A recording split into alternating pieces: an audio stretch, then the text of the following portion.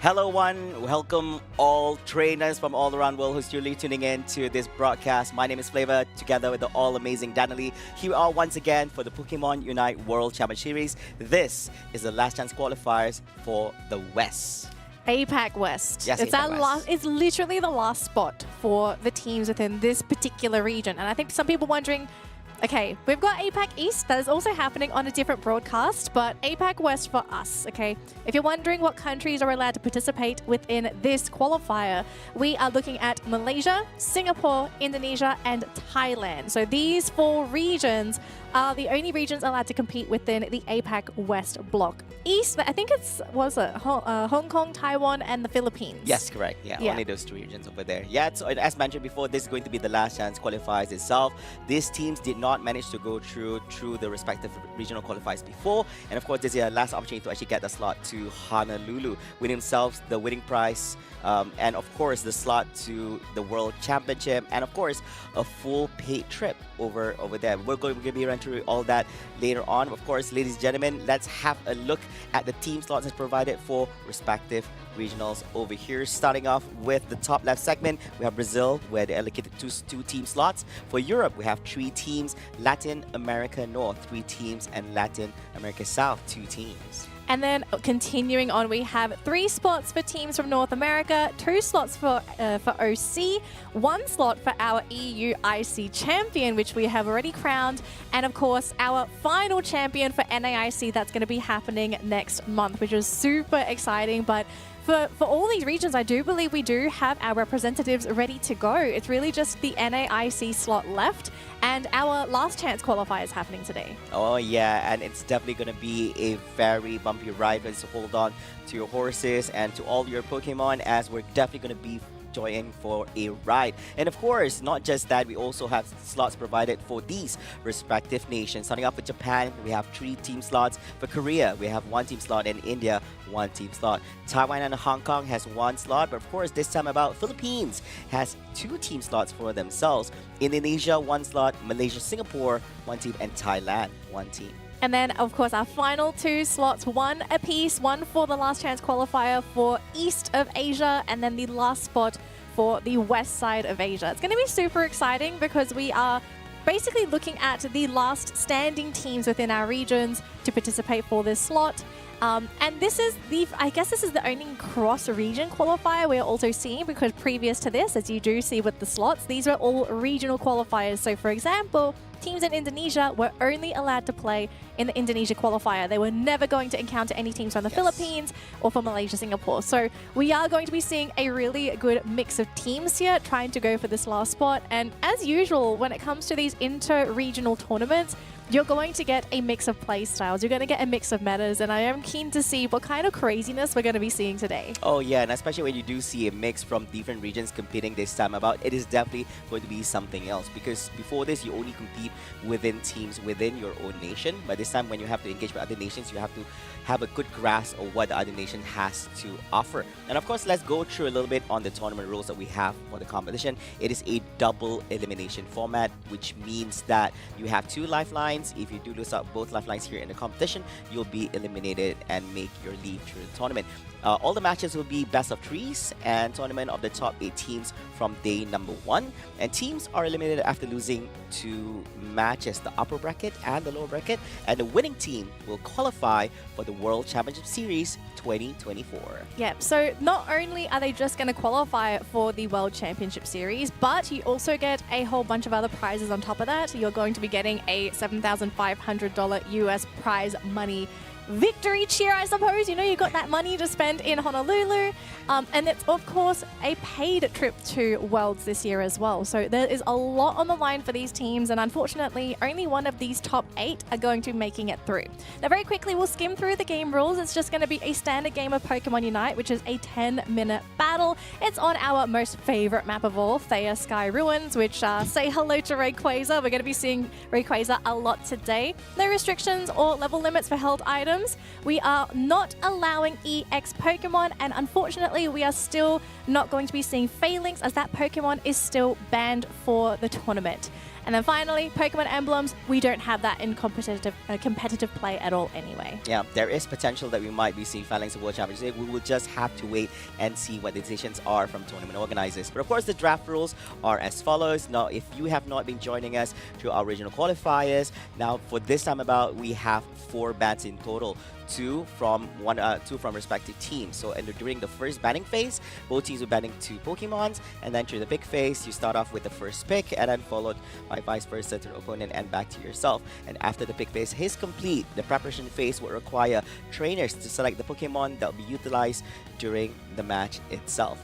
Yes, I do love seeing the preparation phase. I just want to see that craziness, you know? It's like, oh, you thought it was going to be Central Lane Leafeon? Okay, no, we're going to send it down bottom. We're going to be sending our Blastoise Central Lane. I don't think that would ever happen, but that is something that could potentially happen. But our brackets for today, now I know some of you are confused. Why have you played the first round of games? Now, unfortunately, we were not going to be doing coverage on these games because these games were going to determine who remains in the upper bracket and who is going to be pushed down to the lower bracket. So, as you can see, Mamu Bears, Onyx, Be The One, and Only Fun were the first 4 teams to make it through to the upper bracket games.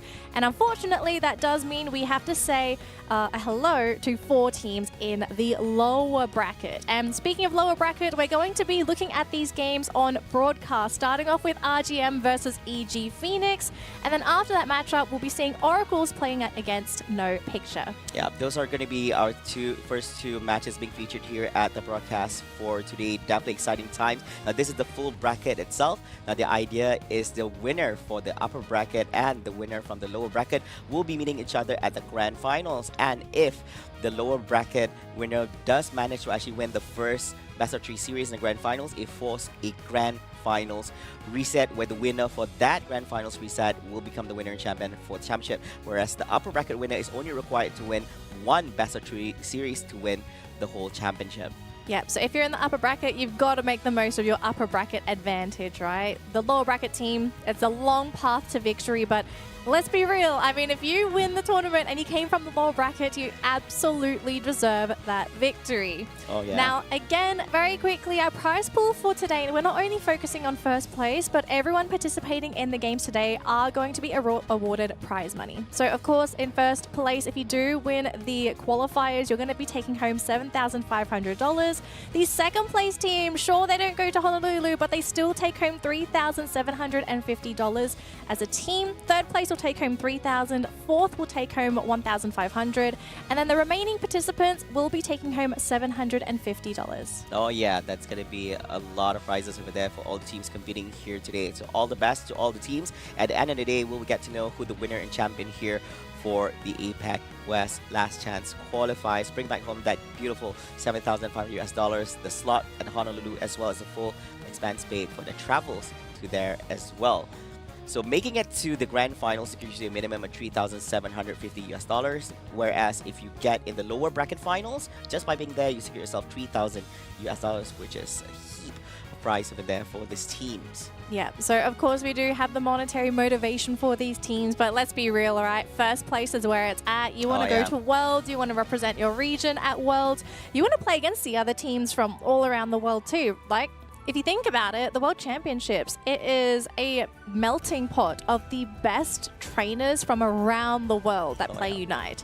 And just to have that experience, some people might just say that, well, okay, maybe if you're not that great, you're just going to come last. But that experience, I have to say this is very important. Just being there and being able to experience the scrims, meeting up with people, that will motivate you for the next year to be better. And when you do come back and you do scrim with your local teams, like whatever things you learned at Worlds, you're taking it back home to your region, and ultimately the region together grows. Yes, that's true. It's like, I feel like it is such a benefit that people don't realize for giving slots to regions where some people think like, oh, they kind of don't deserve the extra slot.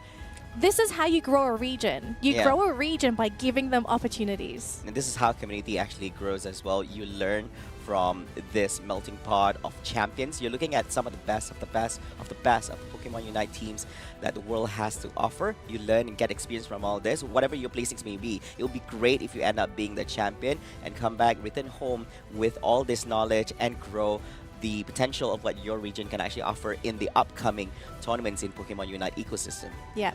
Now, we do have to get ready for our first game of the day, which is the round 1 lower bracket matches. And we're going to be kicking things off here with RGM versus EG Phoenix. Now, we do have a little bit of information for RGM, but EG Phoenix, this is a team that sort of came out of nowhere, and there's not a lot of information on this roster, but I do want to introduce them to you very quickly. Flava, let's start off with RGM. Oh yeah, for RGM, we have Razihel, Bluey, Small Schmoy, Beginner XS, and Axe Moose. And who do we have on EG Phoenix, Danny? We have Arthres, Death, Strobo, Clinders, and Panda. So RGM, Flava, I do believe you do have a little bit of know-how on this team and who the players are. Let's sort of introduce them to our viewers today. Who are they and what are we expecting from them? Yeah, the thing about RGM is that I think they started off way back in 2022 where we do see the team captain under registry, which is Razihel. He actually played with a team called Rayquaza Reborn. And actually 3 of the players you see here, I think it is Razihel, Small Schmoy, and XS. They were actually a team that was formed in 2023. Ooh. But different time during that time, they were together with Rosario and Monya. But this time, they are together with Bluey and Axe Moose. So it's not really the full roster we saw before. And I do wonder if this is going to be a big upgrade to what they have to offer in the Pokemon Unite battles. But of course, for EG Phoenix, unfortunately for my end, I don't have much to say about them. There's not much information in regards to them. They actually reign, I think they're fairly new. It seems to be a fairly new team because there isn't a lot of information on them. But the one thing that we do know that might pique your interest, folks, is that EG Phoenix eliminated Renaissance in the matches to qualify for today. Oh yeah, this was the team. Yeah. To be able to eliminate Renaissance, and if you do follow the APAC region, Renaissance is going to be a very familiar name. If you remember the name Cameroos, then yes, that's the kind of Renaissance we're kind of looking at here. But it was so surprising to see them being knocked out by EG Phoenix, and now I think there is going to be some level of expectation, not just from me, but maybe from some of the viewers now to know this. What is EG Phoenix capable of? Are they an underdog? It's very hard to tell, especially knowing that we don't really have any form of stats in regards to what Pokemon was being utilized during that match up against Renaissance during that time. So we really don't have any information on what was being played out in the single elim segment before they appear here in the top 8 itself. So I think that for a lot of people here, this could be first-hand experience to get to see what EG Phoenix has to offer here in the Pokemon Unite ecosystem. Yeah, I'm very curious to see what they have to offer today. Look, I think we're all just wanting to wait for these games to start, but I am also keen to see like what are their choice of Pokemon as well, because I do feel like, you know, we can have all this data on these teams, but then once you start to see them in action and you see them on their signature picks, I think that's when you really start to see the magic of the individual players and how it sort of works together as that team. But definitely have expectations for EG Phoenix. But RGM, though, the fact that you do have data on them, or at least like registered data, because not all of this stuff is available online. It was so way back in 2022 anyways. But having somebody be around for that long, that there is going to be a lot of knowledge from having, I think, an advantage of having someone be around for that long, to have seen things in the scene. And if you're a long-standing player of a particular game, you will be very familiar of a lot of very small mechanics that a lot of newer players might not be familiar with until they actually encounter said mechanic. And so maybe Raziel, the fact that he's the captain, he's been around since, what, 2021, right? 2022. Yeah. 2022. To have 2 years of Unite under his belt, maybe he could be the reason why this team's going to come out on top in this game, because someone's going home today. Yeah, and we're not saying that EG does not have this, but it's just based on data. The thing is, on top of all that, he also is playing with people that he's familiar with playing with for quite a while now. It's probably this could be an advantage for them, which could put them in the front lines in this particular match itself. But we're ready to be entertained. We're ready to be surprised with drafts, with playstyles, and more in this first best of 3 series for the day. So I'm very sure everyone is keen to see which one of them will come up on top. And remember, this is going to be their final lifeline here in the competition as we're starting off in the lower bracket, which means that this is, you have to win it. You have to make your way, you have to crawl your way all the way up to the grand final segment without losing a single series. Yes. Now, before we do jump into the game, because I do believe the players are in the lobby and we're almost ready to go, but the draft isn't gone yet. we have to talk about the recent patch update because this has, I feel, shifted a lot within the Pokemon Unite scene, right? We were so used to seeing, as some people would say, the defender comps, right? Lots of defenders, like an outrageous number of defenders, a very big lack of attackers, and I was quite surprised at the lack of all-rounders because we did have an all-rounder meta for quite a while, but the latest update, we did see a couple of changes. So one of them being Blastoise. So Blastoise did get toned down, not to the point where I feel like the Pokemon is not going to be useful, but definitely going to have to be focusing more on utility for the team, right? So providing those stuns, just being a nuisance rather than sitting in the front lines and just blowing up all the attackers, because I think that is a very common occurrence with this Pokemon before the patch. Tyranitar though. Oh. Tyranitar. Okay, this bad boy is badder than he's ever been because he is big, he is bad, he is tanky, and nobody knows how to get rid of him. We do see some mean matches between we see some matches we didn't go so well with Tyranitar before as well, and I would understand why, because there's a lot of people here in the West segment who likes to play around the evolutions, which you get online real fast, which you can capitalize on this and do punish the Tyranitar earlier on. But from all this, I don't see Tyranitar being the meta previously, and we do see this could potentially be the time for Tyranitar to actually be one of the top metas here in the game. Yeah, I'm glad you brought up the evolutions because Glaceon was also on the receiving end of a little bit of a nerf. Okay, I think it wasn't that big to completely ruin Glaceon. It is still playable, but definitely not going to be as powerful as it used to be with some of those toned down damage numbers. Now, especially as well as speed, if I'm not mistaken, 50% to 40% on the ice shards. Yeah. All right, so we are in the draft here, folks. Dragonite and Leafeon going to be taken off the table here from both of these teams, and Gyarados is going to be joining that Dragonite. So a lot of hate for those very late game scaling Pokemon, and Tyranitar as well. I shouldn't be surprised because I haven't seen teams find a really solid solution from dealing with the rampaging Tyranitar. So what does that leave? A Cramorant pick. Okay. I don't think you were about to swerve there. No. Okay. No. Was all that build-up to a Cramorant? No, I don't think so. Yeah, but I'm surprised. I mean, RGM to actually go with the Cramorant first pick over here. Probably they have something that we don't know of, but the response coming from EG Phoenix is only the Umbreon and the Slowbro. I do enjoy this opening coming up from there, and it opens up to a lot of other Pokemon that they can actually utilize for this particular match. So the follow-up to Pixie Flava, I'm pretty happy with this for RGM. So Blissey was also on the receiving end of a buff, remember? So Helping Hand was given a buff, and Safeguard as well. The amount of shielding you get was buffed up, so that was going to be really nice. Keen to see what the players here pairing that up with the Trevenant, but Azumarill and Meowscarada coming in from EG Phoenix. Now, I do remember seeing the Azumarill during the OC qualifiers, and that did work out pretty well for that team. Meowscarada, though, this is definitely more of an Asia pick because I had not seen this in OC. Oh yeah, and this is definitely something that is really being paid on the western side, but RGM going with the Buzzwole over here despite the nerf happening in recent patches, but I'm guessing that not to a point where it's not playable, because a lot of people do not play here as much as before due to the slight nerf, but we're going to be seeing this time about together with the Glaceon here as the final pick for Team RGM. So Glaceon's still coming back. I think this is pretty okay, to be honest. It's not like the Pokemon is ruined. It's still a great ranged attacker for the team. Comes online at level 4, so something for EG Phoenix to be a little bit worried about for those lanes. Although I don't think this is going to be something Azumarill's going to be struggling with, actually. Azumarill can potentially chase down that Glaceon. The Meowscarada could also be pretty difficult to lock down too. The Delphox though, okay, Strobo needs to be a little wary around that Glaceon because once that locks onto you're not going to have any opportunity of being able to catch that evolution. So definitely deciding on these lanes here, right? Like who wins those lanes and who's going to come out on top. I feel like that's going to play a lot into the momentum for both of these teams because we're not looking at a late game versus early game comp. It is definitely very lane centric here for both squads. Most definitely, and we're not going to be seeing any, and we're going to be seeing very early engagements coming up from them because a lot of these Pokemons actually come online really fast as well. We don't see, I think even if we're looking at double evolutions, it's not going to take that long. I think for Delphox should be no problem for him to actually get himself in here and very early in this game itself. Now the game is underway, ladies and gentlemen. This is game number 1 in the best of 3 series between RGM up against Team EG Phoenix, and the game is underway. We do see one of EV going through this central area here for a little bit of farming, followed by the Regato here on the right side. Cramoran up against the Snowball here on the bottom side together with, I can't see the other pairing over here. Yeah.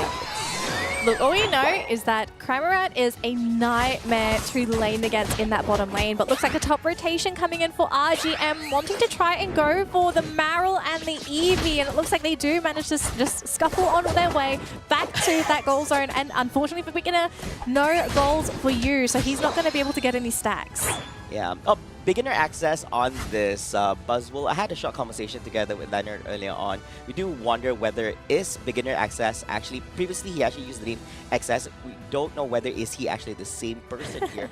But yeah, probably just an upgrade in his name up here. But coming back to the whole game here. Wow, Cramoran's going up top. So we're looking at maybe a 4-man rotation in that top lane. The Braxian, yeah, the Braxian's still down bottom, so it's 4 versus 3. Oh, they really want to secure the wild Pokemon here on the top side. Of course, they're going towards the Umbreon. A little bit of speed flux over here, but they're going to bear with it. Oh, trying to actually make an escape over here is going to be the Buzzwole. Manages him despite being low on HP over here. Umbreon gets picked up here in hands off the Glaceon. Yeah, so the Aqua Tail, just not enough damage for the team there, unfortunately. One of the disadvantages for Aqua Tail is that it only crits when there's a single target within the Aqua Tail range. So to have that spread across, you're really missing out on some of the damage output from the Azumarill. But looks like Azumarill is going to be scouting for the team, trying to go for a very quick dunk that does get the 5 points in, and is going to try and out-survive this with the Aqua Tail. So I know a lot of people are so confused, like, why is Azumarill coming back? There were a couple of changes to try and accommodate and bring this Pokemon back into the meta, and I do see the potential of this. You have so much kite ability, being able to move around with the Aqua Tail. You also sustain with the Aqua Tail hits, and if you're able to just constantly throw down Aqua Tails, you have so much sustainability, and you can really dish out some of that damage. And look at that, rotation up top, 3 knockouts. We're getting some scores happening there for EG Phoenix. Wow, so I think that's the idea. I think knowing this opponent, you want to make sure that you don't want to be alone when you engage out together with Azumarill, all of them together. But it creates a situation which could also benefit the team for EG Phoenix, as in most situations in Pokemon Unite, you don't want to be gathered up together anyways, which could create a big opening for the opponent to actually pull off some really big Unites upon you. But coming back to the game of here, top lane, it does seem that they are leaving this Buzzwole lane to himself here. Down bottom is going to be where the action should be here, as they're waiting for one of the Regis to appear here in the next 7 more seconds over here. Level-wise as well, we do see that highest level here, level 9.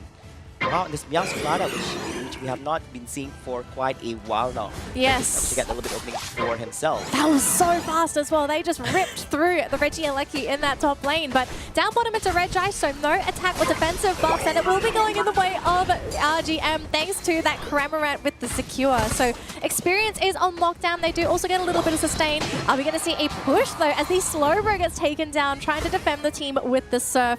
They don't advance though, so it looks like for RGM they do want to play it cool, calm and collected. They want to wait for the squad, but there is a Azumarill sitting in the tall grass, wanting to try and go for the Glaceon, using the Unite as well. They're trying to lock him down with the Wood Hammer, but just not quite enough. Even a Gold Missile being deployed, and this is going to be enough to send the team back. And unfortunately for EG Phoenix, they actually lost an Azumarill. They didn't even get a knockout for that, and Buzzwole isn't even joining in the fight. RGM, they were totally okay with just turning. Despite the initiative happening starting from EG Phoenix, quite a turnaround here. It results in losing out multiple Pokemons on the side of EG Phoenix here. They lost at the Azumarill, they lost Delphox as well. Meowscarada together with Umbreon. That's a big loss here in the hands of EG Phoenix, despite them committing a lot to that particular team fight. Yeah, and Blue is just doing such a great job for the team, zoning them away. The constant threat of that Trevenant, if he locks you down, that's enough setup for the team to just come in and get those cleanups. He even landed some multiple Wind Hammers anyway, so he's been doing really well here for Team RGM. RGM, they managed to overtake the amount of points that what EG Phoenix has to offer now. 170 to 121 here. We're coming close to halfway through the game here on the 5-minute 20-second mark. Of course, top lane, probably not a great idea to actually catch up against the instead, despite it being a 2v1 situation, even having the Blissey around, Glaceon gets pinned down here in the hands of the Azumarill. Oh my goodness. Maybe this Azumarill is going to be a little bit too much for RGM to handle, because I have to say this Azu, yeah, okay, they are behind in terms of those levels, but I mean, if you let this Azumarill do whatever it wants, then that is going to cause a lot of issues. We are seeing Unites being deployed, but two Pokemon have been down on the side of EG Phoenix, just trying to sustain now. The Delphox finally comes in, but the Trevenant Unite just immediately getting rid of the Azumarill, and Slowbro being tossed around like a ragdoll thanks to that Buzzwole. Big score dunk is going to be deployed here for RGM, and EG Phoenix, they just can't win these team fights. That seems to be a glaring issue for this team. They are great if you can have those very crazy, uncoordinated skirmishes, but as soon as it's a 5v5, RGM comes out on top. Oh yeah, we can definitely see that. And of course, Cramlin is going to be winning big here. It did manage to actually get itself with 3 knockout streaks at the top lane just a while ago. And it's pulling through currently at level 12 here. And Meowscarada still keeping up at level 12 here for the side of EG Phoenix. I'm saying they do have quite a gap, but 2 of the Pokemons here, the Slowbro and the Umbreon, are still at level 9, not even touching that double digit in terms of level yet at this particular moment, which is not a good thing. And we're only 1 minute and 50 seconds away before Rayquaza actually appears here at the central area. And of course, this is the calm before the storm. People are trying to get a little bit of fun for themselves here in the wild Pokemon area. Yeah, this level difference is going to cause a lot of issues for EG Phoenix too, because having that level advantage, you not only get the stat bonuses, but you also sometimes get the bonuses for your moves as well, right? And for EG Phoenix, they're going to have to try and figure out a way to get this experience. Do they try and go for a knockout here? Are they going to commit some Unites? Because it looks like we are looking at a 5v5. Now, here's the thing. If you can get rid of that Trevenant, this would be a huge asset here for EG Phoenix. The mean look is there, but remember, it's a tree. They're trying to pull him back. The team is coming, and they're all caught in a bottleneck. I do think this is the safer play here for EG Phoenix. Do not fight in a bottleneck against a Trevenant. I think that was a bad scenario to actually take down that Trevenant, but unfortunately they don't have enough follow-up here from teammates from EG Phoenix to actually clear him out. He still survives through, and we're still 55 more seconds away before Rayquaza actually appears over here. That could have been basically something that could propel them forward here in this game, very much like for EG Phoenix. We're looking at the difference between points. It's not much. I do believe that even without the presence of Rayquaza, if one of the team members from EG Phoenix managed to actually dunk in roughly around 40 points and double it up during the last 2-minute mark, they should be able to actually overtake what RGM has to offer here at this point into the game. Yep, Cram is away from the team, so if anything happens here, it's going to be a 4v5 for the next couple seconds. Rayquaza is almost on the field, 20 seconds to go here, folks, almost at that final stretch.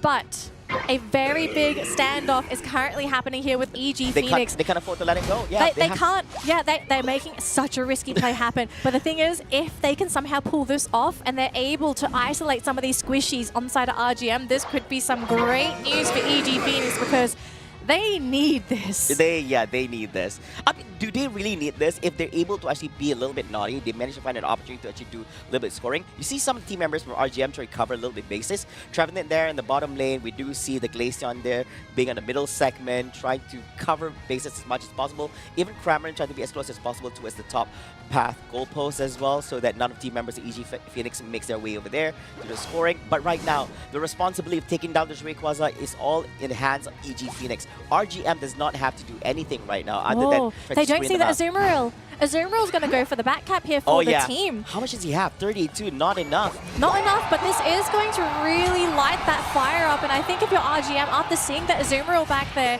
is it time for you to finally engage? The Trevenant's going to try and keep things in check here for the team, but look at the Slowbro trying to go right into the back lines, caught out the Cramorant, but where's the damage? They haven't caught the Cram. Sure, you catch him, but you need the damage to finish him off. Buzzwole going to be going down, and so does the Azumarill. So it's a 4 versus 3 scenario here for EG Phoenix, and they've used a lot of their Unites. And with Blissey here, it's going to be so difficult to cut through these Pokemon. Meowscarada, the next one to fall, unfortunately isolated from the team. 40 seconds to go, Flava, and things are not looking good here for EG Phoenix. They don't have to go for this. I think this is very risky for them to even touch a Rayquaza. I think they should just leave it be, because now 4 team members of EG Phoenix have already been spawned out. You don't want to risk potentially last hits getting in the hands of Team EG Phoenix right now. They're going for it. Oh, but the Glaceon's going to be the one getting the last hit in. Rayquaza is going to be in the hands of Team RGM at this current moment, and they're going to go in for more scoring now. Make it a 2 knockout streak here in hands of Glaceon as he gets himself on that Delphox. Very risky play there for RGM, but thankfully they didn't have to deal with anything like an Inteleon or a Dragonite coming out of nowhere and getting that last hit secure. The Icy Wind on the Glaceon was perfect. So a round of applause for Moose getting the secure for the team and locking in game 1 of this best of 3 lower bracket series. EG Phoenix now on the back foot, need to reverse sweep with two victories. Back to back, Otherwise, yeah. they are out. Oh yeah, most definitely. And I think this is going to be a very, very scary situation for EG Phoenix. But I still want to highlight that I was quite surprised that RGM still want to go in for that Rayquaza attempt, despite that they didn't have to touch the Rayquaza at all because it was quite risky. In Pokemon UNITE, there's potential for the enemy to actually snipe the last hit in on the Rayquaza and potentially making a win to EG Phoenix on this case. But I guess a win is a win. RGM secures game number 1 here in the best of 3 series, looking for yet another game win to actually make them the winner for the series and making their way through the competition. But of course, EG Phoenix, knowing this, they're definitely not going to allow any of that to happen, and they have to win the next match to force a game number 3 upon this best of 3 series against RGM. Yeah. So I have a question here for you, Flava. What do you feel was the reason EG Phoenix weren't able to compete with RGM? Was it a playstyle issue? Do you feel like it was lanes? Like, what do you think sort of fell through for this team and the comp all round? I think there were multiple situations where EG Phoenix, they actually had a good hold of some of the core Pokemons on the side of RGM, but unfortunately because of it's either miscommunication or basically improper positioning, basically the follow-up coming from team members were always not there. When we look in the last encounter on Cramorant, it was such a great hold by the Slowbro. Unfortunately, there was no follow-up, no damage coming in from team members. So basically, Cramorant, he was put on hold, but he was released, and then he was still able to actually commit with the Unite and come out unscathed from all that. There was also another situation where there was a mean look on the Buzzwole as well. Although there was a trade-off 1-2, but the follow-up was a bit too slow coming up from the teammates from EG Phoenix. They need to fix this because you can't afford to actually let go of this big opportunities to actually clear out some of the main Pokemons on your opponent's side over here. That could be one of many factors that contributed to their loss here in this game number 1.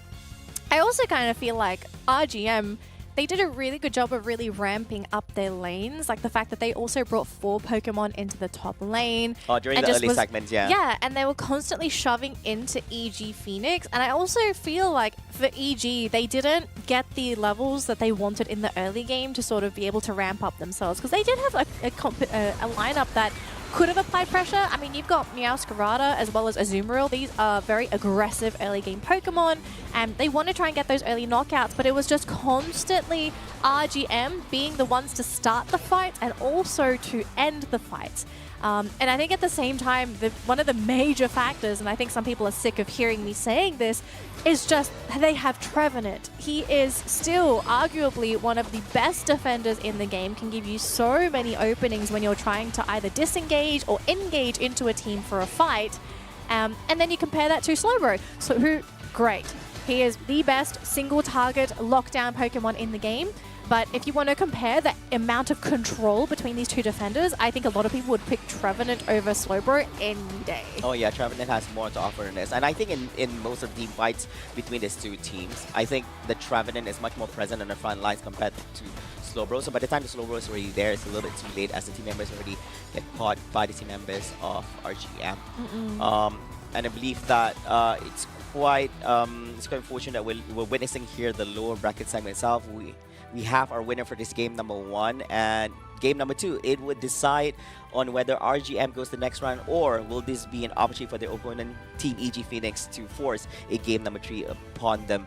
All this and more will be answered very, very soon. And I think it's a very scary situation, especially when you're in lower bracket, and it's only round number 1 here in the last chance qualifiers. You would not want to make your exit this early in the competition. Yeah. Yeah, I mean, no one wants to be a spectator within a tournament like this. You want to be the ones to sort of play it through to the end. Like, sure, make it. It's enough that we're spectating it, but yeah. And for the players that we want to keep staying on as much as we can. Yeah, so if there's a time to really bring out some of those secret strats, I kind of feel like you've got to bring out those signature Pokemon, those signature picks that you've been hiding now. Yeah. Right now. Otherwise, I think if you exit a tournament and you didn't play at what you would think would be 100%, I think you'd end the tournament with regret. And that's probably one of the worst feelings to feel when you're playing something such as the qualifiers for the World Championships and you feel that I shouldn't have held back. I was trying to keep my strats for grand finals, but I should have used it to stay in the tournament. I wanted to use this in the grand finals. But I couldn't. I needed to hold it in. But of course, we do see some team profiles here provided by amazing production on our two amazing teams. Starting off with RGM. Now, the question to these team members are, what do you think are the characteristics of your team? And their response is, we have a unique draft and rotation strategies. And I do believe that this is on point based on what we saw and what we witnessed on game number 1. Yeah, I definitely agree with this sentiment. I'm not sure if the rotation itself is unique because we have been seeing a lot of teams really focus down in that top lane, bringing 4, sometimes even 5 Pokemon into the top lane so they can really win. Before, yeah. Yeah, and so I wonder if that's where we got the inspiration here for RGM as well, to just really pressure that top lane to get the secure up there. I think it's very common for it to actually be a 3v3 situation because we know that one of the Pokemon Sun Sanctuary will rotate to either the top or the bottom path anyways. But of course, before we go dwell in further into that, EG Phoenix, now the question for them is, of course, the same question, what do you think are the characteristics of your team? And their response is, Danny, we are a new team, but they are a new team, okay, but is constantly learning to get better. So we're right all this while. They have made it far already. Oh yeah, making it top 8 and last chance qualifiers. Top 8, yeah, exactly. making top 8. Yeah, most teams have been playing for the longest time and still not being able to actually make their way to top 8 here in any of the qualifiers. Yeah, lots of potential for this team. I really do feel like we haven't seen Phoenix really, pull out the big guns, the strats, the Pokemon. So, game 2. I am expecting this, and I'm kind of hoping, is it going to be enough of a surprise or a shock to RGM? Because I sort of feel like when you are backed into a corner, you do need to have that surprise factor. Oh, yeah. But before we jump into game number 2 here, Flava, we do want to have a quick look at some of our players. We're looking at Panda here from EG Phoenix as the defender player for the team. Lots of Blastoise, lots of Crustle. Although we do want to remind all of our folks, these stats we're looking at, this is only the stats for the matches they played today. Oh yeah. So these are the only Pokemon that Panda has played today. So this must mean that this stat is based on their upper bracket round one match. Yeah, so most definitely. So Blastoise. So the last game would not have been included. No, yeah, it would not have been included over here. What did Panda utilize in the last game? It's a defender. For Phoenix? Yeah, for Phoenix, yeah. Was he the Trevenant? No, but he was Phoenix though. Yeah, he was. Yeah, he was. Oh yeah, Phoenix, sorry. So he was a Slowbro, I guess. Slowbro, yes. Because the other defender was Umbreon, but that was a support Umbreon. Oh yeah. So he's a pure defender over here for the team EG Phoenix. And of course, we also do have player introduction for the opponents here for this match for Team RGM, which is none other than Bluey. Yeah, he's the man behind the Trevenant here in the recent game itself. Very high impact. Nasty Tree. I actually feel like, just looking at the bans from last game, I think you have to ban the Tree. I feel like Tree is too influential of a defender to leave in the pool. Yeah, I'm guessing that since Bluey played him so well, probably it could be potentially be a respect ban for game number 2. It could Unless be. Bluey has something under his sleeve is that, Trevenant's not my game. I want to know for next game because EG, they get to choose if they want first pick or last pick, right? Yeah. What are they going to aim for and what are they going to do to deal with this Trevenant? Are they going to ban it? Are they going to get first pick and maybe try and get the Trevenant for themselves? Maybe even force EG Phoenix to have to ban the Trevenant themselves because, I mean, we both did the Malaysia-Singapore qualifiers and we saw how prevalent Trevenant was within our regional qualifier, how impactful it was there. So to see it here, I'm not surprised, and I don't think a lot of you are surprised as well, but I am shocked at how teams are, I feel like they're not respecting Trevenant enough. Yeah, most definitely. I think people are giving more attention towards the Slowbro and Blastoise. I think people are still within that mix of defenders, but Trevenant, the amount of impact you can actually bring with having it. But that's the thing. Defenders have so much to offer in a draft, and even during whole team fights as well, it's very, very influential. You're in the front lines, you can do wonders, you create that opening for your team to actually do so much. Even on your own, you're able to actually hold on to the lane by yourself, meanwhile, while others are actually doing rotation, chasing down opponent Pokemons itself. Yeah, so this is going to be insane. Yeah, Trevenant, we've seen it from time to time. I don't think this is a very recent kind of thing. It's been quite a while where Trevenant has been very impactful in most tournaments. I think it's been impactful in every region so far. I haven't seen a region that has just sort of left the Trevenant. Exactly. I think, okay, just thinking back to the stats I've seen for some of the other Asia regions, I think Indonesia, we did see a little more Umbreon over there, but we still saw Trevenant too. So we'll have to see. But game 2 is ready, folks. Let's jump into game 2 of this lower bracket round. Is this going to be where RGM secure their stay in the bracket, or is EG Phoenix going to fight back and bring it to a game number 3? And immediate change in bans. They actually think the Blissey was the issue. So Blissey banned here for EG Phoenix. The Dragonite will stay banned here for RGM. And if RGM are going to continue with the same bans as last series, they're also going to get rid of the Gyarados. Oh yeah, we do saw The that before from Trevenant! the RGM side. Wow. Yeah, so they banned both. So I thought Respect. So before the Trevenant Respect. ban came out, I thought that hey, by just throwing in the Blissey, they're fine with dealing Trevenant. But I guess they didn't want to deal with both of them altogether. And of course, Gyarados is going to be the final ban here by RGM. All right, what's the play here for EG Phoenix? Like, what are you picking? Because now they've left Leafeon and Tyranitar in the pool. Those were the bans for EG in the last round. Previously, they went with Slowbro and Umbreon. Umbreon. So, yeah, so they went. Okay. They still want to go with the Umbreon. Previous on, RGM ran immediate Cramorant as the first pick. But this time about, it does seem that they're hovering around the Venusaur and Blastoise, the first generation of Pokemons here as their first one. Clefable? What's the play here? They're really thinking about their supporters. Like, let's go with the supports. Oh no, they're still going with the Cram. I guess they're just playing with us. Yeah. Well, okay, Cram also got a buff in the recent update because very few people are playing Cram, and I kind of feel like we haven't seen the full potential of Cram yet. So I do like the fact that Small Shmoy, he's like, please guys, give me the Cram. I want to play some more Cramorant. But this does leave some other really big Pokemon in the pool, right? So Leafeon is going to be going in the way of EG Phoenix. Great laner, great central area, depending on where they want to put this. And Crustle. I'm actually a really big Crustle fan. I feel like this Pokemon has received a lot of respect. But I kind of feel like Crustle, he's sort of almost in the same boat as that Trevenant. He is just really, really impactful in these games because he doesn't rely purely on his Unite to be functional. He is absolutely so annoying to play against. Exactly. So even your first and second ability isn't really enough for you. Look at the evolutions. As well. Yeah. So I think Crustle really popped up last when we did the casting for ACL. Yes. We didn't see much of it during the Malaysia-Singapore qualifiers. And I think we look forward to see what Crustle has to offer here for this game. So going for double evolutions here for the side of EG Phoenix. Tyranitar. Yeah. Okay, I want to sort of point this out because I'm looking at the way the RGM sort of drafting their Pokemon. The fact that they brought in Clefable. Okay, Clef has been sort of ignored for a long time because it's just sort of fallen off after the nerfs to the healing. He used to be number 1. Yes, used to be number one pick. But they brought it back in here, and I feel like they've done this on purpose because they knew, firstly, Tyranitar was in the pool. And the big advantage for Tyranitar is that this Pokemon doesn't care about shields, right? Shielding does not matter. What you need to play against Tyranitar is raw healing. And who's the best raw healer in the game? It's still Clefable. Yeah, so I love that they've actually picked this up for Raziel, and I'm wondering, like, is this going to be a great solution for the team? Because lots of early game for Phoenix, right? They do want to make sure that they really crush their lanes, get the levels on the Tyranitar, but RGM, they have a really great lineup for dealing with the Tyranitar. They have so much disruption. In my mind, when I look at a Tyranitar, one of the things that is so annoying when you are playing as a Tyranitar is if you're up against a lineup that is constantly staggering you, stunning you, slowing you down.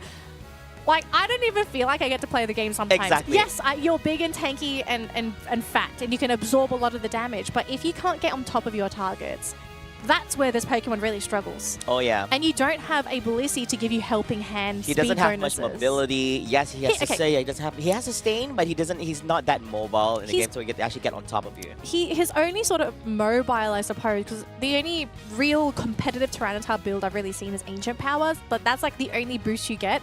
After you've used the Ancient Power, you're sort of a sitting duck, unless your team can set up for you. Unless he's actually going to go for the jump build instead, which I think will be very interesting. I'm guessing that's the reasoning why they actually draft such a lineup. to create a big opening for this Tyranitar here in this game, because you have 3 evolutions which they can get online really fast at level 4, with hopes that you pair up together with Crustle, you create this big opening for Tyranitar. So you don't have to worry about a Pokemon that you actually get online halfway, so you get early stage Pokemons here that can do the work for you. Yeah, really just try to get things going for the lane. I think that's really the goal here. So Death's going to do the best he can just to get those levels, but this does mean that Beginner X and his partner, they're going to be getting those small dunks in. So they're going to be getting stacks, and this will be problematic if they sort of let this happen for free. So again, big rotations coming in, but this time for EG Phoenix, bringing in both Pokemon from the bottom lane. So Espeon's here and Leafeon. They really want to crush this top lane, and if they can make it happen, this would be great. But Glaceon is here, and they manage to turn things around. They get rid of the poor little Larvitar, so he's not going to be here to get that experience. Oh, wow. I think this is a great scenario for RGM. You most definitely want to get that Larvitar off. He's gone down bottom. Yeah, so he's going down bottom. The thing is, EG Phoenix is actually running the strat that RGM played in the first game, so making it a 4v3 situation at the top path over here. So rather than RGM running 2 of the Pokemons from their respective central as well as bottom path, instead it's EG Phoenix doing it upon them this time about, and it does bear fruit, but unfortunately EG Phoenix lost the Larvitar. We see a Leafeon in the central area, just sort of scouting things out. Does run into the Glaceon, and Crustle will scout out the Cramorant. Now, I kind of like what EG Phoenix did. They showed the Larvitar. He evolved into Pupitar in that bottom lane, and because RGM saw him down there, they thought, oh, he's going to go try and get the wild Pokemon down there. Yeah. Now they've rotated him to central. He's actually done a really good job of really just dodging RGM's aggressive plays, right? Because they want to try and get on top of this Tyranitar to prevent him from evolving. So Leaf Lane unfortunately missing. Now fighting on the goal zone, extremely dangerous here for this team because they're not running a classic healing Pokemon. They have Umbreon here with Wish, and with the entire team coming through with the heals as well from that Clefable, there's not really anything you can do.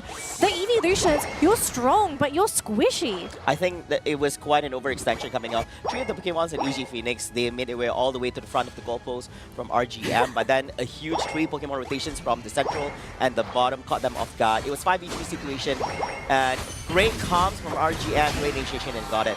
Here we got the clearance on the Clefable here at the top segment, just currently at level 6. We'll be back again into the game here to the Pokemon Center. And top lane looking very dandy over here. 3 evolutions over here. We do have Wartortle on the front line together with the Buzzwole. Gotta be careful. Solar Blade there, just going to secure some for EG Phoenix. Trying to just buy time, right? Keep everyone busy. Just leave the Cramorant. Because, and the Pupitar, because Pupitar's being bodyguarded by the Crustle, right? Yeah, like, what are you going to be able to do against the Crustle? So just annoy him, try to do whatever you can. But the team of Phoenix, like, they are doing a really great job of just drawing attention away from him. He's already a Tyranitar. He's already a T-Tar here at this point of the game. He's 6 minutes, he's a little 50 seconds. late. That's the only thing. He's a little late to the party as a Tyranitar. Level but 9. He could have been worse off. Exactly. So he can contribute to the team now. And there's no frontliner here for the team. Actually, Blastoise just evolved. So this could be perfect. And actually, we're going to be seeing the diving Tyranitar build. It's not the ancient power at all, but Unite's being deployed. This poor Crustle, though, just runs out of health far too quickly. Espeon, they're coming in from the back without any support, trying to use Psychic Solaire, but just gets knocked out during the cast animation. Oh, man. Phoenix, they just kind of petered out as they came in. I feel bad for the Espeon over there. He was right to the right side with the surf from the Blastoise, but he couldn't make his escape. He's far away from his teammates anyways. And of course, here comes T-Tar to make things happen as well.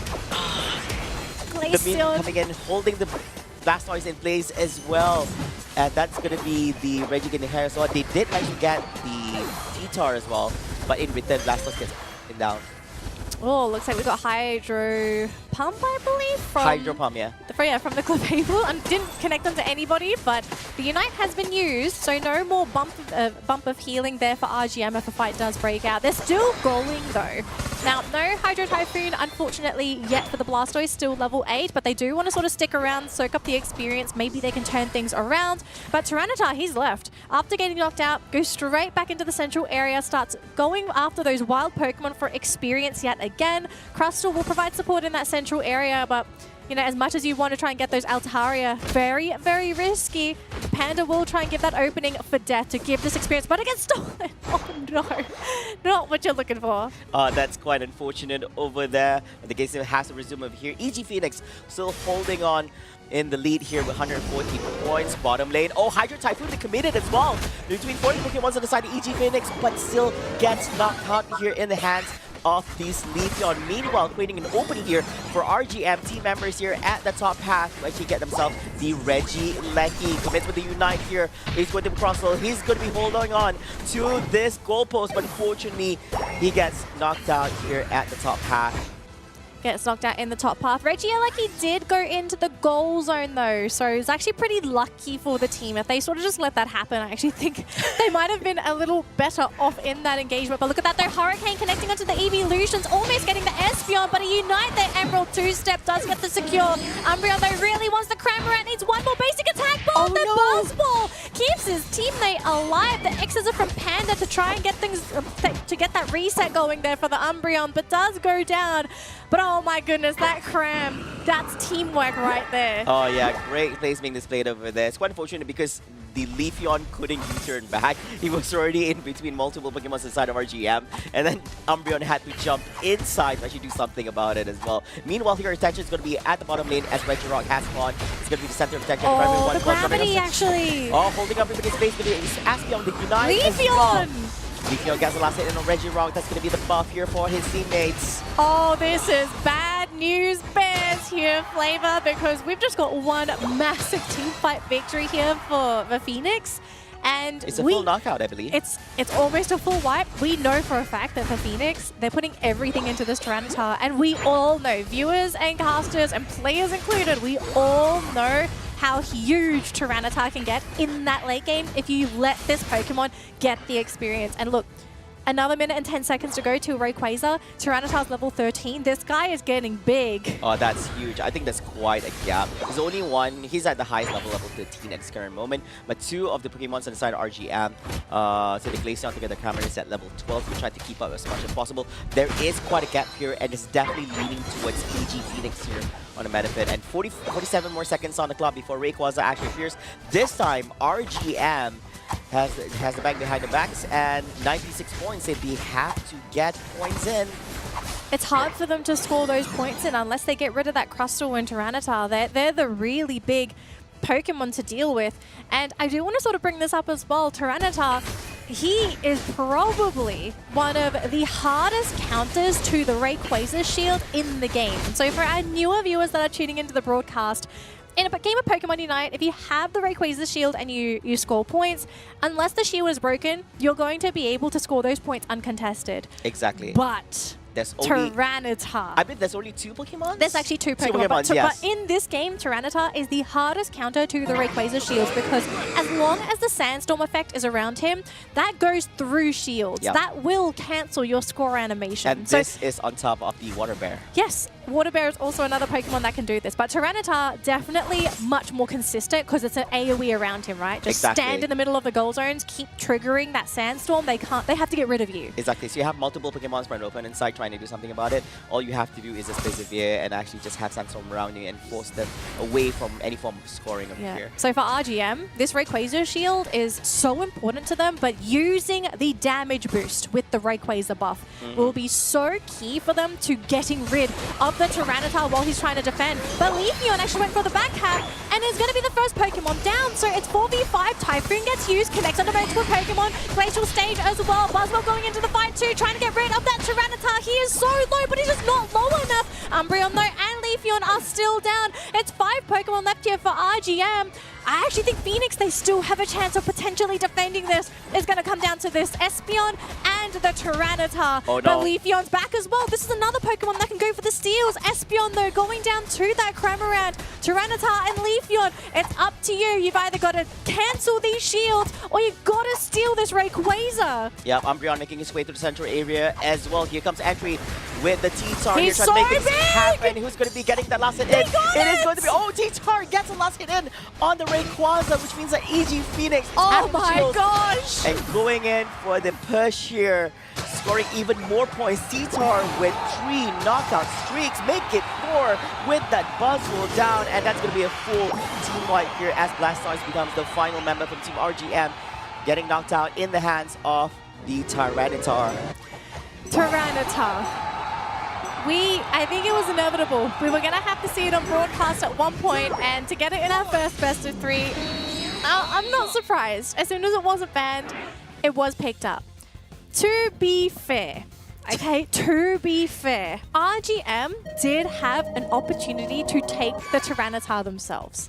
They had second pick, and the priority for EG Phoenix was actually the Umbreon. But they decided instead to go for the Cramorant and Blastoise. I think this is where you have to think, should we have picked the Tyranitar ourselves? The thing is, did they foresee that the need for them to actually pay attention to this Tyranitar? Because putting Cramorant aside, I think Cramorant is like the priority pick because they immediately picked this in the first and second game draft. But the Blastoise, would you really want to put aside the Blastoise for a Tyranitar? If they got themselves with the Tyranitar, is that really what they want to run? Because I think this came as a surprise here from EG Phoenix, because they didn't run this even in game 1, right? No, but yeah. I don't know if this would be a surprise, to be honest, because this is a Pokemon that has been running rampant in ranked matches. So I think everyone is aware of the power of Tyranitar. It's just trying to formulate a draft around this Pokemon to ensure he gets those levels. And again, kudos to EG. They did a really good job, Death in particular, just moving constantly around the map so that he wasn't going to be as suddenly attacked by RGM, right? Because for RGM, their whole point of this lineup is to just constantly pressure the Tyranitar if he stays in lane. If you see him, you get rid of him. They didn't manage to do that in the early stages, but just after that, it was just a one-time thing. But after that, after Laboratory gets picked off once, after that, he rotates back to the bottom lane, goes back to central area, and he was actually the highest level Pokemon here on the side of Team EG Phoenix, or should I say, the whole game throughout this whole momentum. And I'm guessing that this draft works, running triple evolutions together with the Crustle. I'm guessing that they did plan this out from the start. They really, it was clear and apparent that this was something that they had in their bag all this while. And they were just waiting for the right time to actually run this particular draft. I'm guessing RGM is just going with the standard picks over here. It's not that simple for them to actually grab the T-Tar for themselves. It's either something that does not work with the draft that they're running, or it's something they're not familiar with running with your team composition. I do question as well. I did say this during the draft, like maybe RGM were anticipating the Tyranitar, because you also looked at the way that they were drafting. They did have a couple. They had a couple of solutions so that if Tyranitar came out, they weren't going to be completely blindsided. So I think it really all just came down to maybe the execution for RGM in that particular matchup, because ideally you wanted to constantly be on those Tyranitar. Don't make him feel safe going into the central area to get those wild Pokemon. Don't give him that experience. Just make him feel scared being on the map. Because if you have a player that feels they don't have any room to breathe to get experience, that's the best scenario for you to be in if you're playing against that player, because you don't want them to just sit there and get experience. You want them to play as safely as possible. And sometimes playing safe, that means you're going to get the least efficient Pokemon for experience. Yep, that's true, because all this rotation also consumes time, and then during all this traveling, you're going to spend it to actually get more experience as well. But I'm guessing all this worked out well for them in this game number 2 itself. It's clear apparent. And I think couldn't have played it better. By the time T-Tar, I think the timing was great, because by the time T-Tar actually appeared, Reggie appeared as well, so it was high time for him to actually get online and contribute to the team fight, although he also got picked on during that Reggie team fight at the bottom path. But still he was able to actually get online and contribute to the whole segment. Is already something, because if he didn't actually reach to T-Tar at that point, he would still have to find a little bit of space to actually get a little bit of farming anyways. I mean, I think T-Tar is going to get banned. I think Tyranitar, I think this might be the only one we see on broadcast today. After that, everyone's like, so one get side, rid of him. So one side's like, okay, no Trevin. The other side's like, no T-Tar. No Tyranitar. No Tyranitar. But who are they gonna let? Who are they gonna let up? Because they banned off the Gyarados, and they also banned the Dragonite. Dragonite. Yeah. So RGM, 2 games in a row, Dragonite and Gyarados.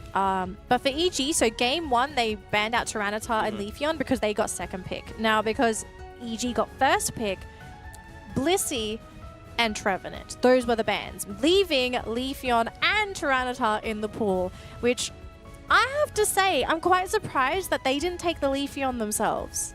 Yeah, they could have. Yeah, they could have. Like, I really think RGM, again, we don't know the playstyles of these players. Maybe they don't feel comfortable playing these Pokemon either. But I think at some point you also have to realize that if certain Pokemon are considered very strong, there's a reason why they're strong. Yeah. And we kind of saw that here with EG, being able to get the 2 Pokemon that they banned in round 1. If they even ran with the Leafeon as well, you also have to have a Pokemon that can actually create a scenario where they can actually hold the enemy Pokemon in place so that you can land the Leaf Blade really well. We had discussion earlier on during the Malaysia-Singapore segment where some teams did run Leafeon, but unfortunately they don't really have a great team composition where there was nobody there who's actually assisting the Leafeon in landing those Leaf Blades. It's quite unfortunate. Huge damage burst, but unfortunately, if none of them lands, then it goes down the drain. Yeah, I suppose. But I'm guessing it's not as simple as putting a Leafeon in just replacing one Pokemon. The whole idea of this conversation is as if that if you had a Leafeon inside of RGM and then you change a little bit on a draft and it might just work out better for them. Yeah. Yeah.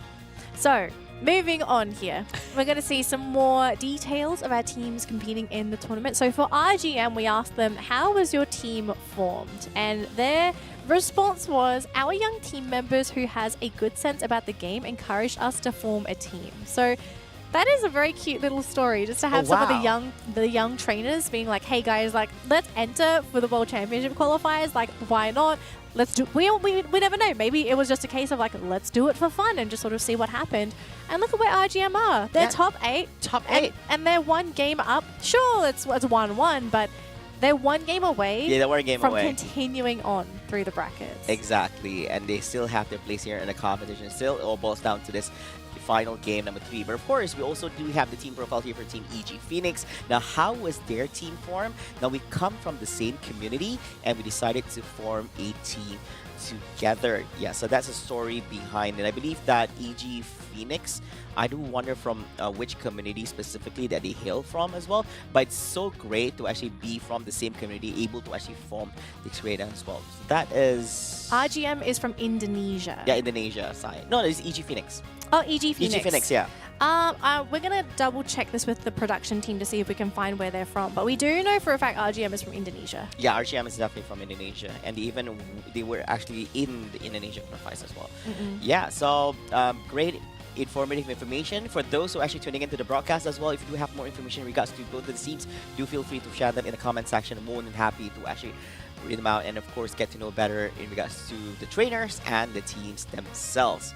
But boy, oh boy, Danny, after the conclusion of game number 2 with EG Phoenix grabbing that victory, that means we're forced into a game 3. Yeah, and I think this is a very rare scenario because in the previous regionals that we covered in the broadcast, most of the matches ended up being a clean 2-0 victory in most of the series. I would say 90% of series, but having a game number 3 is such a thrilling thing. All right. Yeah, I managed to get confirmation. Both of these teams are from Indonesia. Ah, I see. So EG Phoenix. So this is going to be an Indo Pride match here between these two amazing teams. Yes. Now, speaking of EG Phoenix, let's have a quick look here at some of Death's stats from today. So earlier today, we did see Death. We didn't see it, I suppose. It was off stream. We didn't get to look at all the stats previous to this matchup. But before this best of 3 in their upper bracket game, it seems like Death did split between 3 Pokemon. We don't know what the third is, but so far Death has played Glaceon and Meowscarada for this team. So lots of high damage, slightly frail Pokemon, but I mean, we have seen Death really do stuff for his team. I think he played the Leafeon in that matchup just now for the team. Yeah. And sure, I don't think he secured the most Leaf Blades, but I feel like he got the ones he needed to land. Yeah. Which was either on the objectives or getting some of those last-second knockouts. Yeah, exactly. And then it's not that easy to land them as well. So credits given as well when it actually lands. It's not that simple to execute. It's like I mentioned, the thing about Leafeon, it'll be great if you actually had a Pokemon in your team that can actually assist you in setting up for you as well. Yeah, so, and of course we'll also be looking at RGM. This is beginner access, and as mentioned before, I did have this small discussion. Leonard did ask me, like, we both did wonder if beginner access is actually the same person with access previously. Probably got it. XS. Maybe. I mean, it's hard to confirm that, right? Unless you just ask him directly. Let's say, Hey, did you hey. used to play as XS? Why did you become beginner now? Okay, I reckon, not gonna lie, I have spoken to some players, not in Unite, but in other games, about some of their names, and some of them do stuff like this to try and just mess with their opponents mentally. So they say, okay, so if I do like easy bot name, then people look at your name and they're just like, oh, look at this troll. Okay. So in the case of this, like I think XS, if it is the same person, he might be trying to go for this, you know, some of these like mental shenanigans and be like, oh guys, like I'm new to this game, I'm beginner, so I'm beginner XS. be gentle. So it's like reverse psychology. So if you put, so you think people believe you put your name there as Pro XS? I've never seen anyone put like pro or expert or master level in their names. In most times, they're not a pro or even master level. I Anyway. kind of feel like you might get targeted more if you put that kind of name. Okay. Not gonna lie. Question for our viewers. I know we can't see your answers, but just sort of think to yourself, like if you did see somebody in your game where they sort of labeled themselves in the way where they're like a hardcore bot or like a hard level player, would you target them more? I don't know. I think that's a very tough question as well. It's either that or you just look at it very objectively as I don't care what your name is. I'm still gonna play it as to the best of my abilities anyways. But Danny, we are ready to jump into the draft for this game number 3. This is going to be the deciding match for this series. The winner of this match will become the winner of series and continue their journey through the lower bracket here at the World Championship Series. No Dragonite again, and no Blissey again. They're committed for this. But look at this though, Tyranitar, I see moves. He's like, yeah, no Tyranitar this game, we can't do this. They're willing to let go of the Gyarados though, but is it something that either of this team is going to run in this particular draft? We will see. But of course, EG Phoenix still holding on. They are going to continue with the ban on this Trevenant. Respect. Much respect here. So RGM, what's the first pick? I mean, we've been seeing them first pick Cramorant a lot. I agree with this. I kind of feel like if you can play Leafeon, just take the Leafeon and don't give it to Phoenix. But look at this though, the Cram's getting sniped. Instead, Phoenix is running the Cram here. And the Umbreon. They love their Umbreon, so they're running it for the time here. So no Cramorant for RGM. I'm kind of wondering, like, what's the contingency plan for the attacker? Like, what are you kind of aiming for here? Hooper's in the pool, and I'm quite surprised we didn't see a lot of Hooper love in these past 2 games. So if it does get chosen here, totally understand. You've got the reset capabilities. You're also pairing this up with a Blastoise as well, so lots of AoE control. I'm liking where this draft is going for RGM, but for EG Phoenix, I mean, this Cram, I'm not sure if I like the Cram yet, but they're going back for the Azumarill. Yeah, and also running Crustle as well for their 4th pick. Double defenders, they do have one long-range Pokemon attacker. Looking okay so far. I'm still loving what RGM has to offer here. The Blastoise. I'm playing with the Hoopa. Hoopa is just a different support Pokemon altogether. Ooh. And it can go really, really well. Glaceon or Inteleon? They're running the Buzzwole here and the Glaceon for the side of RGM. And that completes their draft here for this game number 3. EG Phoenix, final pick for them. What could it be? It's Death as well. So we are looking at a central laning pick here for EG Phoenix. And it's going to be the Meowscarada again. So Azumarill, Meowscarada, 2nd appearance today. Comfort picks it looks like. But Strobo, I'm looking at your Cramorant, okay? Was this a steal pick? Or is there a reason why RGM is constantly picking it? Maybe they're trying to deny pick it from Strobo. Like, we have to remember, both these teams are from Indonesia. So there's a good chance that they know each other. Maybe they're running into each other on ladder. Maybe they have done a couple of scrims together and they've even noticed. In rank anyways. Yeah. So probably they're very much familiar. If not with all of them, just a few of the members is enough information for them to actually, you know, just stop them from picking their comfort picks. But yeah, they're running the Cram here for the side of EG Phoenix this time about. I am very interested to see how they play it out. It's either they wanted to run this, was not given the opportunity to actually do so. But yeah, RGM and EG Phoenix is going to be game number 3, and the draft has already been set. Which draft are you leaning towards? I'm still with RGM on this. You still think RGM? Yeah, I think it's RGM on this. But the thing is, the thing with having a Hoopa support, it can go really, really good. It can go really, really bad as well. The ability to actually reset your team fights over there is going to be very, very big impact if you're able to actually save Leafeon during some very, very critical situations will also be a great thing as well, because you can't afford to actually lose one of the big firepowers here in the game. But that and more, ladies and gentlemen, this is game number 3. Danelie RGM against EG Phoenix. One of these two teams will be making the way through the World Championship Series last chance qualifiers Impact West, and one will be saying their goodbyes here at the first round of the lower bracket. And between the two teams, you know, is it either going to be the long-standing RGM or is it going to be the new guys, EG Phoenix, coming in to swipe the opportunity away? Lots of fighting in the top lane here, as you do see a couple scores kind of happening, both for the Marill and the little Eevee, trying to get their levels up if possible.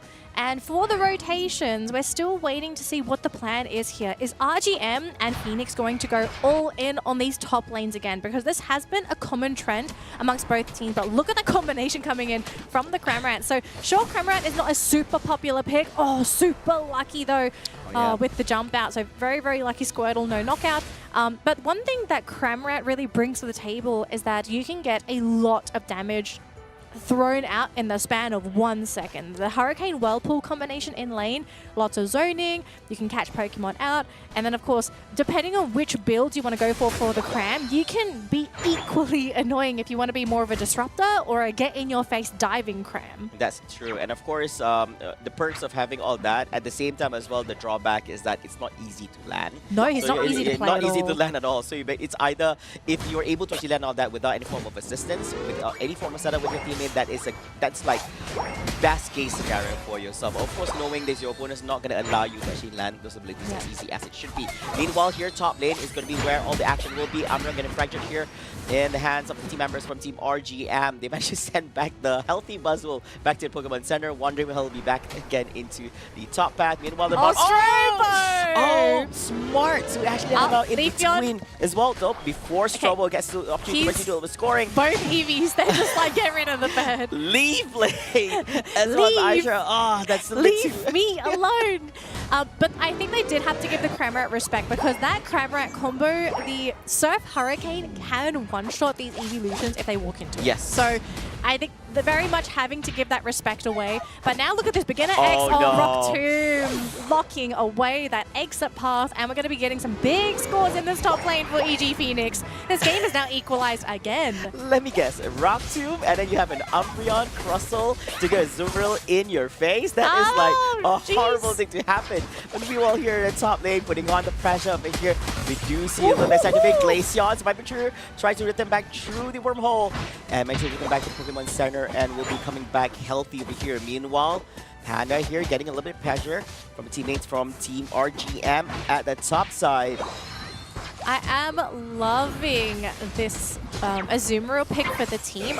There's something about it. It's constantly threatening the evolutions, and it's not something that's going to get immediately popped. Yeah. There is a little bit of tank to this Blue Bunny, and if it gets the Unite off as well. I mean, the Wartortle wanted to zone, but the Cram's like, bye-bye. See you next time.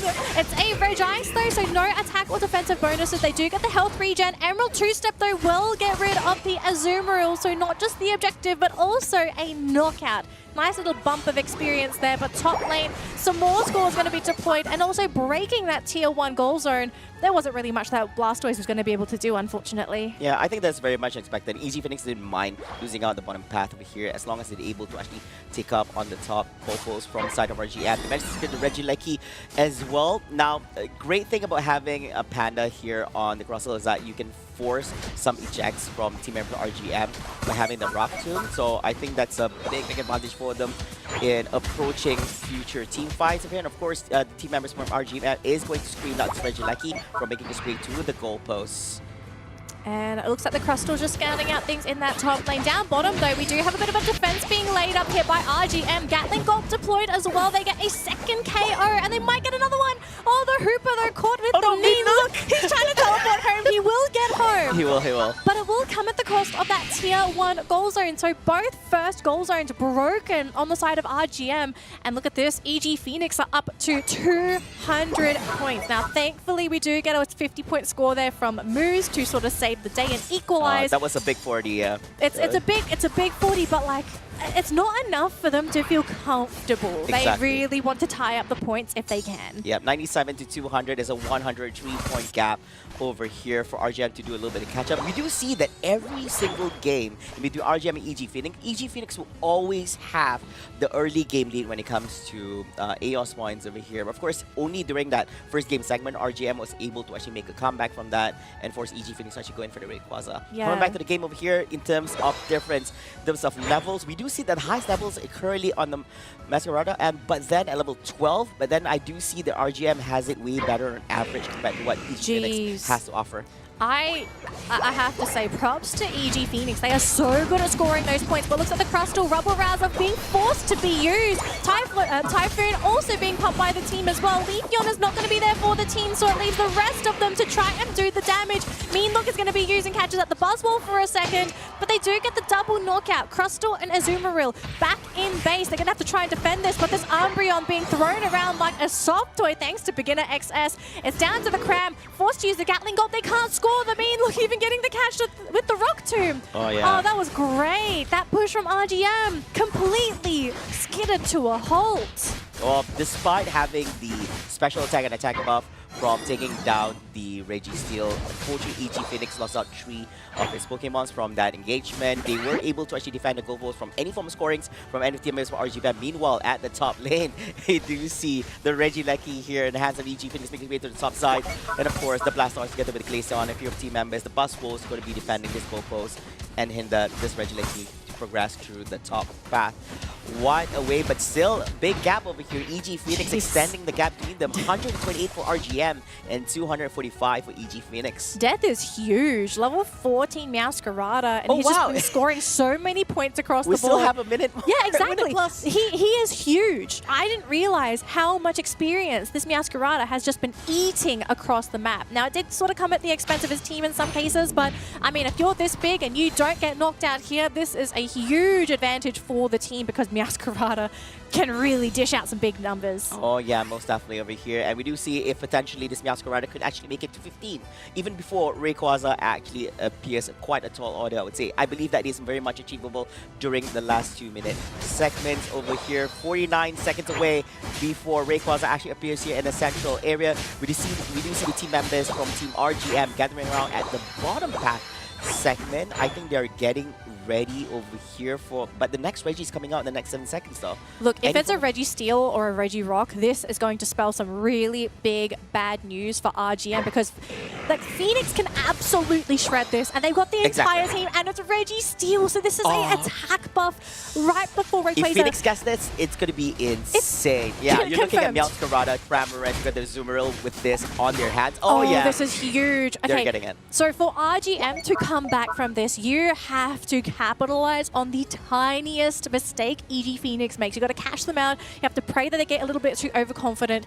And unfortunately, a lot of this relies on the Blastoise. If you can land that golden Typhoon, I can see this game turning on its head. But this attack buff, you get caught out, I can see these Pokemon being melted on the spot. I'm trying to see what's the point of entry here for Team RGM. The Blastoise trying to find a really good position to just enter. I do believe he does have an eject, so we can actually land that Hydro Typhoon, but just waiting for the right time over here. All the team members also has to be in position.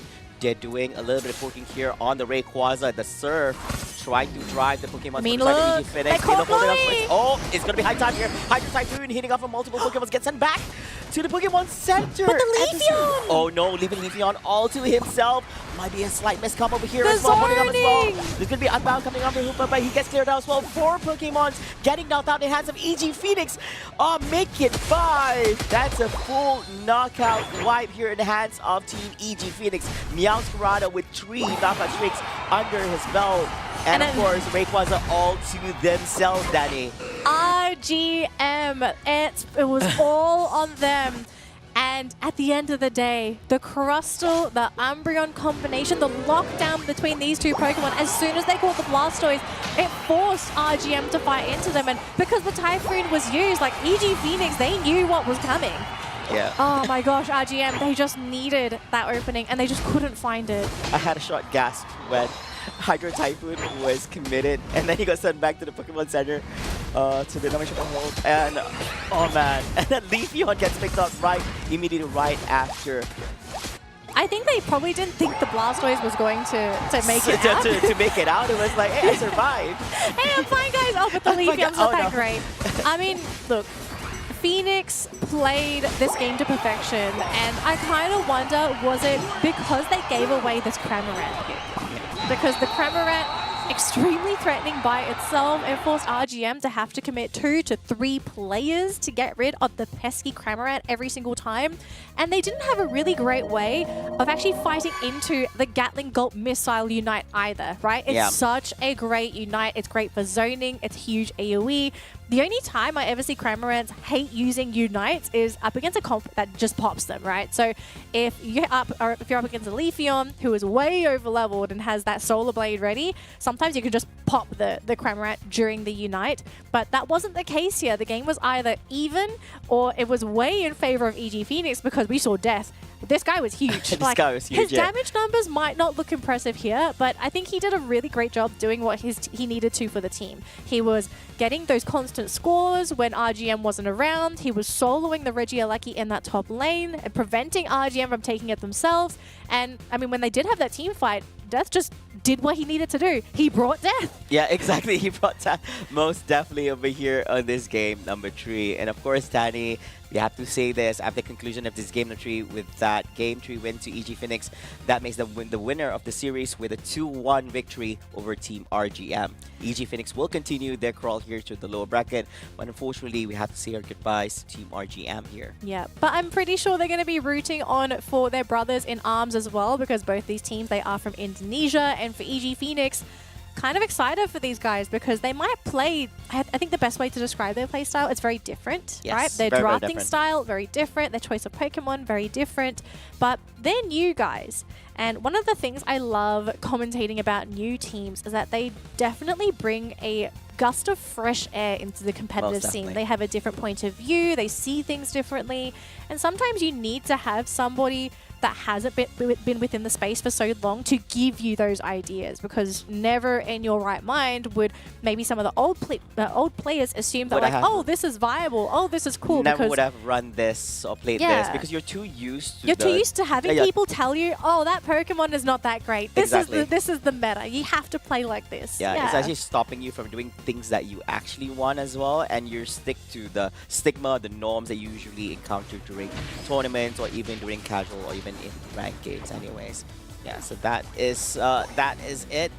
The match itself, of course, we're really looking at some other plays here from the game, and I think that the way that EG Phoenix actually approached the Rayquaza timing was also great, because they did manage to secure the Registeel at the end, which makes them very, very scary. Very scary. I didn't want to approach them in any way, so you have to wait until the buff actually goes down for them to actually approach it.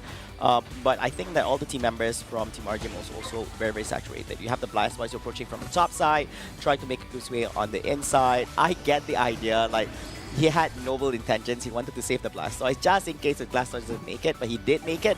By the time he pops back into the team fight, Leafeon has already been knocked out. This is followed by the Glaceon together with the Unbound Hoopa. And then, of course, with the rest of the members, we have the Buzzwole and the Blastoise as well. Yeah. It's a clean 5-0 trade-off. With no returns on the side of Team EG Phoenix. Well executed here for this game number 3.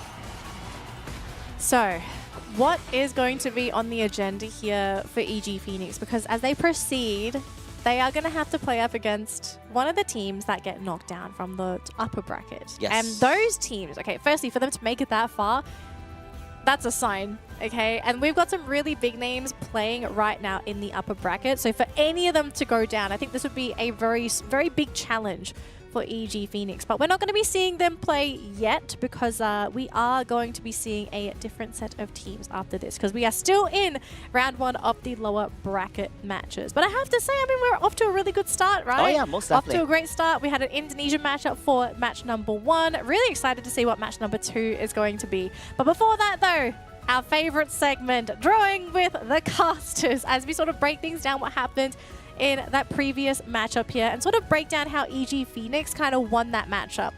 And there were a lot of factors that really brought that victory to the team. So I wouldn't say our favorite, but our yeah. So well, I know it's Leonard's favorite. We know it's Leonard's favorite. We know it's Leonard's favorite. So we are around the Rayquaza pit, right? So a couple things that we do know is that the orange team, they have the Registeel buff. They've got the attack buff. They want to fight.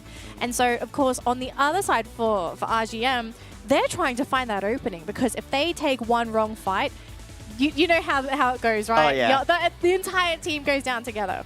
So we're going to be seeing here very slowly, hopefully, there we go. So we see Lookers on the table, and it does connect onto Bluey. He is so far from the team as well that I think the team just decided, guys, we've got to go. Gets a massive typhoon off. Oh, I wanted to see this. Yeah. But look at the positioning for the team. We see him go back home, but when we come back into this fight, it is all over the place. Like, Small Smoy's come in by himself. Okay, your Leafeon is here, but where's the rest of the team? They're all actually up here. They are so spread apart, it is not funny. And you're looking at a Leafeon that is next to a Umbreon, a Crustle, and a Cramorant. The only possible target here is to jump onto Strobo. Yeah. But again, Panda and Arthurs, these guys are basically made to prevent a Leafeon from getting on top of its target.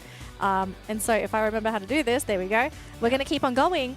Small Smoy, caught with the X-Scissor, doesn't even get to move. And again, his team is nowhere in sight. Exactly. I think they're still on the top side of here, but then Blastoise actually returns. So you do see Blastoise, I think the Glaceon and the Buzzwole is actually on the top side, together with the, I think there's one more here on their end. Yeah, with the Azumarill here on the top side. So yeah, Leafeon was left all alone over here, so he was diving in. I think he was actually quite surprised that Blastoise went missing when all that happened. Comms was like, Comms is most definitely very easy on their end. They were like, okay, Blastoise, commit your 9, and then everybody just goes in. Yeah, I mean... So somebody must have screened the team members from RGM from going to the central area. Yeah, so, I mean, ultimately, I have to kind of agree with the play that came out from EG Phoenix, right? Just corral them if you catch out the Blastoise. Like, that is literally the best thing. So the defenders, they did their job. RGM, like, it was just a lot of miscommunication all around, I feel. Actually, one thing we do need to talk about, actually, is we're going to sort of pause this. You can't really see it on the map, but the Buzzwole is there. So he's actually down towards the bottom section of the map. He's not with the supporters and the attackers in the top lane. So he's not providing support up there. Blastoise disappears, but he's still dealing with death. And for a Buzzwole to still be taking that long to deal with a Meowscarada, you know stuff is happening down there, and he cannot afford to let this Meowscarada go because of the big level difference. Level 15 versus level 13. Okay, this man is literally fighting a legendary Pokemon at this point. So, absolute mayhem. And I just think, like, at the end of the day, when you are sort of playing into this late game, it's such a delicate situation, and one little mistake just ends up folding an entire house of cards.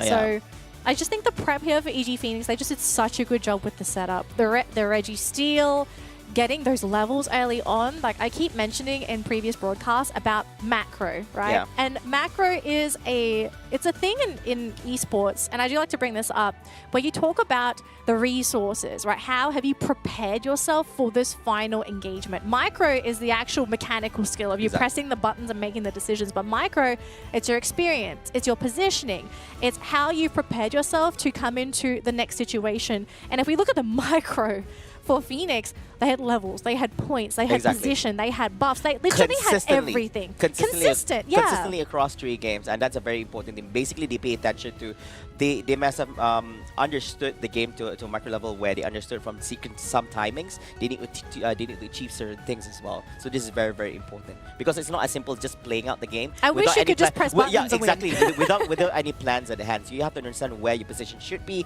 at certain points, and this is going to be where Reggie's timing, Rayquaza timings, and more. Exactly. So let's have a quick look and see what's been going on here with the brackets. As you can see, RGM unfortunately have been knocked out in EG Phoenix. Their next opponent is going to be only fun.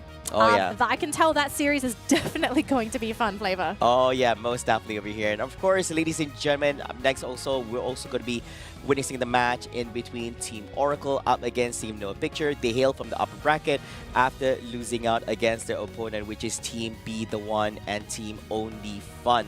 And of course, the winner for this particular series, which will be happening very, very soon, will be going up against Team Mamu Bears in the next segment here at the lower bracket fragment for the World Championship Series APAC West. And of course, ladies and gentlemen, to continue on with our segment for today, I'm going to be joining with my good old buddy over here, Yololee, for our next Best of 3 series. Leonard, how are you doing, buddy? Well, salutations everybody, and Flava as well. And of course, love Danelie's cast as you love that she always usually opens things up. But of course, I'm going to start out with the classic Danelie's original, right? Hello, traders! Welcome back to the second series of our first round of the lower bracket. We just went through our first series. Such an impressive game. I'm actually a really big fan of what Danelie mentioned as well, because think of it this way, right?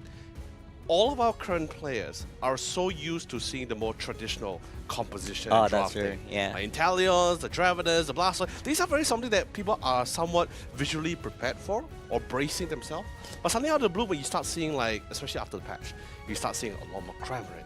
You started seeing like out of the blue picks, not sleeper picks, just really out of the blue you haven't seen for a long time, like Azumarill, Yes. that kind of thing. Not many people are somewhat mentally prepared for it. Like, you think you are, but when you get into the game itself, then somewhat you're reminded like, okay, wait, this guy, I don't remember him being this crazy before, you know? Exactly, I yeah. know, I like, for example, Cramorant, for example, I know he crits when he's alone, but dang, that's a lot of damage, you know, yeah. that kind of thing.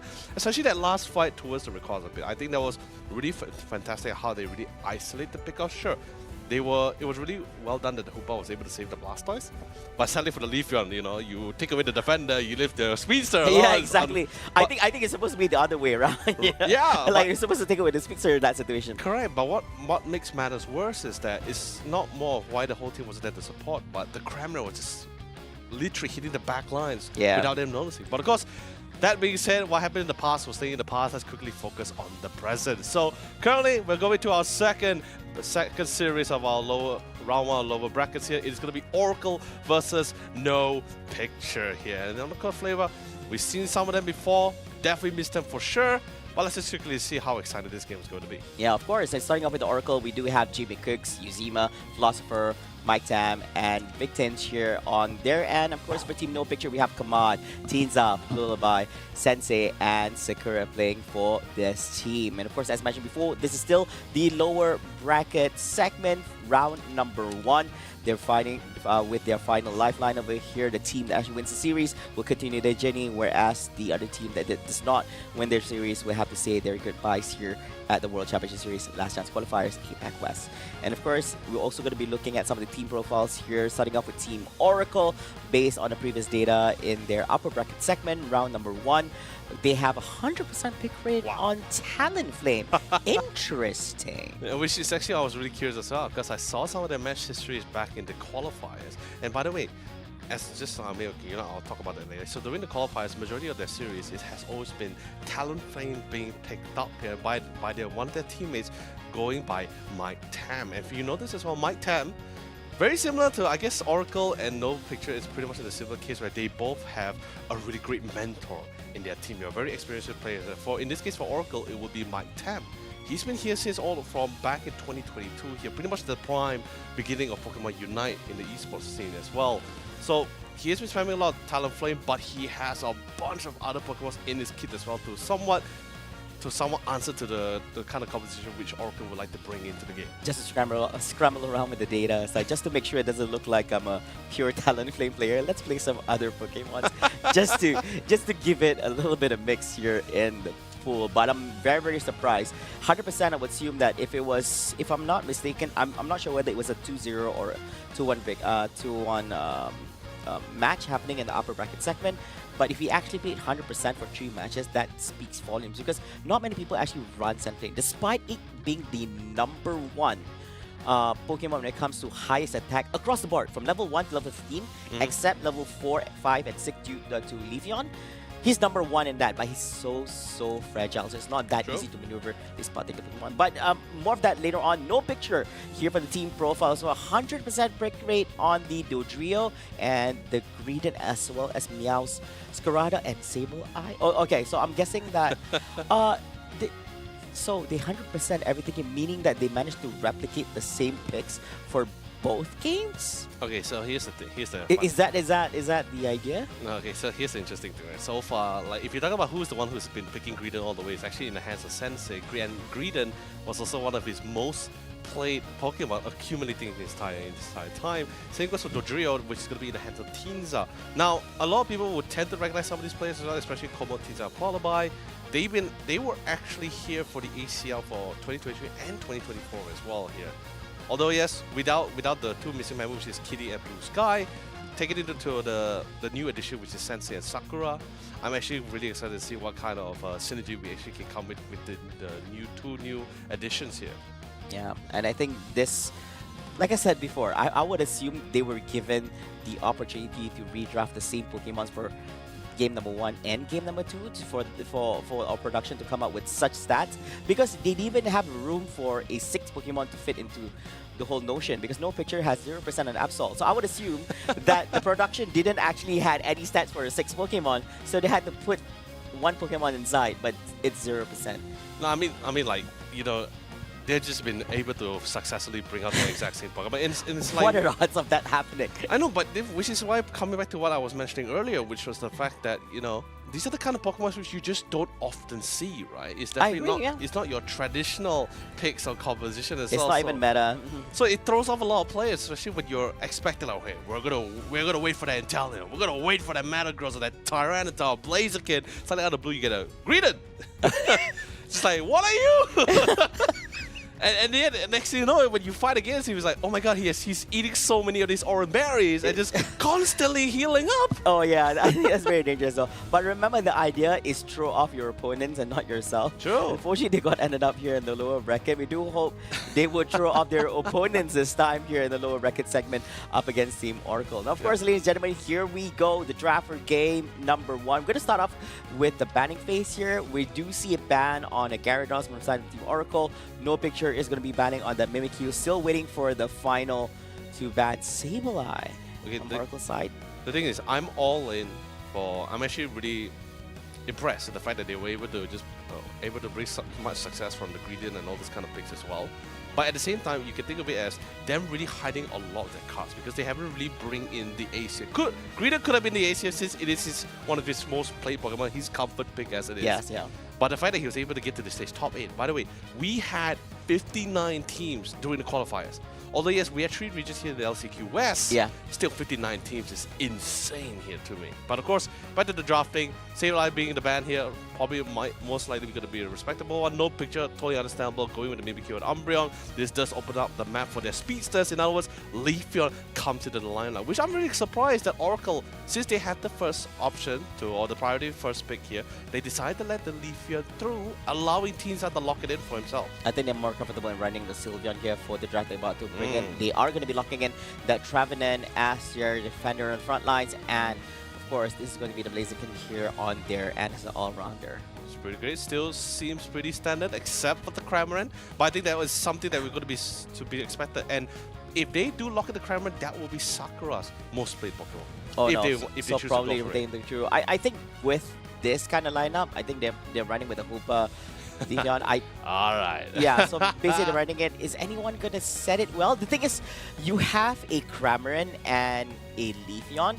It's not easy to align their abilities. So, and they don't really have anyone on their end who can really set it nicely for them. True. So it all boils down to your own raw skills and abilities to actually land their skills.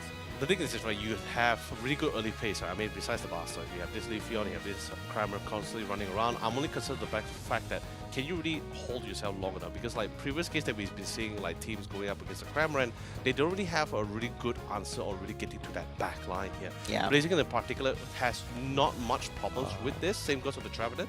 And the best about Blaziken being an all-rounder, he's a lot more bulky than usual. Now this is perfect. Now you have this is the answer. You have this counter initiation with the Team 5 for the Hydro Typhoon here.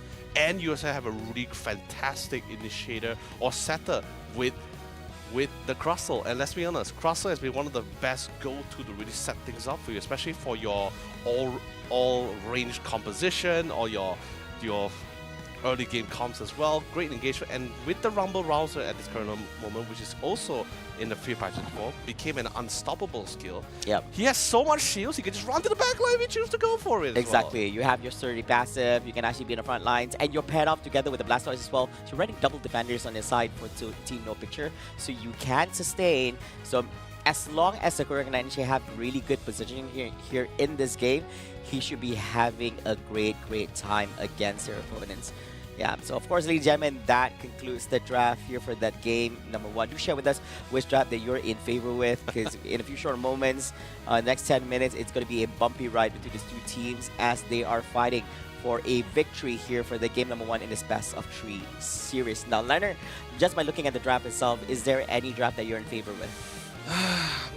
I'm just going to say first, I'm still not on the boat with the Kramer. I still think that's a little bit more fresh to me. I think a lot of people is on the same boat with me regarding the Kramer, right? It's definitely something we haven't seen for a while as well. Yeah. Currently out of the woodworks here. But it has been bringing such a rise in the ladder climb, right? Alongside with the Tyranitar. So, but other than that, if we talk about like the checkbox that we have, right? Whether we check out, do we have good initiation? Do we have good range? Do we get good hooks as well? I feel No Picture seems to have more of those checkboxes a lot more covered compared to the side here for Oracle. Yeah, but the thing is, I'm quite fine with having the Kramen just because of the Crustle last week, because I didn't wonder if anybody was going to do any form of settings up. Meanwhile, here at the top lane, Sylveon putting in pressure and taking down, knocking out the Pokemon on the side of Team No Picture and doing a little bit of scoring for themselves here at the top path against Team No Picture, putting them in slight lead here, 24-2. Of course, with this Cliff Fable of Flame Fusion as well. Oh, gotta be careful. Sylveon decides to actually retract back. Leaf Blade was not able to actually land on the Sylveon. He's able to actually get some shields upon his goalpost. But unfortunately, Cliff Fable will go down here in the hands of this Leafeon. And then also, I love the rotation coming in for the Crime Manager. I was totally understanding, like, okay, the Dragon needs a little bit more time to get out of the state, but at the same time, it's not really easy for them to really pick him up in the bottom lane. So, emphasizing more damage to the top lane, getting that security, getting that assurance on the side, you're going to get a lot of points in, and possibly a couple of takedowns in the process as well. They get such a dominant lead compared to what we saw a minute ago here, and now they're fully ensuring they're going to be asserting their dominance across the entire map. We finally do have the Crustle, but it's totally fine to go toe-to-toe with the Trevenant. Nothing much going to be happening between the two sides, so I think that's totally fine here. So it's still free real estate for both teams here. Nothing really going to be going crazy about it. Yeah, but you have to be careful though. That Leafeon is popping off. You're level 7 here, while all the other team members as well as the opponents are struggling to actually get themselves to the next level, level 6. We do see on the Delphox, level 6 on the Kremlin and Wartortle on the side of Team No Picture. All the Pokemons are all overly saturated all across the map. Up here we see the Wartortle defending off his own goalpost up against the Combusken and the Sylveon on the top path. Here comes the Cavalry. Meanwhile, looking out at the bottom path, it is going for the Hooper, the Crossover together with the Cameron up against. This is not good coming on from the side of Oracle. Giving a little bit of space for No Picture to do a little bit of scoring for themselves. Meanwhile, here comes the Trampoline. Goes for the Wood Hammer. The second one did not manage to land upon the Crustle. You know, I take that back about everyone still has real estate. It's unfortunate for our dear friend Delphos. He just didn't have a chance to get out of it. But it's going to be back into the mix. So good timing with the fallback here, but the burst time is just a little bit too significant. The Cramorant on top of the Solar Blade coming from the Leaf here, it's just a little bit too much for them to handle here. But the goal is to try to get Uzuma to get to that Blaze again. It's still taking some time for the Water to got the blast on, but guess what? They have a Hoopa. Reinforcement is not a problem for them. Rotation is just as so swift and just as quick. You got the Blastoise. Not going to go for the serve though. He opted to go for the Rapid Spin to emphasize even more damage, just trying to go head to head with this Blaziken. As already, I guess you could say they already somewhat figured out that we're going to be having a lot of CQC with this Blaziken. Mindset just trying to keep it up. Yeah, and also a nice micro as well, being able to actually fit on time with the Altair family appearing at the top as well. Meanwhile, here at the bottom lane, we see the Cramorant getting hit by the speedy buff over here at the bottom segment as well. So surviving through, still holding on Cramorant. Oh! Overextension over there. Gets picked off in the hands of the team members of Team Oracle.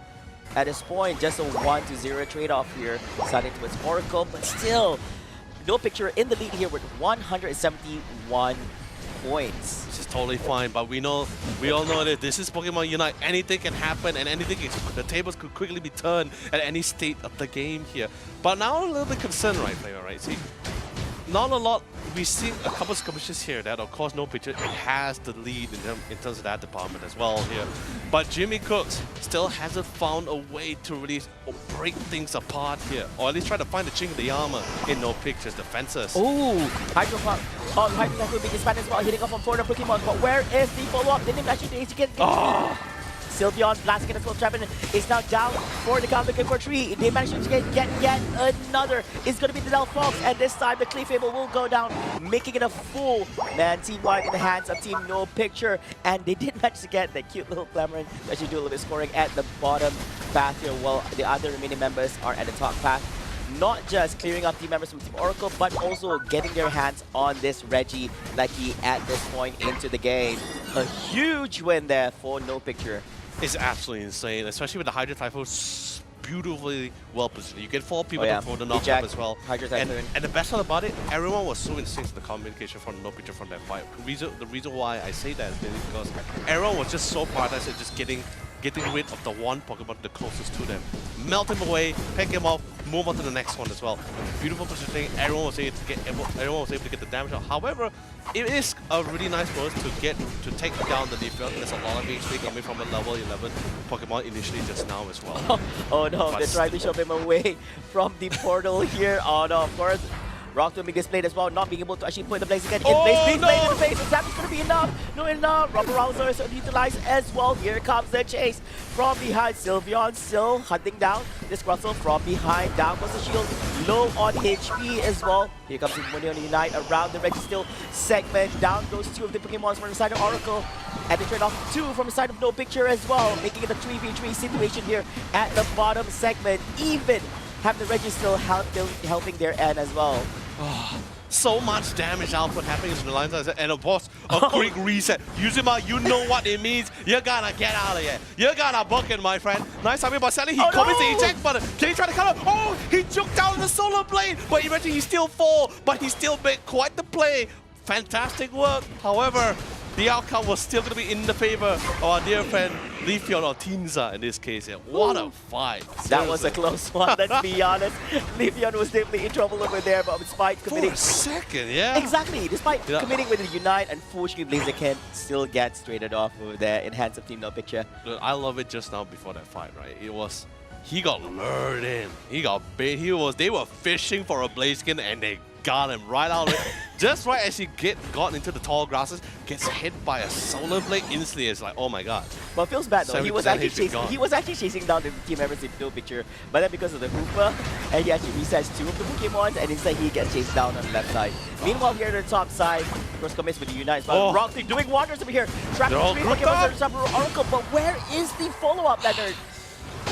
No, I think everyone's just trying to play a little bit safer, especially since we're like a couple of seconds before the quad as well. Not committing too much, I think. Although yes, a Unite did come up for the side of Olivia, but eventually he will get it up as soon as possible. Just a couple of farming from the neutral Pokemon. Yep, free Regieleki there in the hands of Team Oracle. Pushing forward the top, Rock Tomb is going to delay the inevitable here. Regieleki did manage to make it touch with the goal post. Clamoran gets knocked out here in hands of this Trevenant here at the top path. And of course, it's quite unfortunate No Picture was not able to continue the snowball through this game as well as they should. Oracle did manage to put a stop to it. Very much needed small victories here before approaching the Rayquaza segment. Yeah. Despite the initial phase that they had from the early game as well, they were still able to get some form of control back. Managed to catch up with the level racing, but this is where it all comes down. No Picture still has the upper hand, and of course the lead and control in terms of Chaos energy here. They need to try to find the opening here. No Picture is not pressured for this Rayquaza, not as much as Oracle here. They need to try to find his opening, but Jimmy Cooks, he can't stray too far for the team as he needs to try to control them out. But guess what? Blastoise goes in, he says, hey, the Grass is not the only initiator. I can go in and do a couple of damage, and now suddenly out of the blue, their initiator is currently half HP. HP and getting even more lower. Rocktail locks it out. Can he melt down? No! He wants to eject one into the Hydro Typhoon to sustain even more. The setup for the rest of the squad as they melt them all down here. Fireworks all across the board here. But it's not fireworks for Oracles. It's a celebration for No Pictures. Oh, that's quite unfortunate for losing out 4 of the team members from Team Oracle, leaving in Delphox being the only Pokemon here during this particular encounter. A little bit too close to call over there. Lullaby was able to actually do a little bit scoring here on the top path, or should I say top goal post here before getting picked or getting landed on by Oracle. Meanwhile, here they're just going to lead the Rayquaza B. There's 50 seconds on the clock over here. All No Picture has to do is just hold on to this lead until the time runs up. Of course, this forces Oracle to actually go straight for the Rayquaza attempt at this point. And of course, No Picture's not going to allow any of this to actually happen. Rayquaza will have to be down over here at this particular segment. This could be a big opening for them. It's a 4v3 situation sided towards Oracle. Make that 4v2 right now, Leonard. I can't believe it! He stole the Rayquaza away! Despite 3 members down on the count, No Picture still refused to give up the fight. Denies them with the Hoopa again. That's gotta hurt, Leonard. Imagine having such an advantage in terms of numbers approaching the Rayquaza situation, but unfortunately that last hit coming up from the Hoopa will be the one getting last hit in on the Rayquaza. I can't believe it! I'm seeing it, but I'm still not believing it, Flava. Seriously. Like, it was, of course, yes, it was a beautiful fight that they won. No Picture committed as well, but there was still like 50 seconds left on the Rayquaza. Exactly. A lot of Unite move was not available for them here, and that was the part where Oracle decides to start going for the necessary pickup, and they were finding success with it. 3 Pokemon, 3 players was out of the picture. Exactly. Cores are not around. It was just the Hoopa, the support that was still sticking around here. I believe they lost Uzima during that time, right? Yes. There was no more Blaziken. So basically, they still had the Delphox, they had Sylveon, Clefable, and the Trevenant. And I think it was Hoopa and, was it Lullaby? Who was the only remaining 2? Or was it Tinsa? But it was 2. It was definitely a 4v2 situation during that time. Right. It should be, for the side, it should be a huge advantage for the side of Team Oracle. It felt good. It felt good. My heart almost dropped for a moment because I was feeling for No Pictures because like you won a very massive fight. Yes, exactly. But suddenly out of the blue, they're gonna take the Rayquaza. I mean, sure, the point differential was like, I think it was like 200 difference, especially after they won. But still, it's like, it was so, because, you know, that's how impactful Rayquaza is, right? So, but in the end, well done for Komon. Yeah, well done. Really well done. There's so many segments I would like to give credit to. There was like great landing of the Hydro Typhoon from Sensei. Kamod, of course, that last hit in on that Rayquaza was just amazing. Lullaby, there were a few plays where he actually landed some really nice, solid rock tombs, even though he gets traded off during those encounters. But still, he played his role as the main defender on the front lines for his team. Yeah, of course. That's why I'm saying, right, just now when you asked me which one I was preferring, like I said, in terms of who has covered enough bases, No Picture has a lot more options for them to play around with. You got that late game scaling, you got the early game, you got a really great initiation, you got good team fights as well. It's just a matter of whether you're able to output the strategies and the combat which you're trying to look for here, and they did it really well here. Every stage of the game, they really kept the Blaziken in check, wasn't even giving him a lot of fun. I mean, eventually they did come up with a couple of small skirmishes they won, but No Picture still get the better part of that trade, that kind of thing. Yeah, and of course I do feel bad for the Trevenant for the side of Oracle. It's not easy for him to actually make an entry through the front lines as well, because you're dealing with so many people. You're solo defender going up as a double defenders. You have on the back lines, you don't have any abilities to actually catch them. You are facing by the likes of Leafeon together with the Cramorant, who's positioned so way far behind. That's why they're afraid to catch them. I don't think you're able to sustain all that. There was also the problem of their support Hoopa as well. The ability to not only save but just reset and rotation is just so impactful. There's a lot of global sense in this case in this match as well, which was something that Oracle also needed to take into account. I mean, I believe they did take it into account. It's just a matter of it's basically almost about damage control for them here. By the way, beautiful. Everyone was just so in sync. And across, there was nothing really to stop this guy to get all the way to the back line. But of course, still fantastic setup coming from the Blasters and the Hydro Typhoon. I think that position was absolutely phenomenal for me. Yeah, and I think it's a little bit too much of a handle here in the hands of Oracle. But they played to the best abilities here for this game, number one. So close. I believe that they had a huge opportunity to actually make it a turnaround there in the last 50 seconds of the game by having the big advantage of taking out more of the Pokemon units from the opponent's side. But quite unfortunate that Hooper sniping off that last hit in, I think that cost them the loss. But seriously, okay, maybe yes, let's call it a bit. The fact that the blaster took so much damage, he lowered their guard when he showed and revealed himself how low he was. Oh, that's when he jacked Hydro Typhoon into the mix to keep himself in. I saw who knocked out the Blastoise. It was the wild Pokemon. Totally fine. Totally fine. No, the thing is, he wanted to keep staying on to actually contribute to the whole team fight. But then, yeah, so I saw that. So, oh, okay. Thank you for the replays. For showing that. Yeah, then it was very cool. Okay, I'm just gonna keep my eye on Tencent. Let's see how much damage he was really up. Okay, he did get the Solar Blade in there to try to get the Rayquaza, but still not enough to secure. Cold came in for the win there, seriously. Yeah, it was a good burst. I mean, coming on from the Leaf Blade, yes, huge, great secure ability, but of course, just needed just a bit more push, and Hooper was just there to fill it in. Wow.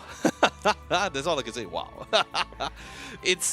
That game was really intense. Yeah, it was really intense. It almost felt like it was very scripted for them because like they knew what they were trying to go for, what they were aiming for. They was able to bring it to full fruition as well. But at the same time, also gotta give kudos to Oracle as well. Like seeing the fact that okay, they're dealing with a Leafeon, they're dealing with the Cramorant, they actually didn't isolate themselves too much. They try to group themselves out to not give the bonus damage coming from the Cramorant as well. So that also gave a little bit difficult for the Cramorant to try to find an opening or the Chinga to the Armor. But that's where the Crossel came in. The Crossel, the Blastoise, wow, just really went all in on that.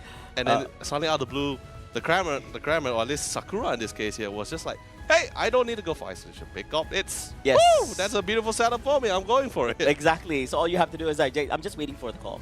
You just let me know when it's happening, and then I'm just. And like Danelie mentioned as well in the previous series, Gatling Gulp is just such a strong Unite move as well. It is. When you have so good setup, so good walls in front of you as well, just adding more damage another way for the backline is just absolutely insane to me. Yeah, all you need is set up, and of course your opponent knowing this, if possible, you would not want such things to actually happen, especially when your opponent is a Cramorant. You want to have a Pokemon on your end who has the ability to actually catch this Cramorant or any of this very strong long-range attackers. True. But of course, now we're coming to one of our few favorite segments here. We're going to be bringing up the questionnaires here. Let's see what exactly our players from these two teams have to say from our questions. So the question is, which team or player are you keeping your eyes on and why? They can't say MIS. They're not here. They're already in Honolulu. They're in Honolulu, so it has to be someone else. So this time, it's going to be Only Fun. Wow. I see.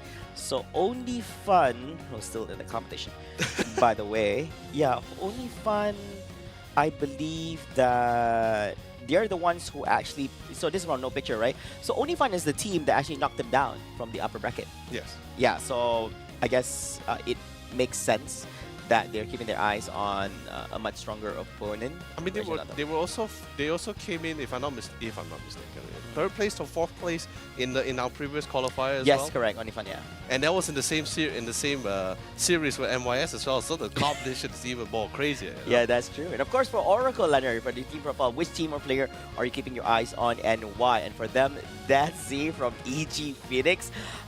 Daddy would agree to this. He's like, yeah, we are afraid of his Dragonite. Now it made sense on that ban. All right, okay. So basically, that's the reason behind the ban on the Dragonite happening with that. But despite all that, we didn't manage to see any Dragonite utilized yet. So I'm guessing that Z is still holding on to his cards here in the lower bracket. Actually, I'm very angry, Flava. I'm very, very angry. I still haven't seen my Tyranitar.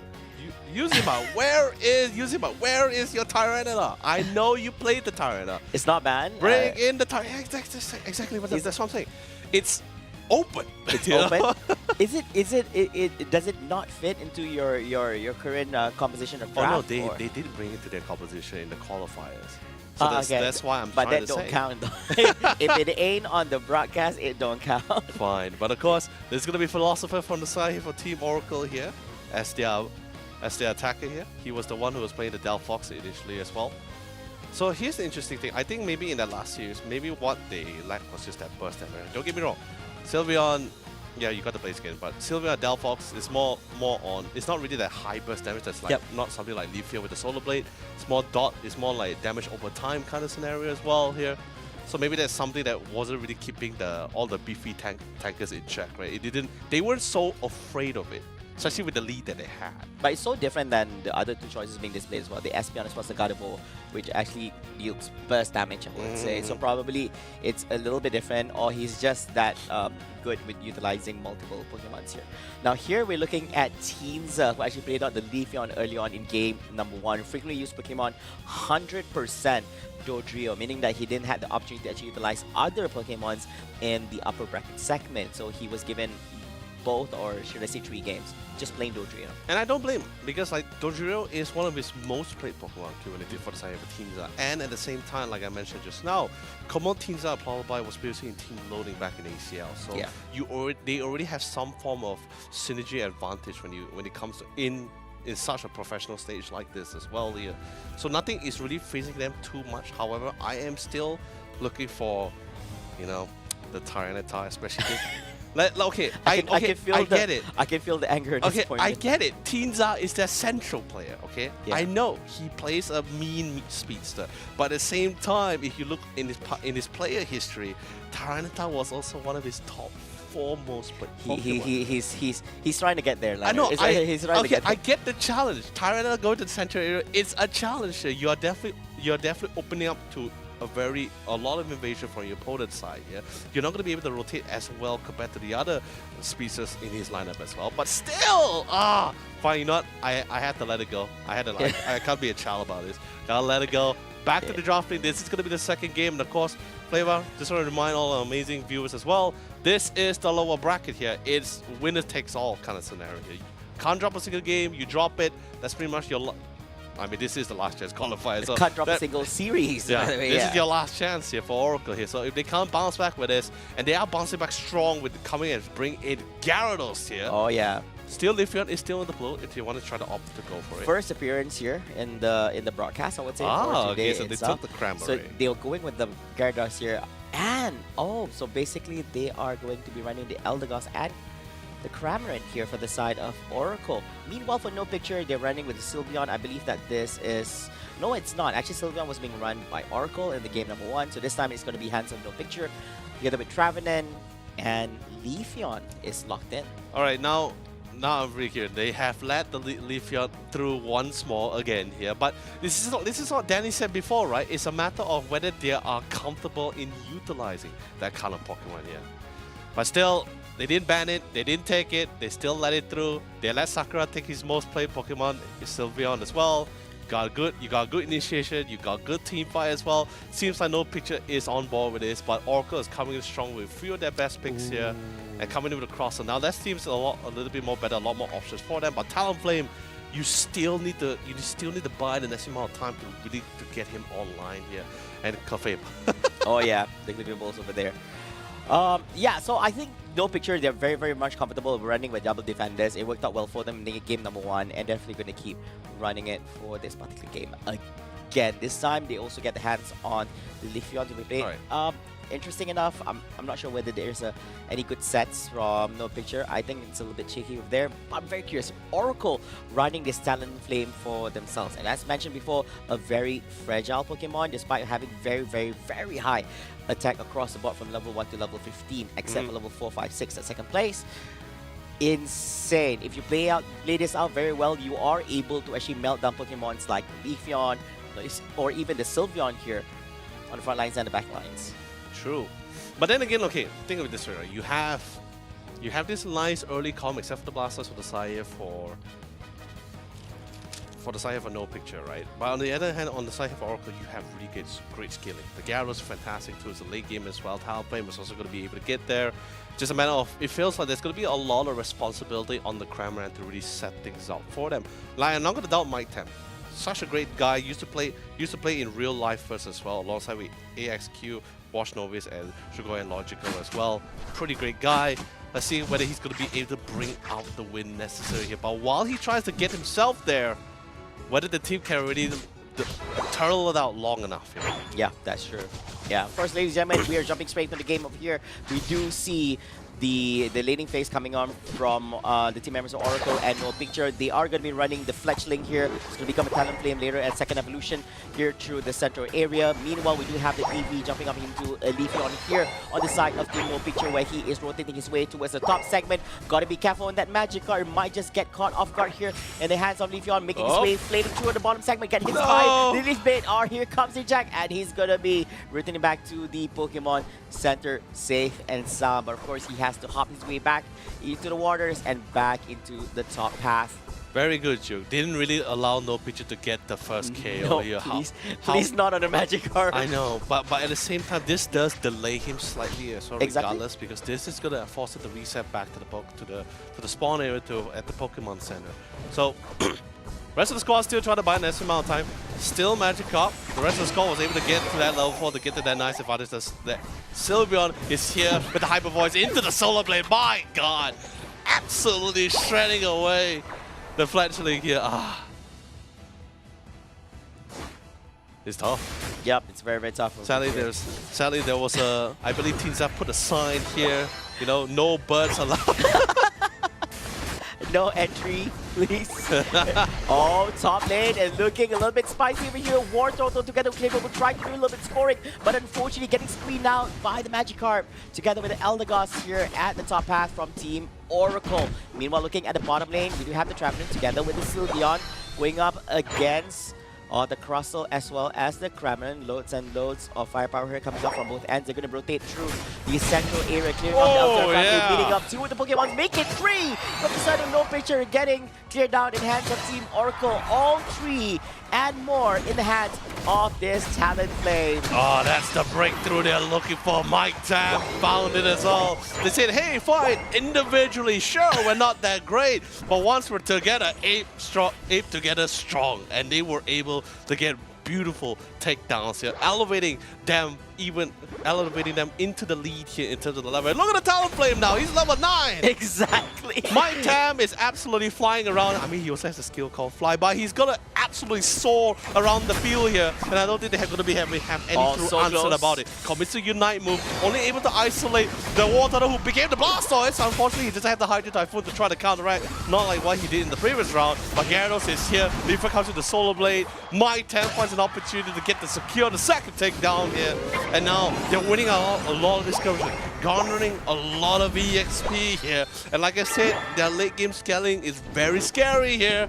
And now they're slowly ensuring that they actually get there. Wow, this Talonflame is popping up real hard here to start of the game. He's already at level 10, while some of the team members, or even his own team, is struggling to actually get themselves level 7, level 8 here. Meanwhile, here in the bottom lane, we do see some action happening off. 3 of the Pokemons make it 4, chasing down this Eldegoss from Team Oracle. They are securing this goal post. Here comes Noctum. Oh, that shove coming up from Trevin as well. Hitting up on 3, but there is no follow-up coming from behind. Woodhammer latching on to this crossover, but where is the damage? They're not able to actually make an escape over here. Rock Tomb behind over there. Now who's going to be getting it? It is going to be the Trevin taking down on the crossover, but at one more trade-off, as Talonflame makes his way to the bottom path and clears it in return. Oh, Common did such a phenomenal job. So he's just been sustaining the Traveler for such a relatively long time. Of course, eventually he does fall, but guess what? They did enough damage. They got as much points as they can. Only losing the Traveler is totally fine. They managed to minimize damage control here. Slowly making their way, securing these objectives here.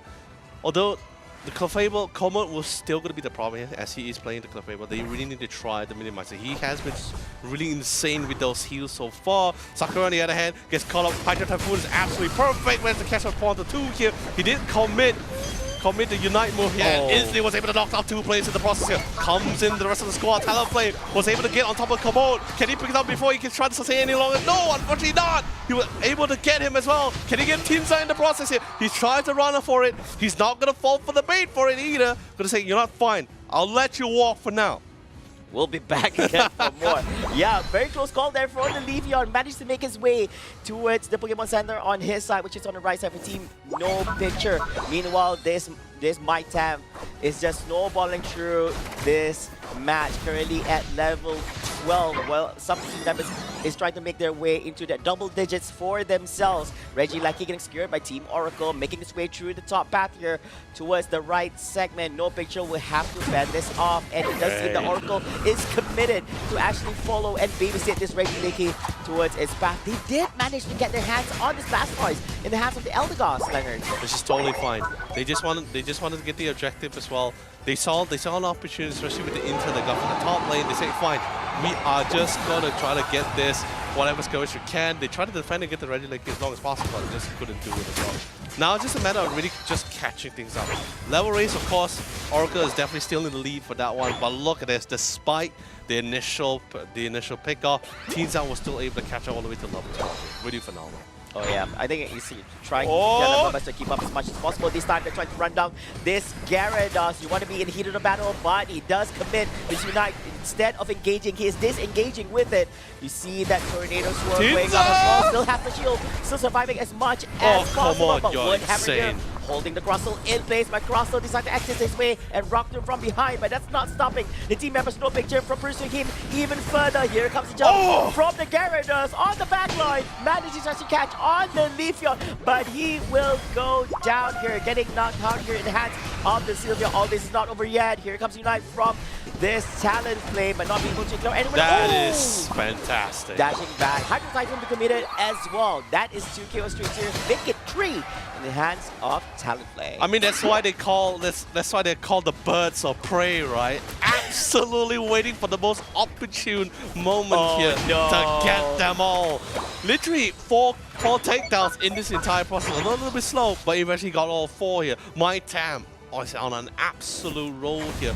Although there was a little bit of concern of using Unite moves relatively early, but that's fine. There's still a minute to Rayquaza. More than enough time for these guys to get those Unite moves off cooldown. Oh yeah, Mike Tam's currently at level 14. I do believe that he would not be able to actually reach 15 by the time Rayquaza actually appears, but within that last 2-minute mark segment, he should be able to be at maximum levels over here. He's having the time of his life here in this game up against Team No Picture. Meanwhile, all eyes on his top segment. Reggie Lackey is going to be going down in the hands of Team No Picture. No, Tencent! This is not going to be good for Leaf Tencent. He manages to actually disengage towards the top right side as well. He comes over from Trevor and Crossing, pushing off all the way to the top segment. Oh, here comes Mike Tam clearing out. And will this be the downfall for him? Yes, it'll be 30 seconds on the clock over there for the Talonflame. Oh, Mike Tam is too much. He has too much of a lead here. Doesn't matter how many bodies is piled against him here. It's just too good. It's just too strong. Really bided out the time. And guess what? Not a lot of Unite move is currently available for them here. Whereas for Oracle, they're ready to go at any time, at any place here. It's the bounce. Gets up top of the fairy forward leg itself. Forcing up the Unite move to try to keep himself into the fight for as long as possible. He gets the 3-man knocker. Falls on the 2-man. Hydro Typhoon for the counter initiation here. But it's still not enough. Where is Mike Tam? Damage is being done here. So significant as well. And guess what? So much damage, and Mike wasn't even there to do it. He's back in for round 2, ladies and gentlemen. The onslaught hasn't ended. Teamza, the last man standing. The rest of the team is coming in a couple of seconds here.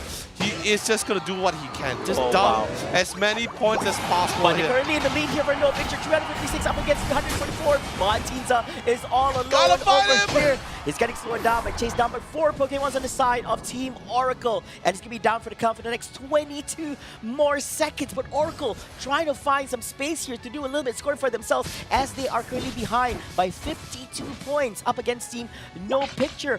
Where are they going to scramble all this? It's totally fine. They stole the Rayquaza again. They secure it. They got the points in. That was that was insane. Like Tencent.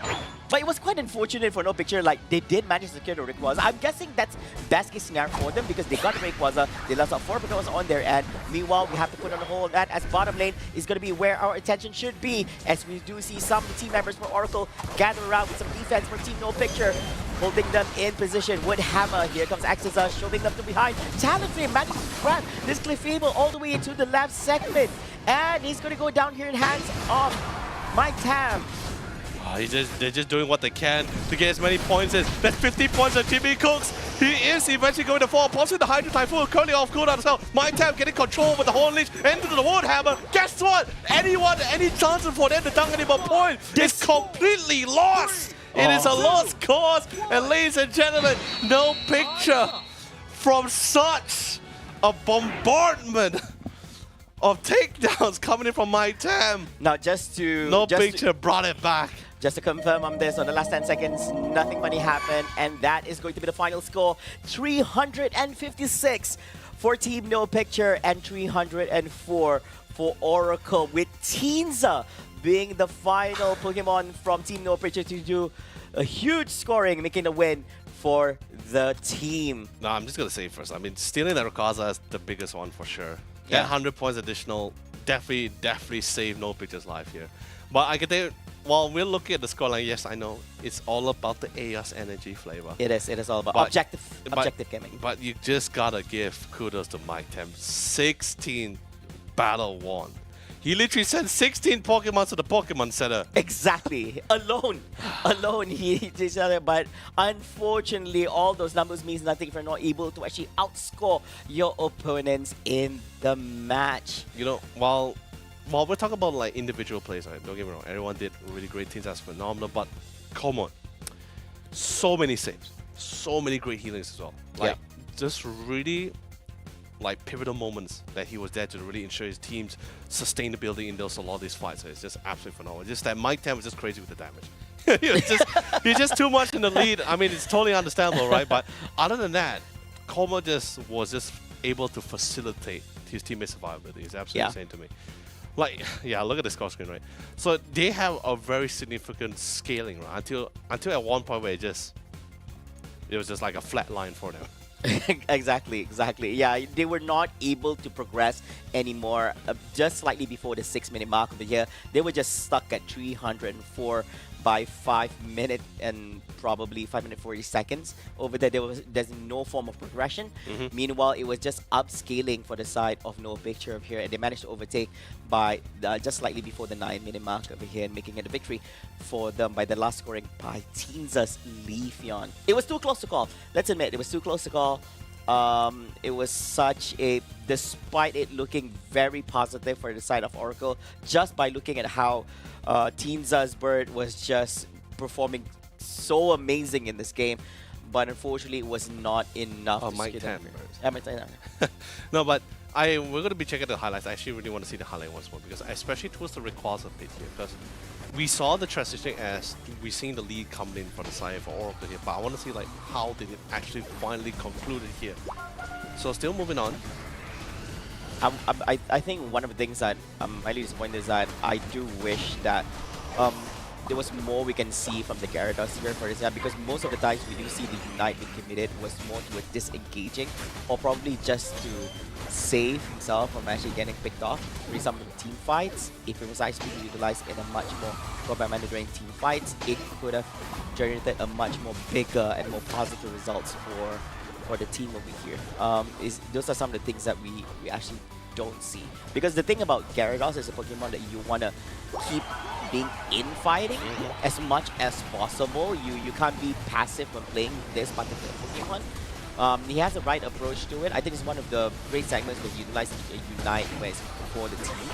But it's just, I saw it. yes, but it wasn't utilized as much as it should be throughout this whole game here. Most of the time he was just trying his level best to make an escape.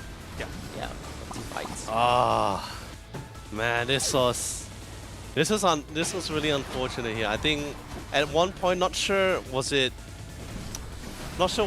they very sure of their success now, because of the significant climb that they had throughout this 8 minutes. I guess you could say the first 8 minutes into the game here, but it felt like towards the very end they were so focused on what's in front of them, they forgot to take into account of everything else, like especially the Leafeon, which is why later in our tally drafting I'm gonna be able to show you guys later on like what I exactly mean, right? Because, and I don't blame them. When a lot of abilities was being popped out, especially Unite, was Hydro Typhoon, Dragon's Descent, so much commitments going on, yeah. So anyway, got the call. Finally, we're going into our favorite section, which Your is favorite drawing. section. No, it's not my favorite section. your favorite I section. don't like it. This But section existed because of you. no. That's not possible. Pretty sure it didn't come from me or Danelie at all. Oh but man, yeah. I'm pretty sure. Okay, yeah. So first things first, right? Do take into account of positioning everyone, right? You do have Sensei here. You have Sakura on the right side here, and 2 additional members here. With Victin J here was able to take into account of at least the initial 4 members here. So, okay, he's giving a lot of good intel. The rest of the squad is waiting for it as well. Gyarados is ready to pounce on anyone who's actually going to be coming nearby.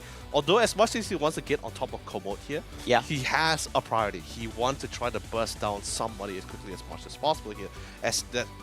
My reasoning for that is because the rest of the members on the minimap, if you can see on the minimap, everyone is also getting ready to flank from the back line. However, the one who is standing the furthest from everyone else It's the leaf. was Tencent. Yeah, he was all alone here at the He top. was trying, yes, he was trying to decide whether he wants to go for the down in or trying to interact into the match. So anyway, just gonna quickly click play for this. So we go into this massive fight, and at the process here, you see the Blasters getting ready for the counter initiation as well.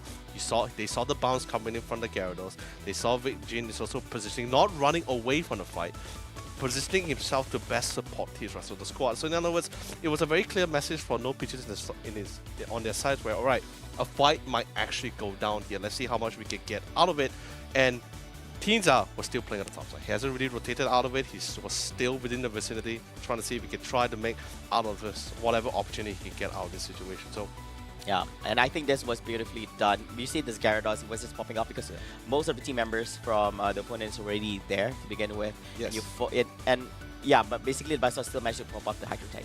yeah, so like do look at the side. Finally, Teensar was very comfortable. The most comfortable leaf run I've ever seen for a speedster, casually just walking down. Yeah. While there is a massive fight in this area. While chaos erupted, he just casually passed by. And this is what I'm saying. Everyone was very focused on, because so many Unite moves was happening, a lot of flashy moves was being committed in this very central area at the Rayquaza pit. Everyone's focus was here. Literally, you see the Cramorant, you see the Gyarados, you see the Crustle who was getting ready to reposition himself as Glossifer as well. Everyone was so focused on the Rayquaza, everyone forgot about this guy, the star of the show here. So I'm going to quickly continue in with the replay here. Big fights ensued here. And once, okay, going to go for the pause. And of course, as usual, like I said, the Komoot had such a massive presence in the fight already. Exactly, yeah. He's been healing, he's been sustaining the rest of the squad. Everyone was already giving communication. Find the support. Get rid of Komoot. He's been keeping his team members alive for relatively too long here. And the worst part about this as well, while all this fight was ensuing, we see Mike Tam was not currently in the fight here. But still, really great stuff coming from them as well, as they were able to get big damage. I paused at the right moment here. You see, you got the Axe Scissors, you got the beautiful CC in this area, but guess what? This is where Philosopher was sweating buckets, because he saw a massive Excalibur Solar Blade charging up here, about to land on the most lowest HP Rayquaza. Although I do like to use the term, if you miss one, try again. Again, second attempt coming from Teensar to try to secure it. And on top of all that, everybody's just lined up there, right under the blade. Didn't need it. Didn't need the assist coming. There's no Hoopa to assist. There's no need for Sensei to come in to secure it. They were able to Teensar was able to beautifully secure that Rayquaza. He only had to do that one thing, and that's it. It's like, hey, my job's done. No, like that. the first round, the first attempt he had in the first game didn't count. This is the one. First try, ladies and gentlemen. First try, stole Rayquaza. Not really first, but okay. Previous game didn't count. I finally get the credit. He's like that hero who comes in last minute and gets all the credit. Right. Meanwhile, his team was like throwing bodies and doing so much. I was like, hey, it was me all along. Okay, so I do admit, okay, I'm not confident enough to say whether the fight could have been different if Mike Tam was around. Yeah. Very hard to say, but I felt like, but I can say with certainty that him not being there was pretty. It was. The thing is, I wanted to call this the moment I saw the timer where Mike Tam was going to be away for 30 seconds. It was apparent and it was obvious that the opponent was trying to rush Rayquaza, because here's the thing: this is the best case scenario. It's a 5v4 situation without Mike Tam's bird, okay? Yeah. So without Talonflame, and so basically with such a huge damage dealer being there, that's gonna be the best go time for them. And there's no way they're gonna wait until Mike Tam to actually return back. It was really good opportunity as well. Yeah. Because they decided like, hey, 5v4, he's out of the picture, just go for it. Yeah, out of all people out of the picture, it's him. And literally living up to the name, no picture. Exactly, exactly. So Mike Tam, I think he was sweating bullets while being in the Pokemon Center, just waiting. No, to not as much as Philosopher. He just Oh, okay, if you want to compare Philosopher in that scenario, he was staring at that solar bit. He's just not sure what he could do about it. yeah, he saw that solar ray, and then that was just insane. But of course, ladies and gentlemen, let's have a look at the updated bracket after the conclusion of that best of 3 series in between Team Oracle and No Picture. Unfortunately, due to Oracle losing out in this best of 3, they have to say their goodbyes here from the competition. Meanwhile, No Picture will continue their journey and crawl their way through the lower bracket segment and will be going up against Team Mamu Bears later on. And of course, we also do see the conclusion of some of the matches in the upper bracket segment. Let's have a zoom in into the upper bracket, shall we? Now, ladies and gentlemen, earlier on, we do see Mamu Bears proceeding forward and went up against Team Onyx. Onyx won the segment 2-1 against Mamu Bears and makes their way to the upper bracket finals. And of course, in the semifinals too, we do see Be The One up against Team Only Fun.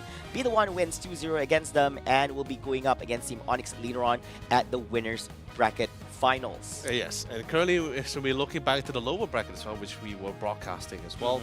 We have actually, I mean, this is the nature of the competition. We had to say goodbye to some of these teams here, and we have to, of course, kudos to RGM and Oracle, 2 of our Indonesia team here that came into the competition. They came in great. They went through. They were one of the. They were one of the 59 teams that was in the qualifiers themselves. Got themselves to top 8. That is, of course, a feat that is not easy for anybody as it is. So, but of course, can't wait to see you guys back in the future. And as we progress towards the lower bracket to see who will be the team to go to that grand finals. Yes, and that is true. Of course, 2 down, 6 more to go, ladies and gentlemen. At the end of the day, we are curious to see who we crown the winner and champion here for the Pokemon UNITE World Championship Series Last Chance Qualifiers APAC West. And of course, at the conclusion of that series, later on, we're going to be witnessing some of the other progressive lower bracket matches. We're going to be taking a very short break. We'll be right back after this. Take care, guys.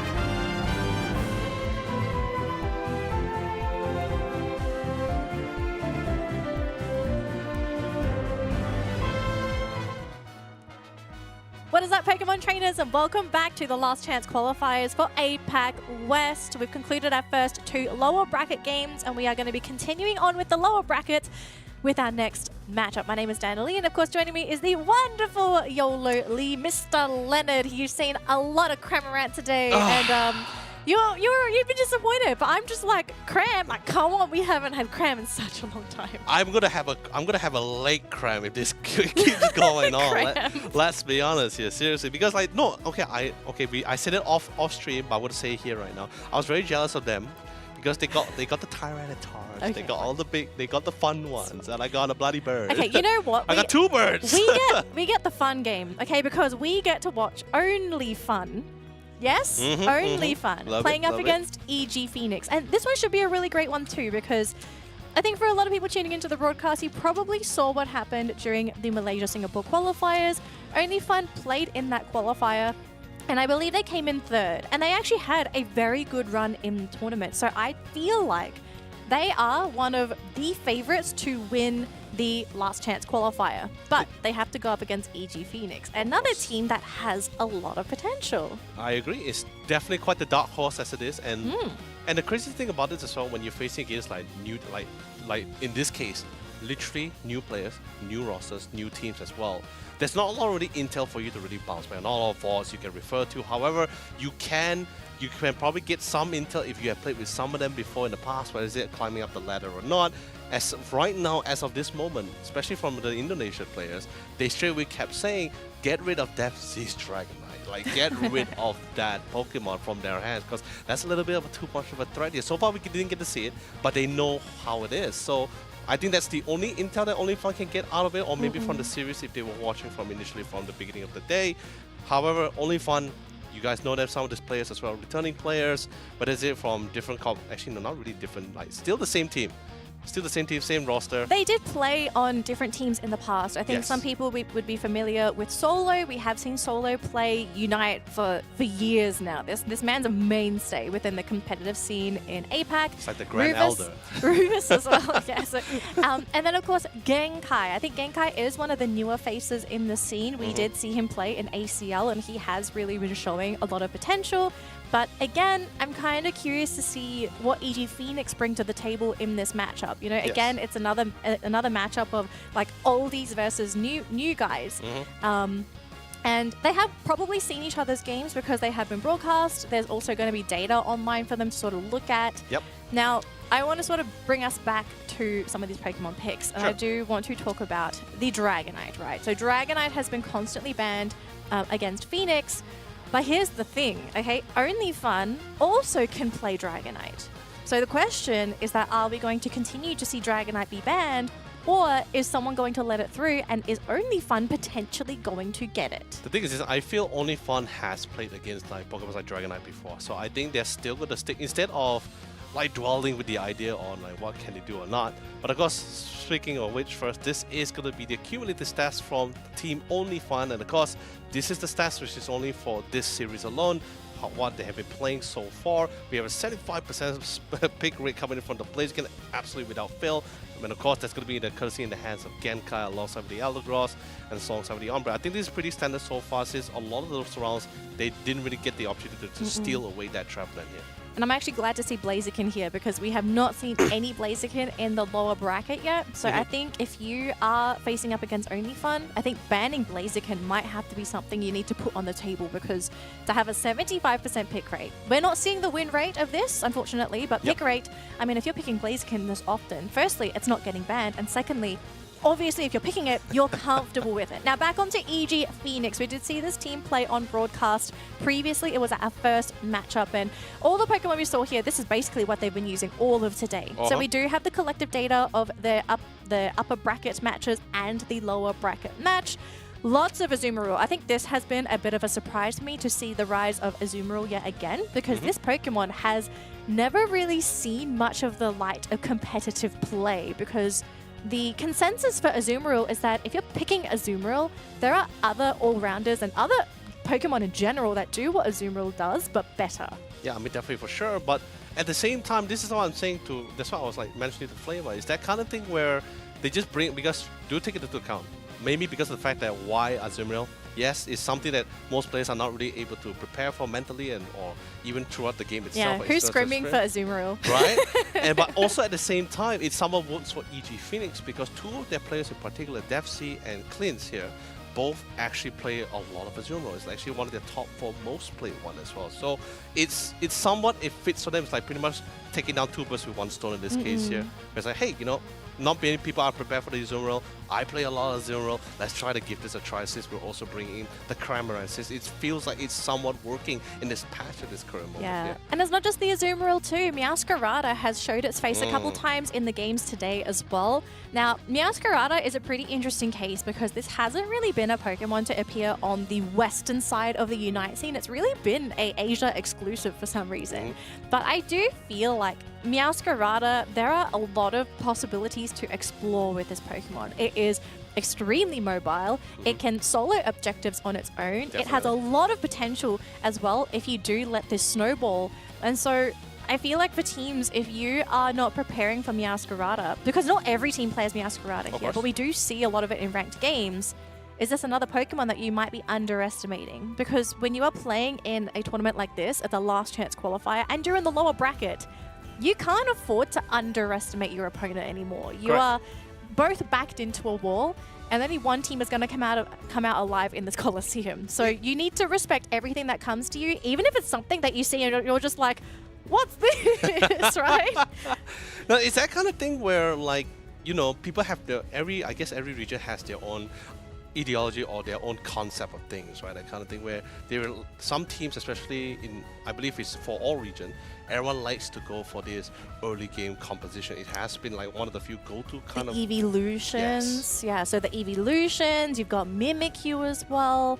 And then Maswell used to be there, but he's no longer there. I want to say to a certain degree as well, Gyarados. There's a reason why Gyarados has been banned, and it is because I feel like teams are starting to understand what they really need to do to get Gyarados to evolve early. Yeah. And, you know, some people might say like, oh, this is a late game Pokemon. If you feed your fish gets big, and he gets big really quick. So I feel like, yeah, I could totally understand this like very early game oriented meta, and you can't afford to let certain Pokemon snowball from the laning stage. Not just the early gamers, but also the Pokemon that are going into late game. For example, Tyranitar as well. We've seen what happens if you leave a Tyranitar unchecked. That thing, GG next game, okay? You cannot deal with a Tyranitar. Yeah, but like off the table, off the books kind of thing, right? Don't feed your fish too much, you know.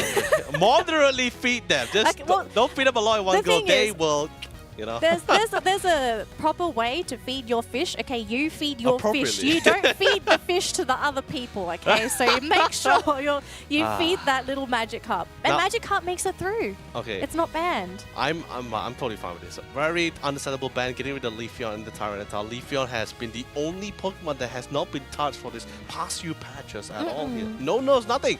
Totally unscathed, and still such a threat, and still such a phenomenal pick here. The Cram is back. It's here to curse you forever. It's gonna be Strobo. I'm pretty sure it's gonna be Strobo. Yeah, Strobo has it. He has played a great Cramorant though. I totally get Danelie, why this has to be banned. I can feel the leg already like clinking and clanking. That I don't know if it's the Cram. That could be age, but we will discuss that later. You're not wrong actually. All right. I can't deny it, but of course Sylveon. I do like the solutions. Sorry, go on. No, I'm just saying like at least you do have this like counterplay, right? You wanna go early, fine. We can also do early as well. Already somewhat anticipating the kind of output coming. And Sylveon Fairy Frolic has always been great, especially from a few patches before. A lot more special attack damage. Great hyper voice also pairing with Look the at this early game. Oh my gosh. Only fun is like, you want to play early? Let's play early. They say they straight up just say bring it on. However, I feel there's a lot of responsibility going to be in the hand for Rufus here with the Umbreon. I believe it's going to be the support Umbreon with the wish heal as well. We need to hug it out. He's going to hug out with a lot of these guys to really keep them together. They're not the most bulkiest Pokemon, even for Scyther or Scizor in this case. Actually, no, hold on. Let me do a quick check. For Solo, it'll be, Scyther here. So in this case here, so Solo here, not the most bulkiest compared to all the all-rounders that we've seen in the scene here as well. So he goes in. If he gets locked down by the Trevenant, that's not going to be a fun thing. Yeah, actually, Trevenant making it through, I think this is going to be a pretty big factor here for EG Phoenix, because this Trevenant will be a huge threat for their lineup. The only Pokemon that can actually get caught by Panda is Rufus. If anyone else gets clapped by that wood hammer, I feel like that's the end for the team. Yes. Because Death's going to be there, Strobo's going to be there. There's a lot of follow-up that can come up after this Trevenant. So there is a fine line of being able to correctly execute their lineup and just giving away all this free experience. I actually am a little bit worried for Only Fun if they don't really pick things up in the laning stage. It really does come down to how they really play out, interact with the game as well. And let's be honest, the stock market is slowly crashing. We see a quick dip for Blastoise for the Blastoise in the stock market. Cram is on the rise, alongside with Trevenant here as well. Oh, Trevenant stocks keep going up, so don't worry. Keep investing. It is flying across the roof, ladies and gentlemen. But of course, we're finally here, our first game of our third series of the day in the lower bracket. Only one of the team can move forward, and one we will have to say goodbye here. Both sides still been doing quite well and keeping themselves in the game. Let's see how this one will go on as well as how they interact with the game, how to ensure their success in this phase will determine this next few series. You know what? I loved that play. I'm not sure if some people would have noticed, but the sharing of experience in that central lane. So Only Fun actually gave the experience to the Sylveon, so it hit level 4 as it got to lanes. Now, unfortunately for Only Fun, they do have a invading Sableye that got knocked out by the Glaceon. So not too successful in the invasion mission here for the Sableye, but it did buy a little bit of time for these lanes to really really kick off.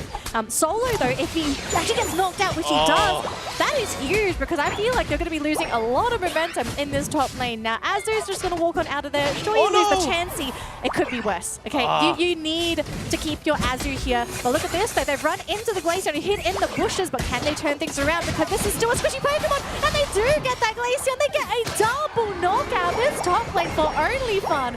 They're having fun up here. I mean, they definitely are, and I'm very satisfied with the outcome as well. Didn't expect that the fact that EG Phoenix was willing to take the fight head on, despite the number disparity as well here. But anyway, the invades never stop. stop. Yeah, it doesn't stop. It won't stop. And best about it, they're so confident that because Glaceon is not ready to hit that level 6, Umbreon got it. they still will continue to emphasize the ganks. They got the Glaceon with the Umbreon. Rufus has just gone full on YOLO this game. Absolute madness from Only Fun. And they're just going to turn here onto the poor Phantom, and there's nothing Panda can do. You're not a Trevenant yet. You're just a Phantom. And the Dodrio Gengar's like, give me this tree. Don't let him evolve. He doesn't get it, though. Oh, they got him. They do. The Sylveon just comes in.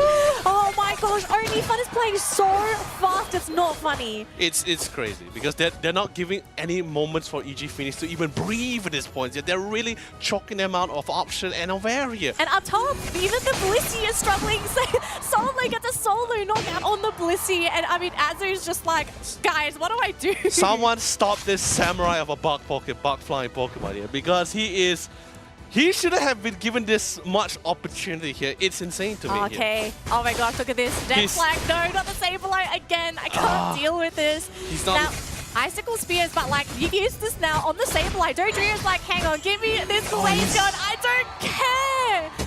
Oh my gosh, just never-ending back-to-back attacks. I love the tag teams, man. The buddy system is absolutely phenomenal for the side of Only Funny. They try to get a couple of locks there to get them down to the slow tip. But what can you do, Blissey? You can only heal so much in the face of Solo, who's level 8 here. Rufus is an absolute roller, so my god. They, like this, I don't know, this is not a snowball, this is a boulder at this point for Only Fun. And they just keeps rolling and rolling and rolling. No. Their Only Fun is trying to ensure that EG Phoenix is 6 feet under the ground here. They're not hoping to allow this Phoenix to rise up again. Yeah. Oh man, but instantly full 4-man stack on top, 5-man stack on top of the point as well. Doesn't matter here, the whole squad is done here.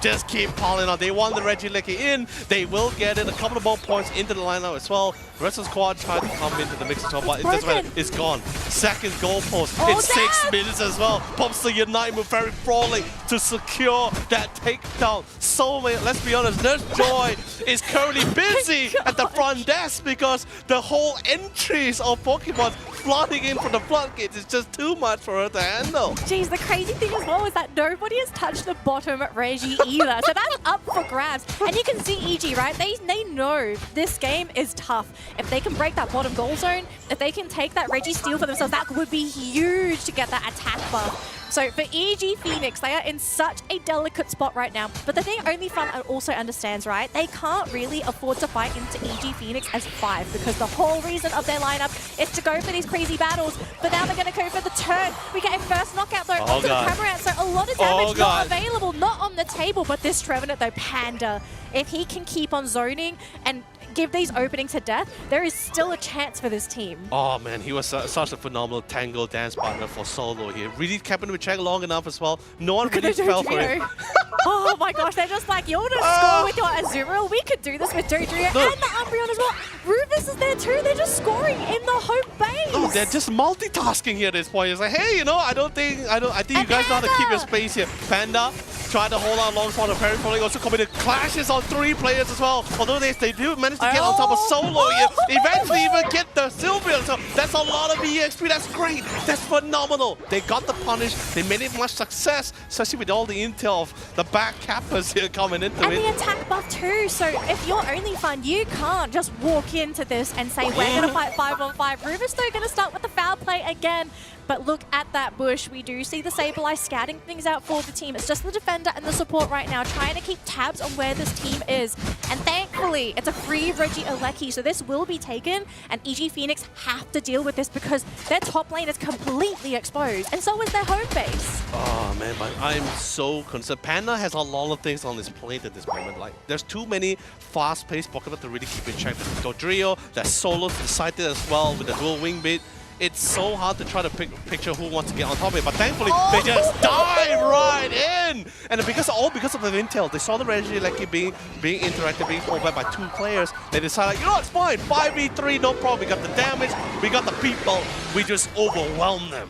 Geez, they are really trying to just finish this game before Rayquaza even hits the field. And if OnlyFun can keep this up and they can ensure they don't lose Genkai, for example, because Genkai's level 14, lots of experience. And this Cramorant, I mean, there's not really much you're going to be able to do. Dodrio, just the better bird there, getting the knockout. They're going to keep on going, though. Sableye going down. Genkai, they're causing some havoc. Oh, but the glare on the spears, it connects and Genkai is down. That's a lot of experience to give away. I agree, that's a lot, but then again, the Cramorant, my friend, wrong neighborhood friend. But still. Oh my gosh, the Glaceon's 14. What is happening? That one pickoff. Oh my goodness. And that was, by the way, Genkai was level 14 when he got that pickoff. Yes. That is insane. Such a burst, much needed as well. But of course, when they thought they saw the light at the end of the tunnel, Solo just completely shuts it down. Look, they have to keep it up because OnlyFun realized that Rayquaza will always be the win condition for EG Phoenix. Yes. And it's hard to fight them there. So if you can score enough, you can give the Rayquaza to EG Phoenix. You're just going to score while they're scoring. And what can you really do? You have to somehow figure out a way to get more points in. So Cram, that's the Regice buff, that's the experience. It's just a healing bonus. It's not an attack or defensive bonus. So for OnlyFun, they're okay with giving this away. If they can quickly swipe away this Regieleki, this will be huge because EG Phoenix have to defend this. Nah, this is now going to be pressure between 2 fronts. There's still a decent amount of points in the hands of Solos as well. And let's be honest, it's very fast for him to just rotate around towards the Rayquaza pit if necessary too. But now all comes to the positioning. Everyone is positioning themselves accordingly. They spot the Regieleki, they got a good feel, and especially able to path out the route on which they will take to come towards the Rayquaza pit. That's why you see the positioning coming from them for OnlyFun. OnlyFun just want to fight into them. They are absolutely crazy. Starting off with the Snarl, connecting on multiple Pokemon UNITE as well with the sister. They're melting 1-for-1 so far. There's no Solo though. Scyther is down. 3 Pokemon down. It's down to the Cramorant and the Azumarill. But look at this though. Genkai going to score 100 points in the home base. They take down the Cramorant. It's just an Azumarill. OnlyFun are playing here for reals, okay? This is not for fun. They want to go to Worlds. Oh yeah, they are definitely playing it. They were denied in the first series. Now the LCQ is the last one to go. Aquatail constantly chasing down Jaleon. Can he get the pickup though? He will eventually get it. However, I can't say the same for his own life here. But then again, Blissey comes in for the quick support here. But more points being done. Calamity. No Arcade Calamity way. just refused. They are trying to achieve the 1,000 score. The gap between these 2 teams is huge, but EG Phoenix, they can't afford to deal with this, so they get the Ray buff. They've got to figure out how to get these points in. So 100 up top, they have another 100 on the Trevenant. They've got 80 that they can score on the Cramorant. They just don't have the points. Like, look at this. we're still It's seeing not only enough. Fun scoring points. 936 to 437. I just don't see a way for this team to double these points in 30 seconds. Oh man, still another 100 points in, still not enough. It's not enough. It's not enough because the light at the end of the tunnel is completely dimmed out here. The only way they might be able to get these points in is firstly not just to score, but they can get these knockouts, because remember, each knockout will give you points as well. Still 471 to 936. I think this might just be it. Game number 1. EG Phoenix, I mean, they did what they were supposed to do with this comp. Their comeback condition was the Rayquaza, but only fun, they locked them out from that victory by just scoring in their home base. The double points, Sableye and Dodrio, and even Scyther. These guys, they play dirty, but sometimes you gotta play dirty to win. I agree. You gotta use all your blades in the bank here to really try to pull through. But the crazy thing about it, I love how he actually brought up the fact that yes, the win condition is the Rayquaza. That is usually the normal term. But then again, this is not a normal game either. So only fun just decided, hey, Look at King got 333 points. I know, no, that's even RK. That's what I'm saying. Oh That's my how God. scary Dodrio can be at times, right? Like he's a phenomenal backcapper as well. So it's like, you know, they figure out, oh, your win condition is to get the Rayquaza. No problem. We'll just put so much points in where it doesn't matter because each person can only deliver 500 points in total here. So we have to break things down here because Alright. I think this match, it was very chaotic. It was very, very fast. I think a lot of people potentially got lost in the middle of that game just like we did. But obviously for Only Fun, their game plan was to just play so fast that EG Phoenix Yes. were not going to be able to keep up. Score points, continue to fight, make EG Phoenix just sit there choked out because they cannot move, they cannot do anything, they have to deal with Only Fun. And I feel like one of the biggest factors that this comp really worked out for Only Fun was because they completely broke the top lane, both the tier 1 and the tier 2 goal zone. And what that does, you expose the home base. Your home goal zone has no limit. You can score as many points as you want. And to have that exposed, it is very hard for the team to defend that if they are trying to score points themselves because you basically have to go home. And every time you go back and you're on your side of the map, you're not scoring. You're not taking objectives. You are constantly having to be forced to go home to protect your base. And Dodrio, one of the best Pokemon to score because of how he scores points. He breaks it into 3 3 which points. allows faster scoring. Correct. And the crazy thing about it as well is like I'm just so amazed of how in-depth is their knowledge of the game as well for each of the Pokemon as well. Not only were they invading a lot, they also understand the strength of the Glaceon. She only really comes out when she gets that level 6. So many times, Arctic Calamity just keep forcing him into his own central area because he's like, oh, you're still level 4? Oh, you're still level 5? It's totally fine! You're not going to be able to do much towards me. Sure, Icicle Spear does more damage as he keeps outputting damage. Maximum, by the way, I believe is like 35% additional damage here, but it still doesn't matter. You don't have the Ice Shot to really pair alongside with you here. So more aggression. I think just straight out from the flood. I think what they didn't expect is I think EG Phoenix, sure, they anticipated aggression coming in. They just didn't expect so much of it. I don't think they expected the very heavy emphasis on score comp as well. Yes. Because that's what happened, right? Lots and lots of scoring.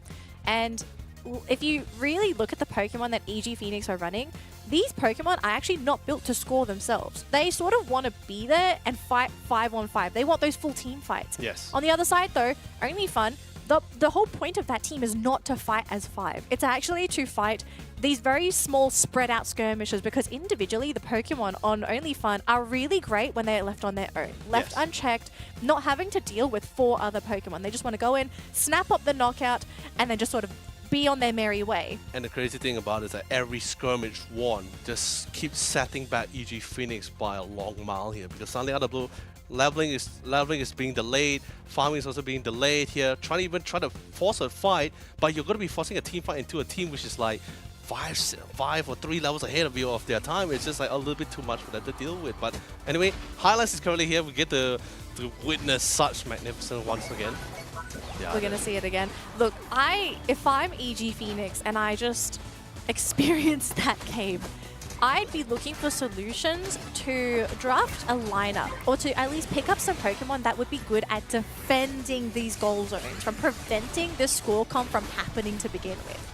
Because if you just let the opposing team run away with the game with points like this, to the point where Rayquaza doesn't really matter to them anymore, then you're in a really tough spot, because at most a team can score 500 points in the final stretch. And if the gap exceeds that 500, you're reaching the danger zone where Rayquaza can't even save you. So you've got to find something that can defend these goal zones, that is possibly still going to be able to team fight, and maybe during the drafting stage you might have to deny some of these Pokemon from Only Fun, because you let them have Dodrio and Scyther and Sableye. Sure, I mean, they got first pick, so they managed to get the priority on the Umbreon, I believe, but I don't think you can afford to let them just play this score comp, because they play it too well. Correct. Which comes to the question that maybe we might see the Crustle coming back to the mix. I think he's also a pretty great defender for defending those goal posts as well. What about Hooper? Because I do great. recall Hooper being a really great Pokemon for dealing with compositions like this, because you have access to the hyperspace hole, so if anything happens, you can bring your teammates from the upper lanes. This was a very popular strategy back when Dodrio first released, because teams would actually consider Hooper as a hard counter to the Dodrio playstyle. Alternatively, if you're not aiming for Hooper, you got to pick a speedster or a Pokemon fast enough to chase the Dodrio and to compete with him. And that's where you had the classic matchup of Dodrio versus Scyther. That was a very big classic matchup back in the day. But aside the Pokemon, let's head on over and learn a little bit more about our competing teams as well, because not only do we talk about the drafts, we talk about the teams too. So, Only Fun. We know these guys. Leonard, take it away, please. So first things first, how was your team formed? And they formed their team, Only Fun formed their team to be the second hope of MYSG here. I love at the same time the goal, but at the same time the humbleness, right? Because usually you see most teams that will say like, oh, we created our team to overthrow teams like MYS. You know, we usually see this kind of replies. But the fact that they're starting with themselves like, hey, we want to be the second hope here. So eventually they will try to work to surpass teams like MYS or maybe like Shin and Rudy in the future. But they're taking one step at a time, and I think they are walking towards the correct direction. Coming from Only Fun with the output they had. Even in our first series that we had 2 weeks ago, they were also pretty great as well. But of course, the competition was just as heated since it was very focused on particular teams as well. Only Fun. Very fun team to watch so far. For anyone that might just be witnessing them for the first time. And I'm still like debating whether John Leon is still Jal or not. I really just want to DM and say, are you Jal? Okay, let's have a look at EG Phoenix. This is a team that is from Indonesia, and we asked them how the team was formed. Their response was, we come from the same community and we decided to form a team together. So, of course, this does make sense. Indonesian community. I mean, if you have 5 like-minded individuals, it would just make sense to form a team. So, I guess that was sort of how EG Phoenix came to be. But I think it's really great as well to see that the team, they all have the same ambitions. They all understand that they are still new to the competitive scene. They want to learn, they want to grow, and to be able to start a team together like this, I sense this feeling of everyone being equally invested in the team. And that's something that you want when you're forming a team. You want everyone to be involved and not have someone sort of like dragging their heels, you know, just being part of the crew. Yeah, I might be a little bit more on the emotional side when it comes to team drafting, because I feel like the more important thing is the fact that whether the team is able to be, whether the team are really in a big fan and in unison with each other, not in terms of synergy or mindset, just more the fact that are we very comfortable with each other, that kind of thing. Where if one person fall, like I'm hoping that you're going to be there to pick me back up, that kind of thing. I don't want someone to just be like, why are you falling, that kind of thing. But speaking of which, this is going to be the player stats, personal player stats introduction here. It's going to be for the side of EG Phoenix, as he started out with Trobo here, and so far he's been playing back and forth between 2 Pokemon and another one as well, both Cramorant, Espeon. The only and time, the Delphox, if I'm not mistaken. Yes. The only time Strobo did not play Cramorant is whenever it's either picked. It hasn't been banned, but I presume Espeon and Delphox will make an appearance if the little bird is banned again. I don't think Cramorant is a priority for ban. Sure, it is definitely something to discuss about. For Only Fun, I think I agree. I don't think Only Fun see Cramorant as an issue, even from the lanes, because they did really well at just really sidestepping the Cramorant for a lot of these fights. Right, still moving on. Let's quickly check out. I believe it's going to be our Genkai, Dodrio I think. player, Genkai. Yes. Metagross. Okay, we did not get to see that game. That was during the qualifiers, if I'm not mistaken. It would have been earlier today. Yeah, so sorry, all the upper stats are for bracket, today. yes. Yes. So we didn't get to see. And Absol, this one is quite surprising for today, considering how there's a lot of Pokemon I feel that are very strong right now that Absol can't really deal with. So for him to bring in the Absol, quite surprising. But I have to say though, his Dodrio, next level. I would not be surprised if the Dodrio ends up either being swiped away or banned in this next game. But okay, the thing is this, right? Absol to me. Oh, sorry, it's not banned. Okay, it was Dodrio. All right. Or maybe they're slipping over. A Okay, quick yeah. update. No, I'm still honestly, if he wanted to bring the Metagross, he can, because he did also play it before during the qualifiers as well. So if you wanted to bring him, he can. Absol, I think this is something we talked about back in ACL as well regarding the Absol, where he has this ability where if you mark a particular Pokemon, it's really great for. It's basically everyone's able to do bonus damage on top of that marked Pokemon as well. I think that's pretty great, and it's something that Genkai also has it for. It's definitely one of his hidden cards, that kind of thing. If the situation or the composition is right, then he can actually try to bring it out for him. But so far, Dodrio is still one of his go-tos, and I still think it's pretty great. Might be banned. I'm just trying to think from the perspective of EG, because Okay, look, they are down one game. sure. They have to win the next two. and they only have one game to figure things out, and they have to win this game as well. How do you play against Only Fun?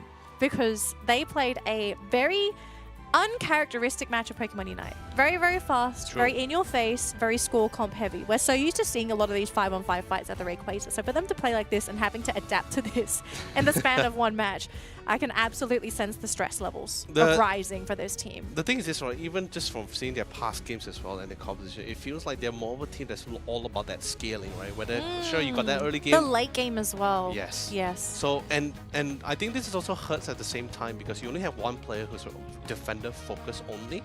So yes, he has played a lot of Traveler and Blasters and Umbras in the past, but other than that, the rest of the team is usually the all-rounders, the attackers, and the supporters here. So it gets really difficult when you suddenly have to be a very specialized pick like Slowbro. Slowbro. If you are banning Slowbro, you are bringing in a Speedster, because the only Pokemon that are afraid of Slowbros are Speedsters that don't want to be isolated by the Slow Beam.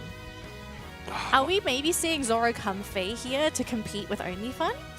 I'm actually thinking maybe Dead Sea might bring his Leafeon if he chooses to go for it, but Leafeon's banned.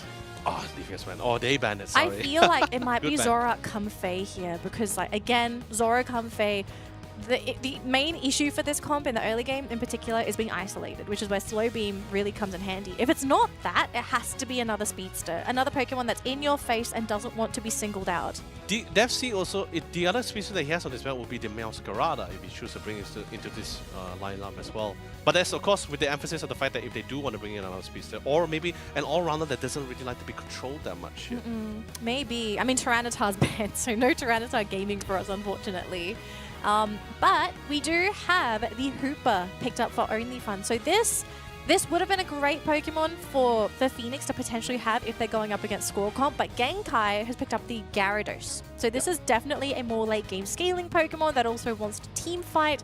And they're going to combo this up with Sylveon as well. So you've got a ranged damage dealer, you have a in-your-face scaling late game Pokemon in that Gyarados, and the most important pick of all, the Trevenant, that really just ties these two Pokemon together. Like, I'm looking at this draft here for Only Fun, it's looking really good. If you're EG Phoenix, I hope you have something up your sleeve. And if it's going to be Blaziken Meowscarada, I mean, Charizard! What? No way! Oh my gosh, okay. Okay, you've got my interest now, EG Phoenix. If there's something up your sleeve with the Charizard, bring it. I am ready for this. Oh, but then again, I would have preferred if he actually went for the Blaziken. I think. Well, the Blaziken gets taken by Solo, which I think is worse because Solo plays a nasty Blaziken. Any Pokemon he plays is a nasty. I mean, there's a reason why it's called Solo. Okay, he solos everybody. Yeah, exactly, oh right? Oh my gosh. Okay, Like, so I'm looking at the Charizard. I'm hoping this man has some insider info, some insider tech that really makes Charizard outstanding. But the thing is, Charizard is not really that kind of burst kind of Pokemon, right? That kind of thing here? No, he's great, depending on the build actually, but I think in most cases it's really just the ranged Charizard, right? Yeah. Flamethrower, Fire Blast, just chip damage around the edges, and then when you're ready to go in, Seismic Slam. Yes, Seismic Slam, but that's what I'm saying, right? It's a lot of damage over time kind of thing. Wait, are we maybe seeing Score Comp Charizard? Because I also recall hearing some whispers of another team running Charizard, and the whole point of this was Charizard is extremely mobile, especially with Flamethrower. It gives you that speed boost. Is he just going to zip around, pick up points, and just backcap? I wouldn't be surprised since they did just went against a team that was just very score or objective focused here. So if they want to try to opt for it, maybe it is definitely one of the few options, but is it their main focus? We're not too sure about this one. I have to see this with my own two eyes because I'm still in disbelief that I am about to see Charizard in competitive play. I don't know how long it's been since Charizard has made an appearance. Actually, I just recently saw it in the Korean region. Actually, recently they picked up the Charizard. Oh my gosh. Okay, maybe there's some insider info on making this Charizard tick. Super keen to see this, but let's start off with the central lanes here, Leonard. So again, we are seeing a bit of a split, although this is more of a defensive Eevee just to ensure that if anything happens, they do have that Eevee there. Hooper, though, is going to go for the invade, but look at this, though. 3 Pokemon right on the Hooper's tail. Oh no, Ruby's trying to go for the steal, but that's a little bit too much for them to handle. EG Phoenix, absolutely fantastic. Isolated the fact that, alright, Magic has the top side, doesn't really, we're not going to be able to pick up this Charmander Oh, very he didn't with the last hit. Man, Genkai actually giving this Charmander a beating. Now, this is one of the disadvantages of Charmander before he's evolved. He does not have a really reliable way of securing those last hits of wild Pokemon. So it's actually quite easy to steal from a Charmander. I mean, that's pretty much why we see a lot of teams try to build around their particular core Pokemon, right? Like try to set things out to make things easier for them. I guess you say they're really nurturing them until they got to their final form here, you know. Carry me early, then I'll carry you, like kind of situation. But finally we got the Gyarados here. We don't pick up. Nice knockback coming for the Cobb Basket, but the Hoopa saves here to try to buy the next amount of time. Resets, comes back in, comes in better and stronger, but of course the initial burn damage coming from the Charmander was secure. The Sylveon takedown. And with 3 Pokemon here, there's not really much that they can really do with the Charmander, although the Fire Spin is preventing them from scoring, and Pandas come into play as well. But this is a Gyarados, and it's 8 minutes and 30 seconds in, but Genkai, because they got the knockouts, they get the Gyarados knockout for free. So now we're looking at a Charmeleon who's halfway through level 5, and counter scores happening here for EG Phoenix. Good rotation coming in from Panda as well to really solidify ensure security, but of They course stuck around for too long. Alexander resets back again. See if they can get a couple more out of the situation, and they will. Just constantly trading back and forth feels, right? Like it feels like a ping pong game between both sides. But this time the only difference that Solo is going to be able to hit that Blaziken first. Level 8 as well. Charmeleon is still 2 levels, or at least a level way before Charizard here. But Solo is planning to literally stomp out the competition. What a save coming in from the Hoopa as well on Rufus. Man, Rufus really knows how to play that Hoopa, just really dancing with his feet, just taunting the opponents. Now, Solo here's all alone. Lookers there. Now, the thing as well with the Charmeleon, the burn effect from the Charmeleon's moves is really actually another great way of preventing scores, because every time you get the burn tick, that will cancel your score animation. So another thing to consider when you do play against that Charizard. Although, obviously, if you are playing a Charizard, you need to evolve, and unfortunately, still stuck at level 6. Yeah, it's still taking quite some time for me to get online, and especially with now the Reggie going to be spawning in a couple of seconds. That's the beauty of a Hooper, right? That global presence, reinforce, reposition all the way to the bounce side, perhaps to get a couple of more objectives. But before that, let's see if they can get a couple of takedowns in the process while they set things up. It's a Reggie steal too. Can they get the buff? Oh, it's too difficult. Yeah, much too difficult. It's so difficult, and Death even goes down to the Sylveon. It's a Mystical Fire Sylveon, so these moves do lock onto those squishies, and look, Mystical Fire is the bane of every agile Pokemon's existence, because it's a lock-on move. You can't dodge it. You need shieldings or healing. And so because of that victory down bottom and up top, it looks like Only Fun, they are overwhelming EG Phoenix. And this is with a composition where you have both Gyarados and Blaziken. These are Pokemon that will scale into the late game. Okay, we finally got the Charizard. It's level 8 though, but then again, there's all too many people though. The reinforcer seems great. He got the movement speed from the flamethrower here, but then again, this is a Mystical Fire, so absolutely no way to outrun the damage here. Able to chase him down in Masquerade. Couldn't find the opportunity to jump back in. He's too low there. Good CC was pretty great though. Now they want to look at the see if they can get a couple of more. they need to get a lot more after this because we're still looking at a very significant point gap between these two teams. 49 points to 274. Solo does need to be careful here because if he does get caught, this could spell trouble for him as there is a lot of potential lockdown here for EG Phoenix. They got 3 great Pokemon for locking people down. And thankfully for them, the Cramorant, the follow-up is not there. But Charizard, again, going to be taken down, but this time by the Gyarados in the top lane.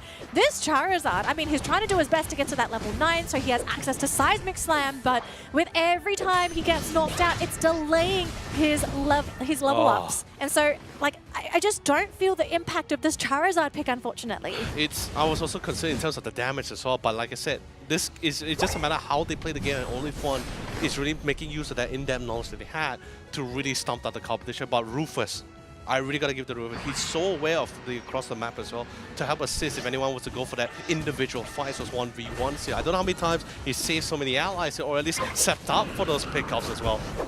Oh, real low. Blaziken. Oh my gosh, Seismic Slam. That's going to be enough to finish up the Blaziken. They want Jalion as well, but remember Charizard, when he's united, he is incredibly fast. So they managed to get the 2 level 11s on Only Fun. Big boost of experience. Gyarados is not there for the team though, instead opting to go for a score instead. Now down bottom, as you can see, EG Phoenix really trying to get through that Regirock. It doesn't get stealed, so that's going to be a defensive bonus for them. Gyarados is here right on top of Strobo, but he does eject the bounces there. Can they finish off the bird? The Cram is down. But can they finish these two? It's Rufus and Gyarados. Use it to the Unite. They will lose the Hooper, so no portals for you. But with Sylveon here, maybe it's down to the Sylveon. The Draining Kiss, the Mystical Fire. They do get one of the Eevees, but they don't get the Crustal. And look up top, Blaziken securing the Regieleki. It's so hard, and although as close it will be able to outrun Solo, but he still was able to secure the objective as well. And the crazy thing about it as well, Danelie, is that while there's not a lot of burst damage, which is pretty much prime time for Gyarados, because he's the kind of Pokemon where you just like to stick it in, stack the damage from the Dragon Breath, and just keep hitting as much as possible here. Oh man. Wait, Genkai actually going down here, level 12. That's great. Very good here for EG Phoenix, but for Only Fun, they do need to minimize the number of losses. 2 of their core Pokemon down. Couple of misplays here. I'm a little iffy about this. But now, because of that, that's going to allow Masquerade to hit that level 13 as well. Not just that, actually. He's going to go for the point. Home base is open yet again for EG Phoenix. So I'm kind of sensing what Only Fun want to do here. They're saying, okay, you can have a couple of knockouts, but we have a Hooper and your main base is open. There is the likely possibility that they're just going to go for a home base Hooper Unite and say, you can have the Rayquaza. We're all just going to score in your home base. What are you going to do about it? And the problem about this as well, from the previous game, the result of the previous game, and now the present of what they're witnessing again, now they're currently being down there. Decision currently being split between two parts. Do we have someone to defend our base, or do we just commit to try to pick up someone in hopes that no one will try to sneak at the back cap? But it's impossible. Like you said, they have a Hooper. It doesn't matter. Rotation, repositioning is just so simple for them. Oh my gosh, Solo caught again, but he's got his teammates behind him as well, and the Umbreon just melts. Oh my gosh, this is a very scary lineup. I do want to point out there is actually, I believe, one saving grace for a potential base score, and that is actually the Charizard. I keep mentioning this, but because he has access to the to his AoE, if you land that on the goal zone, you cannot score. You cannot score. I don't think anyone's running Score Shield. No one is running anything that's going to be able to protect them. So this might be the way for them to come back. But again, it comes down to vision. Final 2 minutes. Gyarados is in the top lane, just sort of watching, waiting. And you can see here, EG Phoenix are so scared of this back cap play. They are playing so far back on their side of the map. And this is what Only Fun want. They basically don't want EG Phoenix to get the Rayquaza. True, but at the same time, they have no intel again, Kai. He's been so subtle about this, hasn't really revealed his location so far. They're trying to keep them in check here, do a couple of trades, high and buys, back and forth here, but nothing too aggressive. Only Fun, they know they have the lead here, but at the same time, EG Phoenix is just so concerned. Now the Initiators come to the line side, and they were able to find the Traveler to actually shut it down. Now is the time where they want to see they can emphasize that a little bit more, especially without the frontliner here. But again, Kai and the rest of the squad so understanding. Repositioning, resets, pops in, Seismic Slam, there's a connect, Unite move on top of another Unite move to counteract here, and now the counter initiation pops into the line side as well. Do they have the damage to finish this through? I think they managed to outlast with this Charizard still flying, but I think he might just be it. It's It's the Crustal and the Meowscarada going up against the Hooper, Sylveon, and the Trevenant, but I think this might just be no sustain, and Only Fun should be able to lock this game in, take the Rayquaza, take their 2-0 victory, and continue their run in the lower bracket. Oh, no amount of healing could withstand the amount of damage that was being outputted from everyone as well. My lord, they secure the Rayquaza just for good measures here. Gonna get a couple of more points in if they choose to do so. If they choose to do so, I mean, they are not pressured in the least. They already know that they're leading in points, and Trevenant secures his 100-pointer, so pushing them forward even further. 21 seconds to go. I mean, at this point, you can see the positioning for the Sylveon. They are hoping that they push forward, and Sylveon just dunks in the home base. And as you can see, prancing right down the middle lane, everyone else busy dealing with this Pokemon in the bottom lane.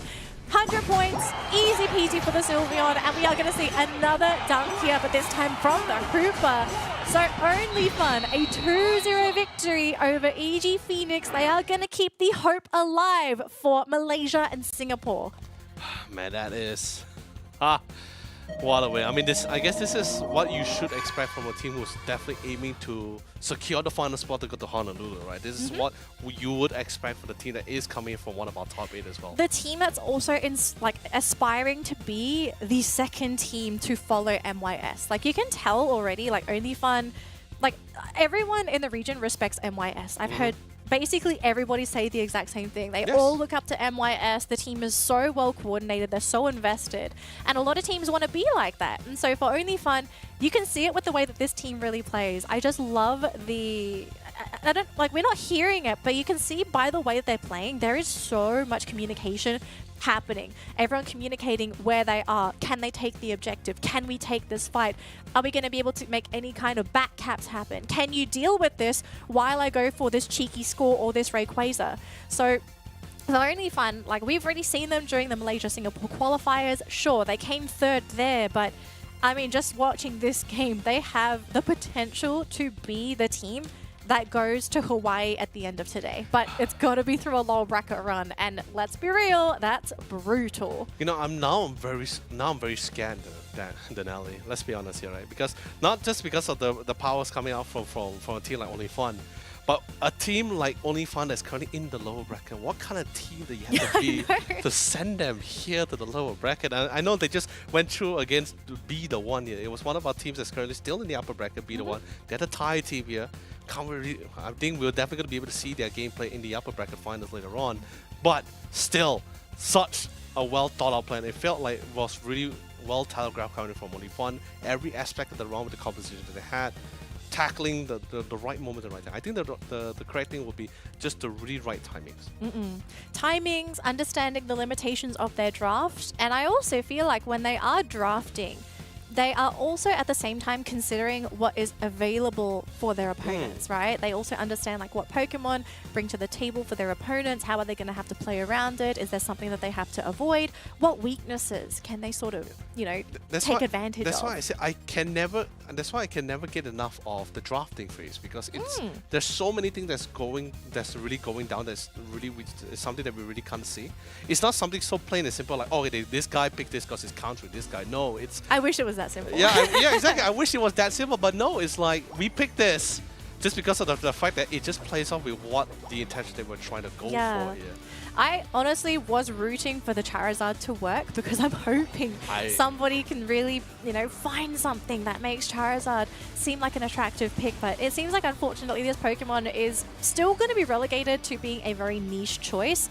I can see what they were trying to do with this, right? Absolutely, we could see flex, like sparks of sparks of life from this Pokemon. I just feel like in this particular game, there was so much working against the Charizard pick as well. You couldn't backcap because there was either a Gyarados or a Blaziken up top.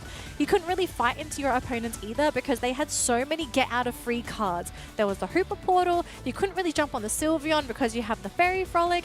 Do you want to unite the Trevenant? Sure. What are you going to do to the Trevenant after that? So there was just a lot that really made Charizard seem very underwhelming. But I do think under the right circumstances, Charizard could be a Pokemon that rises again. The thing is, I think it's the same could be said for most Pokemons, right? It's just a matter of whether you have the options for it, but at the same time... Can you accommodate the choice? Exactly. And can you and are you able to really set up during the game itself? Because no, OnlyFans now they're not just gonna lie down and wait for you guys to go crazy, right? No, they need to rename to Only Serious because they're playing pretty dang serious at this point. I mean, no, maybe they were having fun in the upper bracket, but in the lower brackets, like, yeah, guys, we're gonna turn that smart upside down. All right, so I do think we need to break things down for everybody. So let's come to the drawing with casters segment. Mr. Leonard, would you like to take? I did the first round. Okay, I'll do the next one. I promise. I've been doing. No, you only get to do it because Flava doesn't want to do it.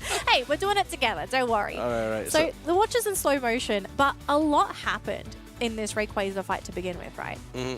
No, and the best of, I'm just going to pause it here, right? So, as it is when it comes to the positioning, right? Everyone was already, especially, no need to worry about OnlyFun. OnlyFun is already in a very safe position to either to support or backline damage here. While the rest of the squad we see coming from the Sylveon, this is putting a lot of pressure as you already committed the Mythical Fire on top of one of your main core damage dealer. Yeah. This is going, even though yes, he forces the Flamethrower for the bonus movement speed to do some form of damage, but at the same time is to allow him to give him the ability to reposition himself as best as possible. But we all know Mythical Fire is a sure hit ability here, so there's really no form of escape, and the damage is still going to follow through. And not just that too, right? Sylveon is really great in these 1v1 matchups because of Draining Kiss. You cannot fight this Pokemon 1v1. You need support. So I can totally see why Charizard needed to back out of that fight because there was no way that matchup was going to be in favor of Charizard. And to make matters worse, everyone changed their objective from, instead of picking the first guy we see, we try to really chase out the person that could most likely do the most damage. Two was, after Mythical Fire ended, the Charizard spotted Solo, spotted the Unite move coming in from the Gyarados, so slowly making his way to either do, of course, reposition to try to get as many knockup as much as possible. But from the Charizard point of view, it's more the fact that, alright, people are trying to chase me, it's going to be trying to hunt me down, trying to get the tech down, and this is going to be forcing the Charizard to fall back even further away from the fight, and suddenly the fight becomes a 5v4 here. Yeah, and also look at the ring around the Rayquaza. Like, this is also when he does his Meteor attack. So if you get caught under that, you take a whole bunch of damage. That's also going to lock you up as well. Like, just the way that they corralled EG Phoenix, right? They really put them in such a difficult spot where they weren't in open terrain where they could freely move. They were forced to move in such a way that made them a bit more predictable. Correct. And at the same time, while the rest of the team is just trying to pick off the crumbs off the feet of OnlyFun members, everyone was focused on the Charizard. Bounce was completed after the Gyarados used the Unite move. And instantly, at the same time, Jaleon waited for his Mythic Fire to get off cooldown and still chased the Charizard. So everyone was really trying to get towards him, and this pressured the rest of the squad because I'm pretty sure the communication was going absolutely nuts. Everyone was saying like, help me, please, help me. And everyone's really trying to do their best. And while this chaos is happening here, Danny, you know this, Rufus is here to always support. He's, when you give a support like a Hooper so much freedom to choose who to save and how to best assist, this much space without anyone to really chase him out, poke him down, or harass him, it's just too phenomenal here. Yeah, so let's continue with the clip because this was chaos. It wasn't just one team losing Pokemon. We saw multiple knockouts. We saw Solo going down. We saw the Charizard really trying to whittle down the Gyarados as well. The Hurricane to lock him up too. But, I mean, you got 3 Pokemon in exchange for 2. And unfortunately, the last Pokemon were pretty injured on the side of EG Phoenix, whereas Sylveon can self-heal. Hooper, portals. Tree, this guy heals himself. Like, they have the advantage in this matchup. And let me remind as well, because I think, not sure whether everyone got to see it, Solo pretty much just like one solo 3 Pokemon, so it took a few down in the process as well. Absolutely insane to me. Now this game was really well telegraphed, whether it's this game or the previous game that we were casting initially as well, really well done coming from OnlyFun. Definitely a team that one would somewhat have expectation for to be the second best or the second representative for MYS. I don't even know what you ban against OnlyFun.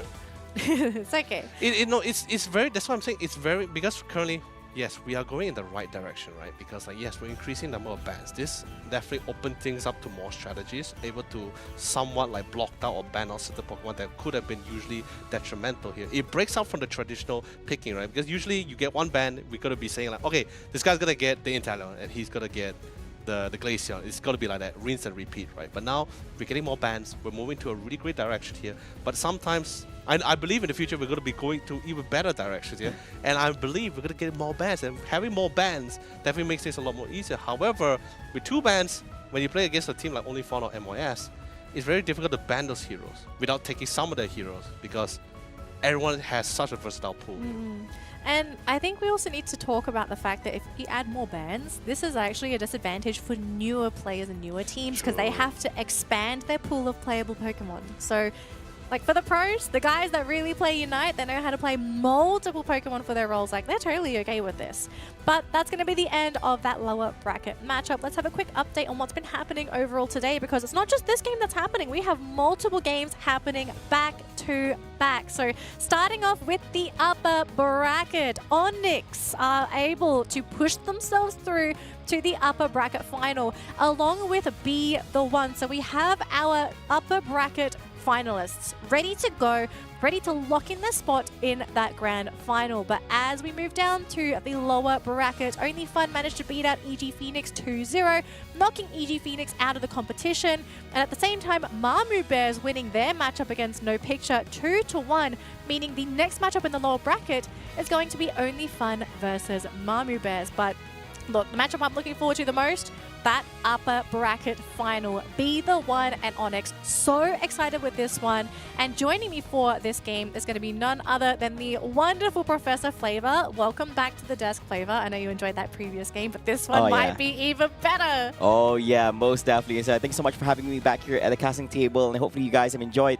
the game so far. Quite unfortunate I was not able to actually join in together with you and Leonard in recent game. Look, this might be better, okay? Don't worry, We'll see. I'm quite surprised that they're not having much breaks after concluding just that particular series. They're jumping straight into our next online broadcast. Yeah, just go. We're ready to go. I mean, we're all ready to go to see who our top contenders are at the tournament because we didn't really get to see anything happen in the upper bracket. We've been in the lower bracket. We're chilling. We're vibing. But we are actually finally going to see our top competitors. And I believe that they've had so much time to actually analyze how other teams have been performing in the lower bracket segment, and they've had enough rest before commencing this upper bracket finals over here, and they're just one step away of becoming top 2 here in the last chance qualifiers for the APAC West itself, and securing a minimum of 3,500 USD, if I'm not mistaken. So if you get third place, 3750, my apologies. 3750. This man knows his math. Let's introduce our upper bracket final team because these are, as some people would say right now, the top 2 teams in the tournament. So firstly, introducing Be The One, we have 1x1 Dated, F2Y, Yamate, and Reelan. And on the other side, who do we have on the side of Onyx, Flava? And of course, ladies and gentlemen, from Team Onyx, we have Grid, ALR, Dragots, Kurav, and F Jinkies. Yes, and I think if you are following the Indonesian region, firstly, Onyx is an Indonesian team. If you did not watch the Indonesian qualifiers last week, you would be pretty shocked to know that Onyx actually knocked Eeyore's team down to the lower bracket and forced them to go and do the lower bracket climb to the grand final. So in round 1. Round 1. 2-0. So it wasn't just a series win. It was a 2-0 victory over ERC. So it was crazy. They also both share like very similar names. It was quite difficult to watch them because it's like Onyx and Onyx, but Onyx Rise, yeah, but Onyx as well. Not just that during the Indonesian qualifiers, but you would be pretty familiar with some of the names on this roster as well because they also played during the Asia Champions League earlier this year, and they had a surprisingly good run. They played so well that a lot of other teams that underestimated them suddenly were just like, who are these guys? Oh yeah, I remember that segment. And the thing is, I think we were just surprised because they had such an amazing run. Even during the group stage, in Group B, they actually placed first. And they were going up against some powerhouses. They were up against Talon, Road to the Top, Get Together, and basically their journey in ACL just stopped as they were dropped to the 3rd placing match, and they went up against MYS. Yes, MYS is a whole different monster, but look, I mean, we've already seen a lot of amazing things from this team. Now, since then, we are looking at a slightly different roster for the qualifiers. And I don't think they changed anything since the Indonesian qualifiers. Same roster. It's the same roster. Not a complete roster. So from ACL, they did swap out 2 players, right? For ACL. Yeah, so since ACL, they did swap in 2 new players. But I mean, if they're doing this well with the 2 new additions, I think it's pretty fair for us to have some pretty high expectations for Onyx coming into this matchup. And you're looking at the second place winner for the Indonesia qualifiers anyway. So they're here to get that ticket, which they did not manage to, despite them being in the grand finals of Indonesia segment, which was quite unfortunate for them because they hail from the upper bracket finals. And so basically, Onyx beat them twice in the grand finals reset of here. So they're here to take the big win here at the last chance qualifiers. Yeah. Now, let's talk about Be The One, because I think this is the team that people are going to maybe be scratching their heads about. And I mean, for us as well, kind of. So Be The One is a team that's hailing from Thailand. And I mean, for them to still be up here, they are doing incredibly well. Oh, yeah. Yeah, the thing about this team is that previously, this is not the same roster that they ran for Thailand qualifiers. They reteamed 4 the same players. So they played with this one player called Butlin, but now they're replaced with Raylin for this West Last Chance qualifiers.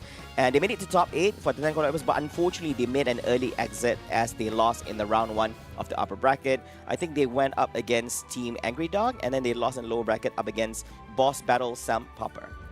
Love the names. The names are I can't amazing. remember, but I think it was like BBSP, yeah. Great names. But it looks like, I think the draft is ready. Oh, yeah. Is the draft ready? If it's ready, I think we just go straight to the game. Oh, yeah, most definitely. I think people we don't want to all- miss out on this. I just want to see what's on the table for these teams, because we did kind of see stats, right? We saw stats of some of the Pokemon that they played. We saw some Gyarados, we saw some Blaziken, but the Cramorant ban. Okay, this is a first for us. Yeah, I mean, we don't foresee this as a top ban. Probably they have their own own reason why they want to actually ban out this Cramorant. So we do see It's so annoying. Mimikyu as well as, Hoopas off the blocks. Over here, just waiting for the last ban over here. It's going to be a Leafeon. Lots of central lane bans actually coming in from Be The One, because both Mimikyu and Leafeon, they can be central laners. They've also been laners. I mean, I've they've seen been laners, Leafeon. I've seen Leafeon down top. I've seen Mimikyu up top. So, sorry, down bottom for Leafeon. So they could have done anything really. But Tyranitar's still in the pool. Dragonite is also still in the pool, so lots of options considering some of the bans we saw from those previous games. But the fact that Onyx are just already going for Gyarados, like, they know what Straight they up. want. They know what they want. But at the same time, they are giving away the Sylveon and the Trevenant to Be The One. So, again, you got to respect the Trevenant. I'm really keen to see what's going to be the solution for dealing with that Trevenant to begin with. And it's Delphox. I mean, Delphox is a great Pokemon against that Trev. It's a great response to what Be The One has to offer here at the table itself. You pair it up together with Blissey as well, so you have a little bit of recovery for your end. Usually you do see the Blissey paired up with Trevenant, as we saw previously in the low bracket segment, but Be The One is going to be responding with their own Eldegoss and Blaziken here as the 3rd and 4th pick for this game. So, I'm not sure about the roles for these players, but let's presume it's going to be that top lane Blaziken. Very aggressive pairing because they do have the Eldegoss as well. Sylveon, if they do share the central area, they will have a very strong laner there as well. If the Trevenant hits that level 5, you can start clapping some of those faces. Very strong lanes coming out from Be The One, but at the same time, though, we do have to respect the picks here from Onyx. Dodrio, if he gets some really great early game knockouts going, we could be seeing a pretty big snowball effect from Onyx. But we also have to consider Gyarados. I think there's a very good chance we're going to be seeing some 4-man rotations in that top lane.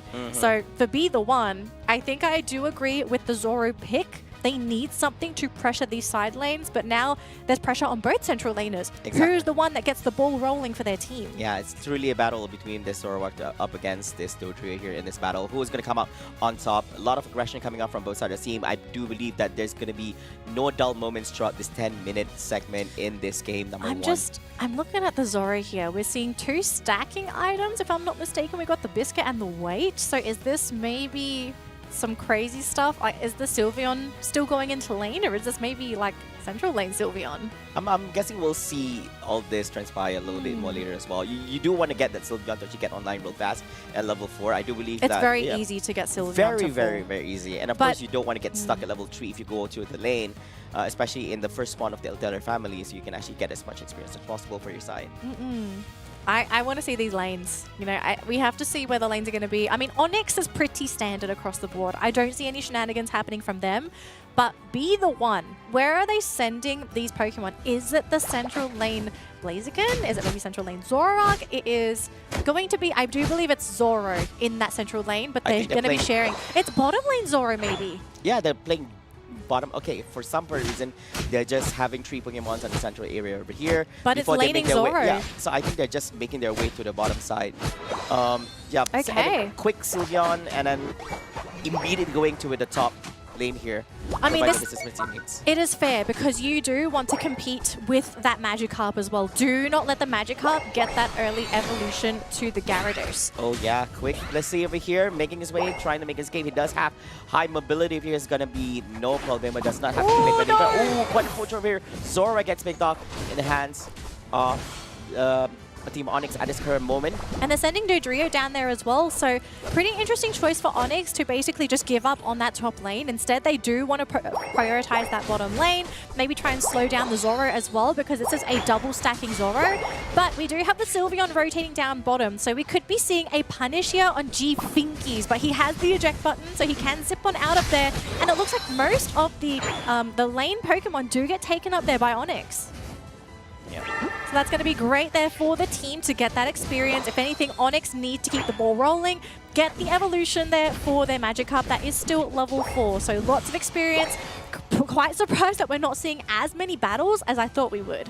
Yeah, but I think with all this progress, Onyx is definitely in the lead here. They are way in front in terms of levels. A little bit behind. So behind, if you do see a level 3 over there inside of Be The One. And I think that's not great progress for them. So waiting for the Combuskin to actually become Blaziken at one point here into the game. Yeah, there's not much engagements going on. Everybody is just holding off their ground, stopping off their feet. Lots of respect. I kind of feel like both teams, they know they both need to do the same things. They're just so scared of losing that initial battle. But what's happened in the meantime, though, is that Gyarados has hit the Gyarados evolution, got enough effort, and has finally got to that evolution. Combuskin is not level 7 yet, so just sort of trying to get that last bit of experience to get the Blaziken evolution before we really start to see that action kick into gear. Down bottom, though, we're still seeing this Zoro go in for those stacks because of the double stacking items, and thankfully, because of the full heal, we'll be able to get out of there. So down bottom, they are secured. Up top, though, we will be seeing some rotations, I believe, because lots of pressure coming in from Onyx. They get the knockout there onto the Eldegoss, so no more sustain for them. And unfortunately, Combuskin still is a Combuskin. It's not a Blaziken yet. This is going to take a little bit of time, a little bit more before it actually reaches level 7 here, but here comes the pressure. It's a 3v2 situation here at the top. Path and Grid is just showing how much power this dojo has to offer here in this game, putting a lot of pressure as possible.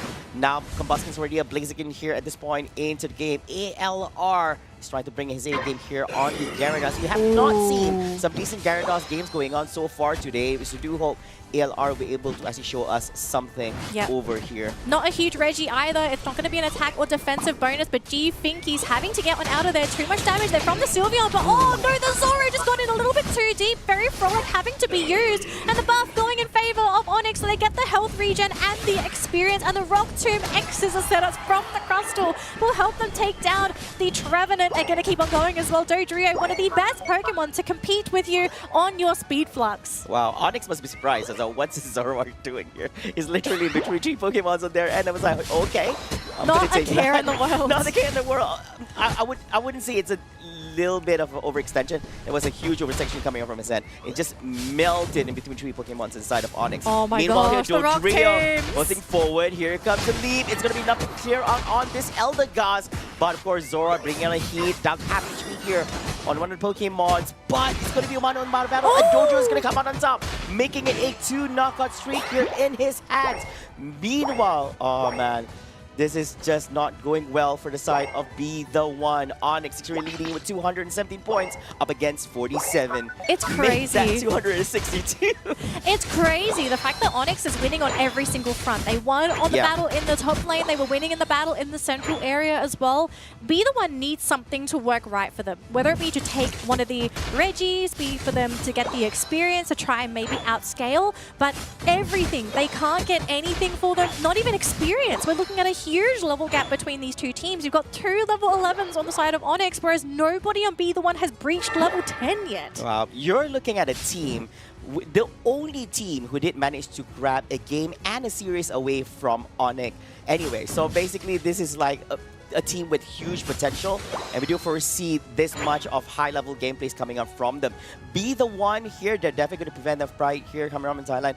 Would want to make sure that they're able to actually secure this victory against Team Onyx, but they need a lot of catching. Look at the comparison between the Zoroark up against this Dodrio. Just a while ago, they had a 2-level gap, managed to reach that double-digit level 10 here at this point, but I do believe in a few short moments, Dodrio is going to widen up gap even more. Oh my gosh, he lost like basically 3/4 of his health because of the Dodrio and the Gyarados. Absolutely insane. How are you going to be in the front lines in that situation? Well, you can't frontline, right? Because unfortunately for this Revenant, you're level 8, he just hit level 9, and there's such a big level gap between these two teams. So for him to really compete with a lot of the damage that's going to be coming out from Onyx, I just don't see that happening. Now, the attack boost is going to be kicking into gear here for Onyx, but the Dodrio is down bottom. We are seeing a potential battle happening in that top lane. We even see the Gyarados committing the Unite, the Phantom Forest onto 2. They're trying to figure out, do they want to bounce back or forward? They do go for the back one, and the Zoroark could not even get the Delphox. Fireworks have been used, and Grid is here. I mean, they do catch him with the Trevenant, but doesn't really matter. All the Unites are just not landing. Blaziken, the next one to fall, so a lot of their burst damage is now off the table. Wow, multiple Pokemon just melted here in the hands of Onyx. Loser and the Zoroark together with the Blaziken, that takes a big toll on them. And first, this creates an opportunity for Onyx to actually try to get their hands on this Regieleki here at the top path, and they're going to be grabbing it. It's going to be in the hands of the Blissey, and it's making its way through the top path. While all this is happening, we do see the Delphox together with Gyarados making its way to the bottom lane, trying to provide a little security, and of course clearing the wild Pokemons at the central segment. This is going to force Be The One to actually do a little bit of defense here on the top path. Meanwhile, this is going to create a lot of opportunities for Onyx to just scatter around and grab more points for themselves. Dodrio holding on to that big 50, still have not found an opening to do any form of scoring, Danny. He doesn't need to at this point of time. They are sitting on a pretty big lead, and I mean, 201. 201, and if he does get knocked out, that is the one thing you need to be worried about. Sure, you can go for the micro back caps, but you need to do it at full health so that you don't just get surprise jumped. You don't want to be giving away that 13 levels of experience to the enemy side, because that's what Be The One wants. If they can somehow equalize these levels, just get even closer to Onyx, this is going to be the best case scenario. And I have to say, props to them. They've really picked up their macro game. They are very close to maybe hitting level 13 on one of their core Pokemon. That might be the one thing that they're aiming for here. Before all that, Danny, look at this. Blaziken's holding on to that big 50 over there. He's Juicy 50. Juicy 50. I don't think that he's going to keep staying there. I'm guessing he's just going to start rotating. He does see that Onyx is trying to cover their corners over here. On the top side, they do have the BC to get the Gyarados, protecting the top goalpost. In the bottom, we do see the Dodrio, which makes sense because he does have the mobility to actually get in position real quick with his 2 feet. Yep. And both teams, defensive positions, because even Be The One, they might have lost both their tier 1s. They still have to worry about the potential backstabs from that Dodrio. So very defensive position. But they're at a pretty big disadvantage too, right? They have to be the ones to take the Rayquaza. They need this if they're going to be able to somehow outscore Onyx. Because if it's just going to be a 5-on-5 battle, I'm leaning towards Onyx here. They have so much control, it's not funny. And it has not been a positive outcome for Be The One for the past previous encounters for them since the start of the game itself. Now, what is going to be the point of entry here for Be The One? They do have the Trevenant So much chip. at the forefront, but then they're still not poking on this Rayquaza at this moment. And you do see Blaziken on the top side together with the Gyarados as well. There's a standoff. Yeah, for the top exactly. Everybody's laners. just looking at each other. the Trevenant, they have managed to cut him down to half health now. With an Eldegoss, there's only so much you can do to heal, but look at the Dodrio. He's ready to come in from the back. They do start off with the Phantom Forest, triple trample as well to try and help his team. Can't quite get in though. They managed to get the block off, so Dodrio could not get the point of entry he was looking for. These teams looking still pretty healthy, but look at Dragos. This Blissey needs support. But look at this though, Dodrio kind of struggling. Wants to try and go after that Zoroark. Super close, is slowly burning down, but Blaziken has gone down on the side of Be The One, so it's a 4v5 here. Eldegoss still sticking around trying to use those shields, but the damage a little bit too much for this team. They've lost everybody in Onyx. Going to be able to take the Rayquaza, or if they want to, just score, because let's be real, do they need Rayquaza? No, they just need each other. Oh yeah, so because they've got plenty of time over here, and of course, still have not found any openings to actually do those scoring. Still a big 50 in his hands here, the Dodrio making his way to the base for Team Be The One, and gonna score it in front of their faces. And that will be the end of game number 1. That was game 1. I felt like that was game 2. Oh my I god. thought it was over. I said, oh yeah, we're still game on. We're still going, but oh my gosh, we are really seeing the power of Onyx. This team has definitely evolved since earlier this year. They are on point with their coordination, their choice of draft as well. Great play at supporting their teammates. I mean, we saw earlier then Be The One trying to go after Dragons, because Blissey really having to keep this team together with the sustain, having the threat of the Bliss assist as well. And for Be The One, if you can get rid of the Blissey, you can slowly chip Onyx down because they won't have the sustain anymore. But I don't agree. Too much pressure, I feel, for the Zoro to do that by himself. I think that's too much on their plate as well. If Blissey's gone, if Dragos is done, you still have to think about how you're going to approach the grid on the Dodrio as well. He's been making some beautiful entry, a number of backups as well. He does have the mobility to actually get behind enemy lines and try to catch some Pokemons, out of the blue. So he's been doing that a few times already in this game. And yeah, he popped off a lot better compared to what Zoroark has to offer from the side of Team Be The One. It could have. I do feel that it would have been great if Zoroark did not get picked off too many times here in numerous encounters. Well, we do need to sort of talk about the lanes too, right? Because originally we thought it was going to be that laning Sylveon, but because we saw the stacking items on the Zoroark, it sort of, gave indicators like, okay, this might be a laning Zoro, because obviously if you're going to stack, right, you need to get in lane. You have to be there in the lane. Yeah. You can't stick nothing. And respect for Onyx, because they, instead of prioritizing the top lane, they were just like, you guys can hang in there. We're going to send grid down bottom. Okay, we're going to slow down the progress of the Zoro, because one of the big weaknesses for Zoro is that this is a very early game oriented Pokemon. Without the Comfey, it's very easy to potentially just get caught out and get knocked out, right? Exactly. Very low health pool. You need that defensive backup to help you. And if you slow his progress down enough, you really make Zoro a much, you lessen the threat of the Zoro, because he's under-leveled, he doesn't have the damage for the burst, he doesn't feel comfortable for those engagers. So props to Onyx for sort of identifying who the potential issue could have been. Because we did see some scenarios, right, where Zoro went in, did a lot of damage, but if he just did a little bit more, would have been able to get the knockout. But because of the level discrepancy and maybe the lack of stacks, really just not hitting the ceiling for this Pokemon, unfortunately. Yeah, because the idea is once you start engaging with the Zoroark, the idea is the ability for you to actually grab and knock out one Pokemon, and the ability to disengage from all that encounter. But that was not really the case. Engage, and then he was just melted in between multiple Pokemons from the opponent's side. Of course, this is a little bit replay on what has transpired in the recent game number 1 itself. Dodrio doing so much here in this game. Everybody's just doing so well. Gyarados definitely did what he's supposed to do. You're supposed to be in the heat of action. Keep having some more infightings. And can I say again also, props to Gyarados, because we didn't really see it on screen, but I was looking at the map and he was still getting these little micro scores. Even though he was alone, he was dodging the opposing Blaziken. They were sort of trading scores. And I think in a 1v1, I don't think you can really allow a Gyarados to trade scores with a Blaziken. Especially with how the game was currently going, right? You really needed to slow them down. You don't want him to hit that really big power spike as the Gyarados, but they were just sort of like, okay, maybe if Blaziken comes online, maybe we can compete with them. I kind of think the Blaziken needed more support. Yeah, I he truly really feel needed like this could have been the Pokemon to bring the game back for this team, because Blaziken was the best securer in that particular game. Like, Blaziken secure is really hard to outcompete. But we saw him obviously playing the standard Blaziken style alone, doing his own thing, because, you know, Blaziken is a big threat on his own. But because Gyarados was there, it was just a 1v1 Kaiju battle, right? They were totally okay with the fight with each other. I think Blaziken was expecting Zoroark to actually make that opening for him, since he requires double evolutions anyways, and you're going to be getting online first. But since at Zoroark's stage, he's already getting punished, and by the time he becomes a Zoroark, he's already getting punished even more. So I'm guessing that, yeah, I get what you mean. Like, I'm guessing in that situation, Blaziken's the only guy you can actually depend on to actually make it a turnaround for them. Yeah, but that was not really the case coming on from Team B, the one. Yeah. So before we jump into game number 2, we do need to continue with our player questionnaire, because we do love learning about our teams participating today. Hopefully you do remember them after the last chance qualifiers. Let's start with Be The One Flava.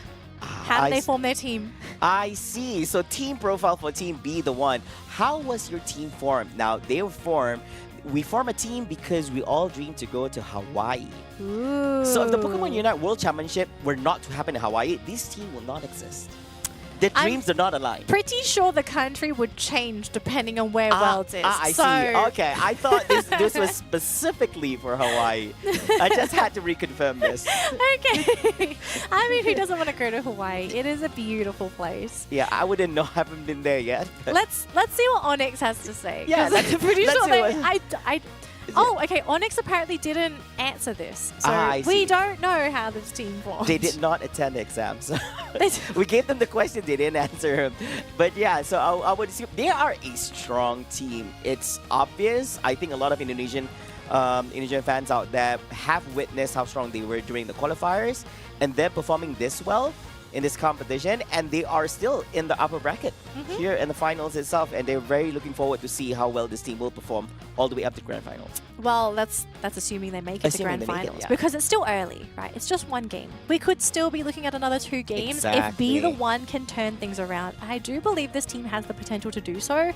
It's just after that first game, they definitely had a very delicate draft, and I do think they can fix this going into game number 2, because they've survived thus far, right? They survived the upper bracket gauntlet, and they can definitely do it again. But very quickly though, Dated, the support player for Be The One. Lots of Hooper for him today, a little bit of Blissey as well. I want to know, are we going to continue seeing any of these Pokemon for Dated? Because he played Eldegoss in that previous matchup. He did, yeah. I don't want to, probably he just have quite a big pull for himself to actually play. It's that flexible to actually play out a numerous amount of support Pokemon. Sableye, let's go. Not a healer. I remember there was the Sableye Hoopa ban, because usually those are a 2 different breed of support Pokemons here compared to what the others has to offer. It's more towards giving shields, giving healing. Sure. Oh, we're going to be doing a support comparison. For Dragons, he also likes the Hooper, so a bit of a share between the 2 teams, but we do see some Eldegoss here for Dragons. I remember Dragons was one of the lookout player lists. I remember him in particular because he played some really nasty Clefable games earlier this year. He played really, really great Clefable. I don't know if we're going to be seeing his Clefable again today, just because, again, not really part of the meta. Like, the healing output for Clefable, it's still there, but not as absurd as it was back in the day. I think last time it was #1 was during the ACL segment. Yeah, pretty much. And it was the go-to support. If you didn't pick Clefable, you had to pick Hooper or Blissey. Yeah, exactly. Like the only options. Like, Blissey is like rank 2, and then you play Hooper, which is a different support altogether. Yeah, it's always been like a Hooper Clefable battle. It was a pretty big battle between those 3 supports. Yeah, it's either that or Clefable gets banned. It's as simple as that. And nobody wants to run the Delphox as a counter to Clefable games anyways. Other things. No disrespect to Delphox, because Delphox is actually not too bad now. Yeah. It's actually a pretty decent Pokemon. I kind of feel like Delphox needs a little bit more attention, or it should be given more attention, because I think it was given a little bit today. A little. I want to see some more. Yeah. I think it deserves some more. I mean, even the devs said so, right? With the latest update, they were just like, oh, maybe a little bit too much Delphox. Gonna have to tone things down a little bit, even though we barely saw it before the patch update, which I thought was a little bit crazy, but I mean, they obviously have a theory behind all of these, the choices to either go for the nerfs and bans, the nerfs and buffs, with Tyranitar being maybe slightly, tiny bit overly smidge buffed. Bit I too think it much. was okay. I think it was okay. We do see T-Tar being there during some of the drafts we saw for today. I mean, look, I Back saw then, I even saw in one ACL, game. we don't see any T-Tars being played out. Hey, we did, remember? No, not as much as what we see now as Okay, there was fly buffs. Yeah, of Compare- course, I okay. do see that like before this, it was super niche. Let's admit Very it was niche. super niche, very Yes. niche. The, Yeah, the one time we saw it was, I think it was loading against Yes. another team, and they ended up with a Tyranitar Metagross matchup in the top lane, which was Oh, actually that insane. one. I loved watching that. I need to go back and watch it again. But bans. We have Mimikyu, we have Leafeon, we again, have Gyarados. same one. Gyarados What's ban. this last ban here for Onyx? It's Hooper. So no Hooper. So somebody is going to get first dibs on the Blissey. And is it going to be the one? Oof. Let's see. Tyranitar! Oh, it's a T-Tar Yo. first pick. That's... Okay, I do have some reservations about this because every time you pick a Pokemon first, you are basically telling your opponents, here's our first pick. If it's a Pokemon like Tyranitar that does require some setup, Yes. you now have 5 picks to counter this Tyranitar. Exactly. So yes, it's a strong Pokemon, but Onyx, I mean, look at the way that they're drafting already. They're saying we're going to pick Pokemon that are just going to kite the Tyranitar. You won't be able to touch us. You don't want to go have a frontal battle together with T-Tar, so you want to have But Dated is about to be given the Blissey. so more sustain for this T-Tar. Not just Yeah. the sustain. Yeah, it's gonna be insane. Helping Hand Safeguard was buffed. Yeah. So there is an opportunity here if they really wanted to go all in with just a massive Tyranitar. You play the ultra buff Tyranitar and you just fight into him. But the fact that Metagross is being highlighted by Onyx like this, why did we see these two Pokemon? Okay, they go back to Buzzwole. No, they're going with Buzzwole. That's a Buzzwole matchup. Yeah, okay. So I do like the Buzzwole too, because Buzzwole is really great at isolating Pokemon. Yeah, and again, displacement. just disrupting Pokemon, which you can tell right now, it's either going to have to be the Trevenant or the Tyranitar that you need to focus as Buzzwole. Yeah, that's true as well. And I think this kind of displacement coming up Buzzwole will definitely benefit them. You pair that up together with the Cameron, with the Delphox. That's just the right ways for you to actually tackle on this T-Tar in this game, together with the Trevenant as well. So They are going with Dragon? the Venusaur as well as the Espeon here for the side of Be the One. As for Dragons, yeah. Is it Eldegoss? He has played this. He did play this recently, so I probably can- just running it again. I think I can sort of go with this as well, because Eldegoss can also cause issues for the Tyranitar. You got the slow, you've got the Cotton Cloud Crash. That can also be a great way to disengage a Tyranitar because of the pushback, the healing as well. I can see this work. I think this echoes back to the earlier conversation. Because of having such an opening with the T-Tar, you are thinking of ways on how to tackle this particular Pokemon. Because we've seen... This is the cer- focal point of Be Exactly. the One's draft right now. Yeah, we've seen scenarios where we saw the first game of the day, first series of the day, where T-Tar, when given the space, when given the levels, it's a force to be reckoned with. He's a monster. It's a monster, yeah. He's a Legit, monster. it's like, yeah, not an overstatement at all. No. Trust us on this. Yeah, Yes. he is very fearsome. So, I mean, look, if Onyx can beat the Tyranitar here, that would be a pretty big statement to say that, like, we're going to give you the major Pokemon from this update. Mhm. We have solutions. We Yeah, know how to that's play solutions. against this. But at the same time, we do need to sort of consider for Be the One, do they have enough support for this Tyranitar before the final stretch, right? Because the whole point of Tyranitar, the first 8 minutes for him is so important. You Space. want those levels. You I want need space. space. Feed him. Make him big. Give him those levels. And just turn him into a force to be reckoned with for the late game. Because I feel like if he outscales everything Onyx has going into that late game, I don't think it matters how much control you have. So yeah, so they are actually leading up the Crab to Central. the top lane. Yeah. Woo-hoo-hoo, grid. So Crab going on the central area over here. We do see EB for 2, and together with yet another here on the side of Be the One is at the bottom segment. Inside, I do wonder what this Bulbasaur is going to be running. Is he going to go on the front lines, or he's going to be playing Solar Beam instead for himself to actually provide a little bit of safe space during engagements? You do have front line, you do have the Trevenant, you do have the T-Tar as well. Do you really need a non-Solar Beam? I feel like you you might be running Solar Beam because he didn't have the Rapid Fire Scarf, and that is like one of the main components for the Petal Dance, right? So maybe just that ranged backline attacker along with the Espeon. Have your Tyranitar sitting in the front lines, him to create space, and then your backline attackers, your Espeon bouncing around with the stored power, and then the Solar Beams to come on through if the Tyranitar can lock anyone down. I mean, that seems to be the most logical sort of composition here. Now, look at Larvitar almost getting caught. We'll be able to zip on out of there, thankfully. So no knockout yet. But you can see Onyx, like they are pushing this Larvitar lane. Oh yeah, most definitely. So they're focusing here on the top path. The Larvitar is already a Pupitar here at this point. It's all about basically just surviving as long as possible, getting as much experience as you can, and getting into that Tyranitar form. And of course, dominate all this. Meanwhile, we do see Cramerton back to the central area, getting a little bit of experience together with the Espeon, the Blissey, and the Eldegoss, waiting for the wild Pokemon, the Altera family, to appear here on the central segment. 6 to 7. I think this is the closest we've seen so far. And there's not much so far. It's so little. There's not much to be considered, I would say. It would be great if we actually have a look at the central area here. That's where the next action is happening. But I do feel that all the wild Pokemon has already been cleared by the time we reach here. Oh, they do slow down the Espeon, but just not enough. Unfortunately for Jinkies, like you just don't have the lockdown to really keep them in place with the Scald. So again, very defensive play. Look, I don't blame them. I don't think anyone can blame them. Like, you gotta get rid of that Tyranitar. But Pupitar doing a fantastic job with levels and just always playing in a position where he's just never getting caught, right? That's the dream.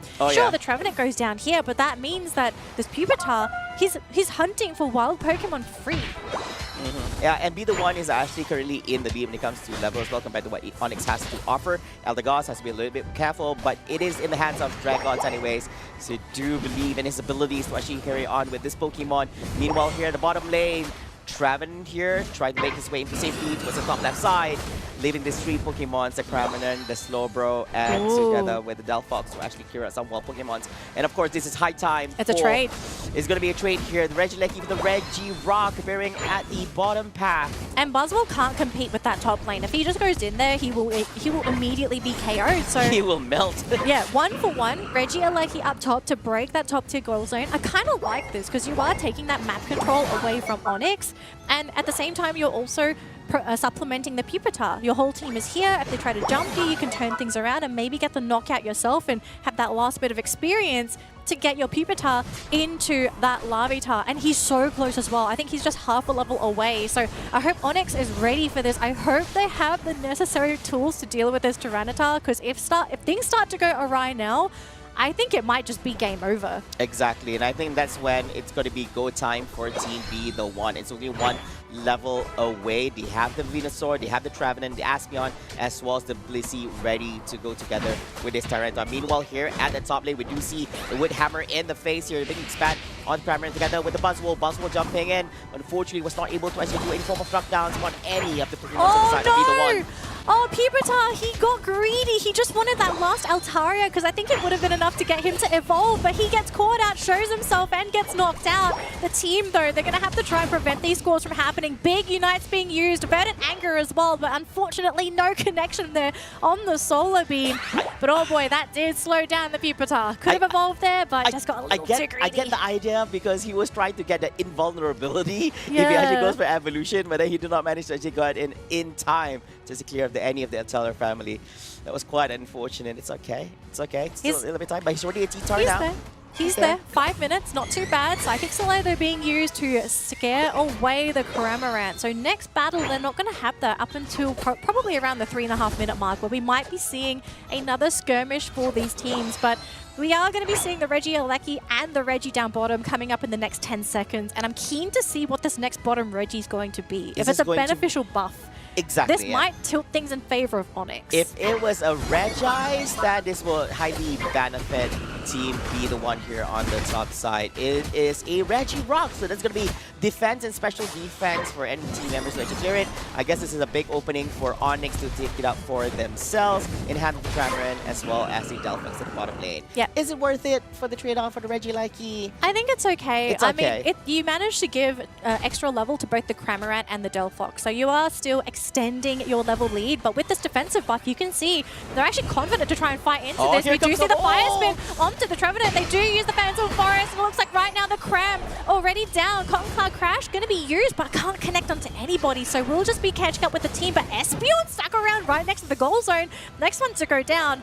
I'm going to be real, that was a really messy fight. That was a little bit off position for the Espeon to be just there. By the time he realized that he messed up over there, all Zim has already made their way to safety. Meanwhile, this creates an opening for Buzzwole to score a huge 40 there at the top goalpost from the side of Team Be The One, making the score 103 for Be The One and 185 to Team Onyx. Yep, the game is still within reach, however, for Be The One, just behind by a mere 82 points. And I say mere because that's not a lot in a game of Pokémon Unite. At all. It feels that Onyx has to be careful as well because Be The One, they can score even without the presence of Rayquaza and still make it a win in the last 2-minute segment. Yep, everyone is in the bottom lane here for Onyx, but look at this Be The One. They've got 3 Pokemon in that top lane, maybe trying to bully this Buzzwole out of that lane.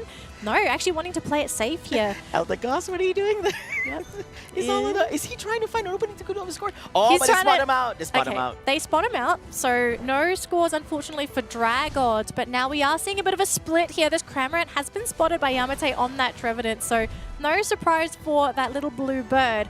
But with 45 seconds to go here, Flava, we are reaching the point of no return for these teams. Onyx just needs to win this next team fight at the Ray to secure this game. But Be The One, they have the Tyranitar. They need to bring this late, and they need to push this Pokemon to its maximum potential to get that game 3. I think no one can actually let up this Regieleki because any team that actually gets this, the opposing team has to fan it off for any possible scoring coming from their opponents. But I'm guessing they're all gonna disengage from that encounter and getting themselves ready for the big fight here for Rayquaza. And of course, the burden is going to be in the hands of Be The One as they're lacking points here in overtaking Onyx. It's not a big gap, it's only 82 points separating between them, siding more towards Onyx side at this current moment, meaning that all they have to do is fan up the team members will be the ones to do any form of scoring or even get their hands on that Rayquaza. The game is pretty even, just a slight level difference between the two supports of these two teams, but you can see here, level 13 for all of the core Pokemon for Be The One, so they are ready to rumble.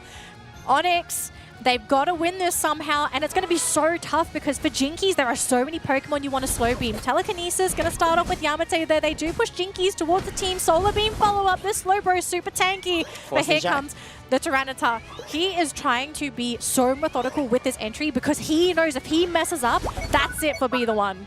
Oh yeah, he's still waiting for his entry as well. Now he's really at the front lines look together at the with Cramorant, the wrap around from the Cram. What's he thinking? Does he want to come in from the back lines and go for the Gatling goal? This is crazy. This is a big sandwich coming up from the side of Team Onyx here. They are in position. What's going to do? Oh, they got a hold of the Cramorant here. That's going to be a big loss here for Team Onyx. Probably a wrong approach here to how this team fight should be. Here comes the entry from the team. The Trevenant! Oh my god, the 3-man pull trying to get the ball off of the Rayquaza, but Tyranitar, there's the slow beam, the support is there, they do have the eggs.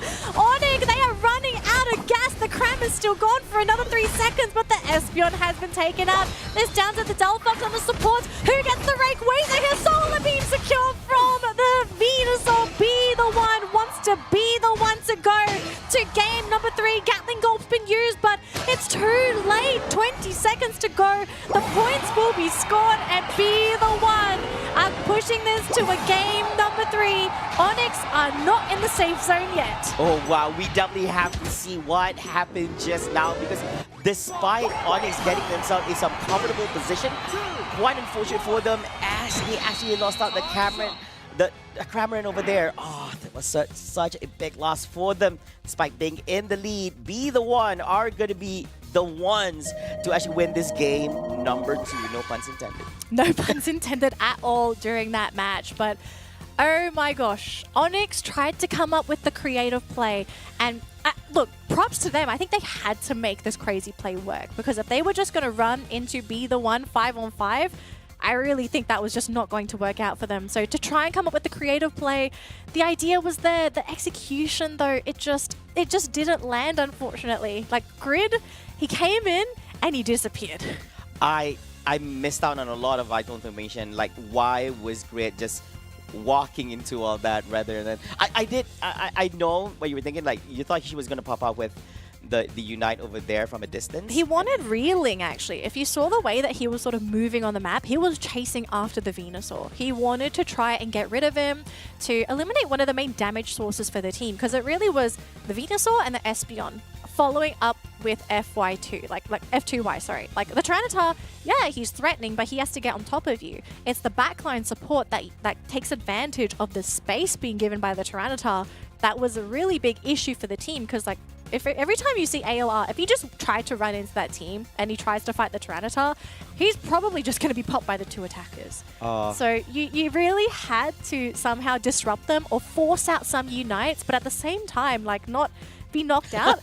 Which look, Grid Is forced Grid out the the guy to psychic force the Soleil, Unite? Yeah. but he was on the Is he receiving the right guy end. to force the Unite, though? Yeah. I don't think she'd be sending that guy in. Anyways, it could have been Dragons. It could have been F Jinkies. Anyways, but yeah, I think that was quite a painful pill to swallow, because Onyx, they were in the lead. They were having such a good hold, great positioning. Quite unfortunately, the main decider for the match had to be the Rayquaza pit engagement over there. Be the one securing that Rayquaza.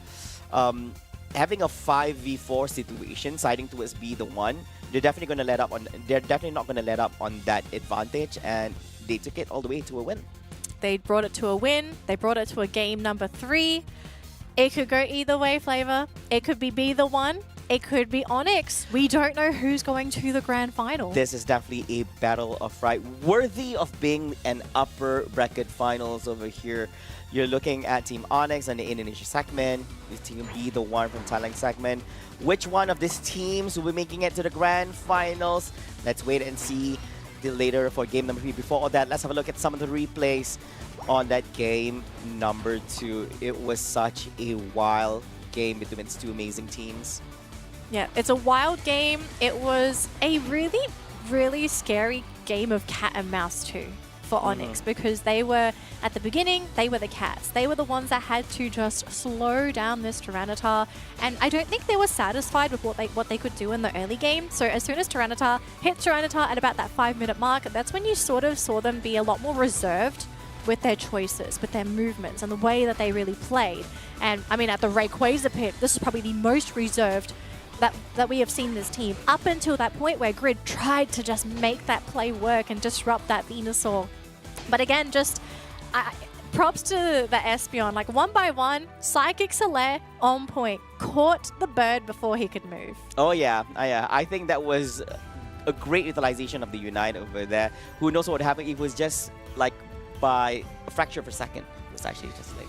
It was so fast. You saw him go in and it was like, oh, okay, Psychic Soleil, up, he's pushed away, up, he's gone. So, I mean, this is just how the game is for Unite when you hit that late game. Like, any small mistake, whether it be a small one or a large one, someone's going to take advantage of that. Most definitely as well. And of course, if your main course actually gets picked off during that segment of the game, and it's going to be a very, very long cooldown as well. You're away for almost 25 seconds, I think. 25 seconds. Some of them, you're away for almost half of a minute as well, depending on how high your level is.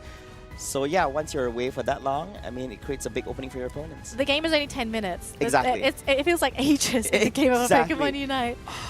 So we do need to get ready for this game number 3. I'm pretty sure the teams are all just sort of talking amongst themselves. So we're going to give them a bit of a minute before we jump into this draft. But ALR, he has played Gyarados and he has played Buzzball in this matchup. Now, I'm genuinely curious to know your opinion here, Flava. Do you prefer ALR to play a scaling top lane, Or do you fancy his utility top lane a little bit more? Because we saw both play styles so far. Yeah, but I think that he is that flexible. He's able to actually play out both well now. But I think that he does a little bit better on scaling. I've seen on his previous matches as well. He just does that way better. And he plays it even more, actually. Yeah. So I think that's why I do favor scaling, I guess. I wonder if Onyx are going to be able to take the Tyranitar for themselves. That would be pretty crazy to see ALR just stomp around as that big Tyranitar. I think it suits his style of play. He plays Gyarados, Yes, right? he plays Gyarados. He plays a great Gyarados, so to see him play Tyranitar, that would be interesting, assuming it goes through bans, because we do have a banning phase If to they worry even about. decide to want to take Tyranitar in the first place as well. Yeah, because Onyx, I do want to just quickly remind folks as well, because Onyx lost that series, they do have the option to choose if they want first pick or the last pick. So I am keen to see what their choice is going to be. But F2Y. Thoughts on F2Y actually? Are you a fan of what we kind of saw here with his Tyranitar?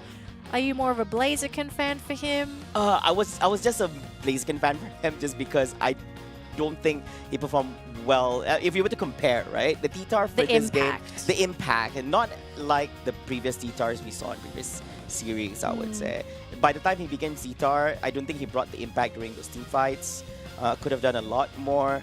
But I don't blame him at the same time as well, because it was not easy for him to actually go to the front line as well. I mean, it hurts a lot. So it's not that easy for him to actually go in with all that opening coming from his side. Yeah, but I definitely see a much better play for the Blaziken. But the difference is not that big, because they didn't really have a really good game one anyways. Yeah, game number 1 was pretty rough for the team, but we do see him shine in game number 2. And maybe we see him shine in game number 3 as well, because game 3... it is upon us. We are getting ready to jump into the draft. For everyone that is cheering for your teams, let them know in the chat they do want to have that support. Sometimes that little bit of extra support really just pushes them through some of these games, because both teams are in a very stressful situation. Sure, they're in the upper bracket. You know, if they win, great. If they don't, they might go to the lower bracket, but sometimes they need that motivational support from you guys to sort of push them through. So let them know that you're supporting them, whether you're watching on YouTube or on Twitch. Let them know they do sometimes watch these broadcasts back, and they do like seeing some of this support come on through. Yeah, it really helps as well. And especially with the amount of pressure when the opponent has more supporters compared to you do, it adds on even more pressure as well. Your voice matters as a community, right? And of course, very excited. It's a very electrifying moment over here, because this one game will decide which one of these two teams will be the first to the grand finals. And having an advantage by being the upper bracket finalist is that you only require to actually one best of 3 series compared to the lower bracket winner, which are required to win the first best of 3 series. 2 best of 3s. Exactly, at the grand finals, and force a grand finals reset. It's a lot. It's a lot, yeah. It's a lot to ask for. Might as well just get there now. Yeah, get there now. Get there now. Have your dinner. You relax. Exactly. You know? Just get ready. But the draft is ready, folks. Game number 3 for the upper bracket final. Let's jump in. Let's see what's on the table. And let's see what's off the table. I want to see, are we going to start seeing some player respect bans? Because, of course, we are seeing a lot of meta bans, but I do think at some point we kind of have to ban certain Pokemon from players, because they are the issue. Now, speaking of issues, Hooper was an issue, taken out of the pool. Makes sense. Don't want to deal with the mobility. Cramorant ban. Okay. Okay. Okay. So Onyx banned Cramorant. Maybe they don't want to deal with the Cram. Okay. We saw. I think this is the second Cram ban today. Yes. Yeah, it was the second. Tyranitar still in the pool, and Onyx have first pick. Be the one doesn't want to deal with Gyarados anymore. So what's the plan? Is Onyx taking Tyranitar now, or do they take a support? They get the Trevenant. You know what? I agree with this. If you're going to get a first pick, it's either Tyranitar or Trevenant. Yeah, I think this is great. Of course, this could be the opening Tyranitar for the side of Be The One. And it's paired with the Blissey too. Exactly. Now, this is going to be a big monster. Ooh. Okay. Like, if you watch any monster series, there's no such thing as a Blissey providing any form of support. Like, imagine that plus with the Blissey. I actually think instead of banning the Cram, I probably would have banned the Blissey instead, because Blissey is such a great enabling support for a Pokemon like Tyranitar.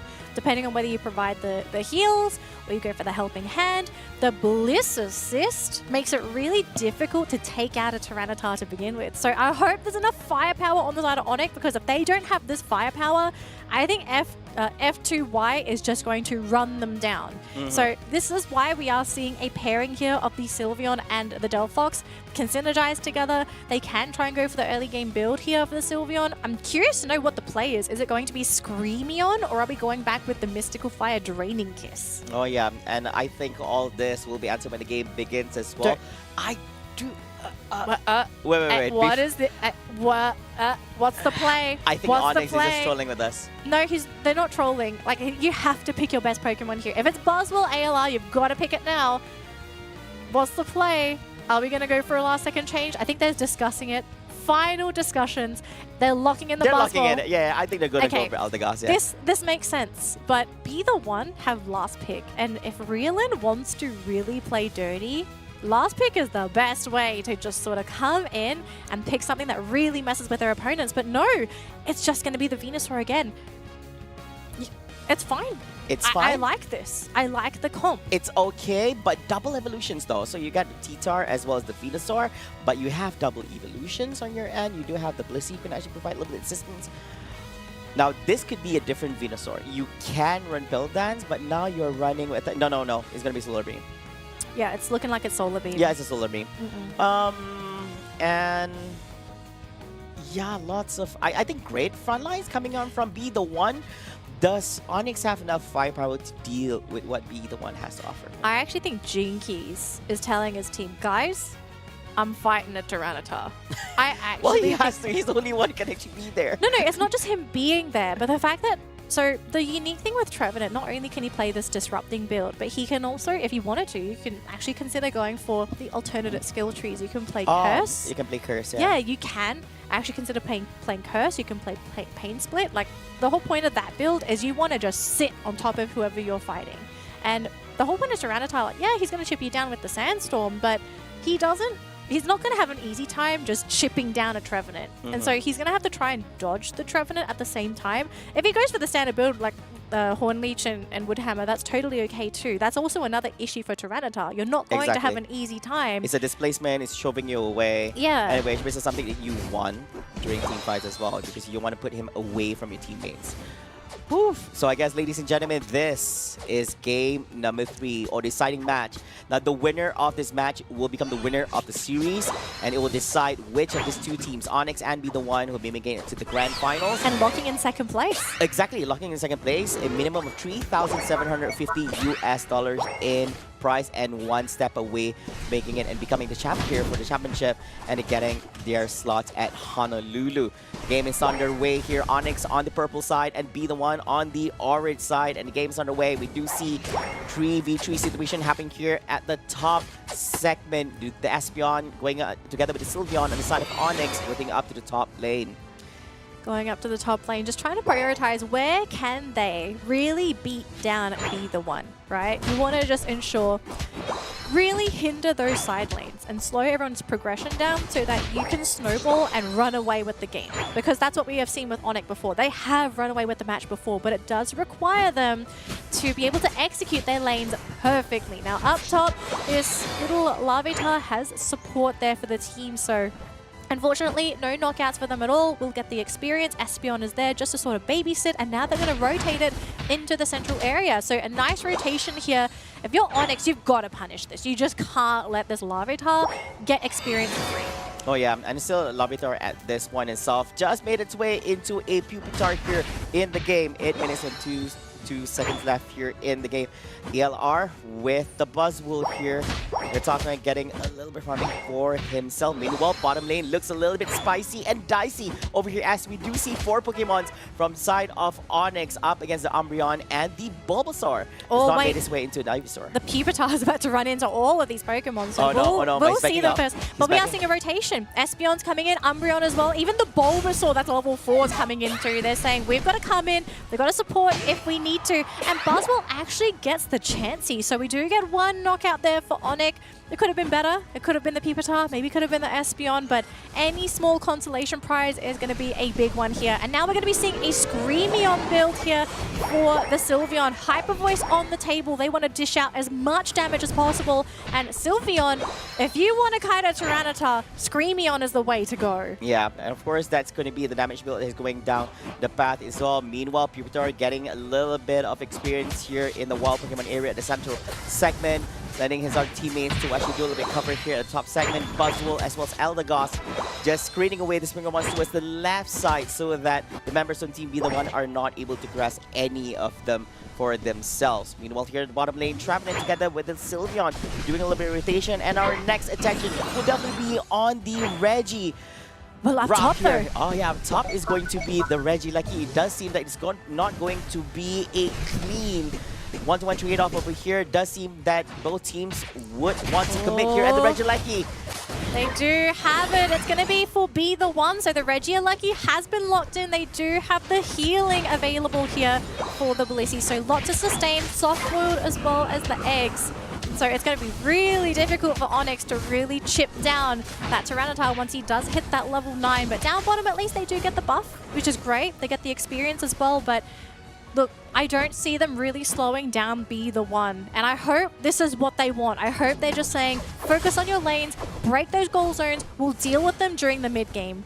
Oh yeah, because they're not going to show their visits anytime soon unless we start invading towards the right side of the map here. Meanwhile, here at the top, the ALR just having the map himself. Bottom lane is the place to be, as we do see constant pressure here from the side of Team Onyx.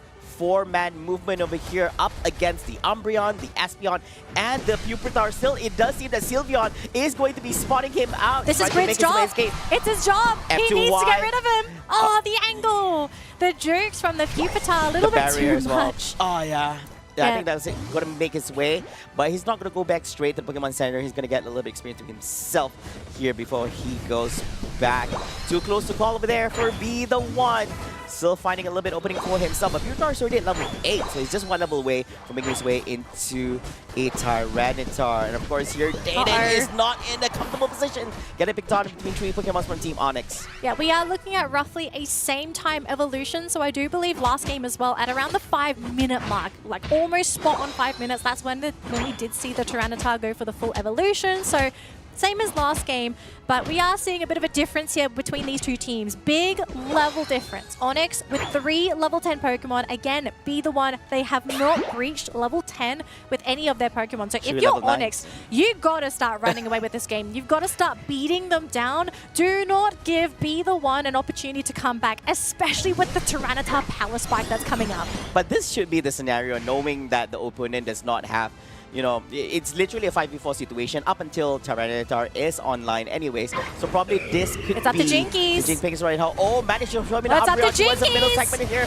Still surviving, still has the shields. Commit with the Unite as well. Is it going to be enough? Charging through from behind is going to be the Blissey over here. Oh, the fireworks! Oh, that was going to be a huge one here from the side of Team Onyx. They managed to get 3 knockouts over here, losing at the Espeon, the Tyranitar, and the Blissey. But of course, it's not empty-handed. It's a 3-to-1 trade-off. This is what you need as Onyx. They could not afford to lose that fight. And I love the way that they played that through. Even though they had Tyranitar coming in and the Umbreon land on top of them, they managed to zone themselves out of there. The fireworks playing such a big factor because the Tyranitar, after you've gone for the initial jump, any kind of slow is going to prevent him from really getting on top of those targets. Now, unfortunately, Regice will go in their favor, so they get a bump of experience, no attack or defensive bonus. That is the only really good thing that's coming out of this. Yeah, I think it was just insane. Sylveon is able to actually hold his ground up against 4 Pokemons at the bottom segment over there, up against the Regice, which is just insane. The Venusaur getting pinned down here in the hands. This is what they need. Buzzwole make that too as Espeon goes down as well. Oh, that's going to be a 3 knockout as I make it 4 now. They've opened up the floodgates. Even the main home pad is now exposed. So if Onyx want to go for those sneaky home-based back caps, they absolutely can.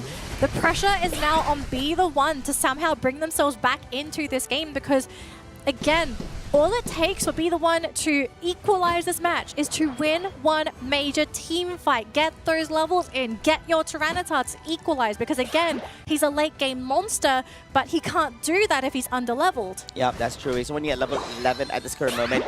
Venusaur at level 12 here, but you're looking at double level 13s on the side of Team Onyx. You have the Delphox and the Buzzwole, and that is definitely not a good sign. Be The One, lowest 2 levels, Umbreon and the Blissey at level 10 here. So basically they need to do a little bit of catching up. There's 20 more seconds left before this Rayquaza appears at the central area. So how is Team Be The One going to approach this, as there's quite a big gap amongst them? 275 against 12. That's 263 point gap. So they need a lot of points to be done upon the faces of Onyx to actually make this into a win. Yep, Tyranitar, he has hidden himself, so Onyx don't know where he was, and I am glad he did go back home to reposition with his team. If he tried to go for that cheeky little back cap, he's got too many points to make that happen, especially with the Buzzwole around. So now we are looking at a 5v5 here. It's going to come down to the catch. Who catches who first? Is it going to be The One to start with the initiation, or is Onyx going to have the upper hand? Oh, they caught the Umbreon here, but does not have enough follow-ups to actually knock him out fast enough before he disengaged to the right side of the map. Rayquaza does not look happy over here. He knows that some heated action is about to happen anytime soon. Venusaur holding on to that bottom goalpost just in case this Sylveon gets a little bit naughty. And he will. No, he needs to touch the goalpost just a little bit. But he's going to the back up here, trying to catch this Venusaur off guard. We're Rayquaza. He's almost at half health, and actually we are going to be seeing the start of a battle there. Both of the frontliners on the side of Be The One were caught in the back lines, though. As you can see, we are seeing a whole lot of problems here for these backline attackers. Espeon having to run away from a Trevenant in the front, though. It looks like the Blissey has no support, is not near the team, and the Bliss Assist is on cooldown. The Tyranitar all alone. The support is needed, but here comes the Espeon, the damage dealer. Be the front line is down. It's just the Espeon. The Umbreon is separated from his teammates as well. Gotta stay away from that Sylveon. But with 30 seconds to go and with 15 seconds with no Tyranitar, I don't know if Be The One can do it. I don't think they have enough time over here. 25 seconds on the clock. They have to run down the Rayquaza, go through 4 of the Pokemons inside. 50 points. Going for inside. Up, is that The going to Solomon misses! Oh no, it's too short! That makes it 275 points for Team Onyx over here. And of course, Mean Look holding Sylveon in position, but there's no dash from behind. Instead, it is going to be the Umbreon getting down here in the hands of the Sylveon.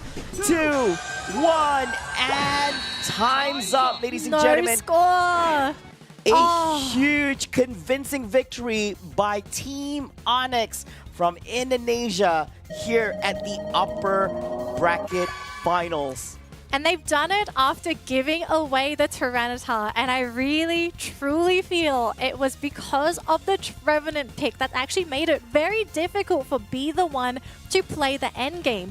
Yes, you have an Umbreon. Sure, you have the Midnight Prance. That can be a great move to start these fights, but you don't have that ease of execution like a Trevenant. You have the Horn Leech, you have the Wood Hammer. You also have access to the Phantom Forest, whereas for Umbreon, you have to get so close to start these battles. And when the battle did eventually start, you saw in the backlines this Espeon being dove by a Trevenant. Like, if your backline attackers are not being protected by the frontliners, you know something has gone wrong. Exactly. And on top of all that as well, they had... It's a dream come true approach because they went straight on for the Venusaur. We do see Sylveon rooting to the bag and just catching on the Venusaur first. And later on, I think it actually went for the... was it the Blissey or the Umbreon? But after all that, the thing is, you have a T-Tar, but your backliners are all gone. So basically, you're just stuck there at the front lines with no one providing you any form of support. Yeah, that like Tyranitar is huge. Okay, let's not ignore the fact that Tyranitar is a popular Pokemon right now for a good reason. But he can't carry a game on his shoulders. It's a team game, and so without reeling in 1x1, I really feel like F2Y just sort of was just busy chasing everybody. They didn't have the best lockdown when you didn't have your attackers to follow through. If Yamete also wasn't in the front lines to provide the extra disables, I'm kind of thinking in this matchup, like, would it have helped if they maybe swapped out the Umbreon for a different kind of defender that would give them more openings? Like, would it have made more sense to maybe pick up that Blastoise with the Surf Hydro Pump? You would have the Hydro Typhoon, but also can use that Surf, or maybe even the Snorlax. Like, just have somebody that hard goes in for the team to frontline and initiate. Don't leave it all up to the Tyranitar. Oh yeah, the Tyranitar's approach is that everybody's just ignoring him and just going around him instead, just catching everybody else, and then we'll deal with you later. That is the whole idea, and I think it was well executed from the side of Team Onyx, although they did drop one game here in game number 2, but they're not going to repeat their mistakes again. And they learned from their mistake really quick. Yeah, and of course it was such a thrilling upper bracket finals, most definitely over here between Team Be The One and Team Onyx. Ladies and gentlemen, let's have a look at some of the highlights on that game number 3. Oh man, Onyx, they worked hard and they proved that they are second place in Indonesia for a reason. It wasn't based on luck. It wasn't based on them just picking one strong Pokemon. This is an amazingly strong team that is showing a lot of internal coordination that is rivaling some of the teams that even actually already qualify for Worlds. So super excited to see what these guys are going to bring to the table in the grand final, as they are our first grand finalist. But this is not the last time we're going to be seeing Be The One. They are still going to be playing, but they're going to be in that lower bracket, really showing signs of life. I do feel like this team, you just got to give them a little bit more time to fully sync up and maybe sort of figure out some of these hiccups in their draft. I think they can come back in the grand final. Yeah, most definitely. I think just by looking at it, they have definitely deserved that spot here, being the upper bracket finalists. They could have had the shortest route to the grand finals. Unfortunately, they got knocked down by their opponents over here, but there is an opportunity for them to actually make their way to grand finals by winning the lower bracket segment up against here at the lower bracket finals in a single best of 3 series. I mean, the lower bracket finals, it is going to be coming up right up next, so no time to rest for Be The One. They've got to go right into it. And immediately after, if, exactly, like for any team, it's just them or their opponents, will just have to go straight to grand finals. Yeah, and I think we're all kind of wondering, who is their opponent? Because while that match was happening, we were also playing the lower bracket matchup. So the winner of that game is going to be playing the lower bracket semifinals. The winner of that is going to be playing right now in the lower bracket final. Super excited to see what that matchup is. But before that, though, we do need to do our fun drawing with us segment to sort of break down what happened in the end of that battle, because it wasn't just a case of like just go in and win, right? Exactly. There was a lot that was happening all across the screen. We had things happening in the top lane. We had things happening in the bottom lane. We are going to have to try and find the clip here. So we do have this clip. So very quickly, let's have a look at the positioning for these teams on the map. So as you can see, everyone on Be The One was occupying the top side of the map. And then on the bottom side, you had the rest of Onyx. So both of these teams, they were in position, ready to support each other whenever ready. It was a case of just fishing out the initiation. Who was going to get caught? Who was going to be, I guess, baited? And things were incredibly messy. Like up top, there was a Phantom Forest, Espeon was caught, and then the front liners on the other side were down towards the bottom. Tyranitar was there with the Umbreon, but all the attackers were towards the front liners of Onyx. Like, it was a incredibly chaotic battle. Like, Psychic Solaire had to be used so that Espeon didn't immediately get knocked out. Yeah. It was not an easy fight at all. He had to commit. If not, then he would just go down without utilizing his Unite. And then they did try to come in, but I mean, like, for the Blissey, right? Already used your Unite. Your team is not with you. Supports also need to be supported. Crazy enough as I'm saying this, but I feel like for Be The One, like their lineup, if they had supported Dated, if the Umbreon was there or the Tyranitar was there, if you could keep your Blissey, the fight could have kept going. I actually think they would have still been able to keep this Tyranitar healthy enough to threaten Onyx. But because you've lost your support, now you've got the Tyranitar incredibly low, only had an Espeon there for support. The Umbreon was running away because they wanted to try and go for the reset. There is only so much you can do, especially with the fact that Kurov, half health, was happy to support the team, blew up the Tyranitar. What can 1x1 do? You're just an Espeon. Exactly, and it's a very tough situation as well. And feels bad to become a Tyranitar in this game because while all that is happening, while we're actually paying attention to the top segment of Rayquaza pit, Tyranitar was being completely ignored by everyone. He was just there, all alone while all that is happening on the tech segment. By this time, you do see the other Pokemon just rotating to the bottom side.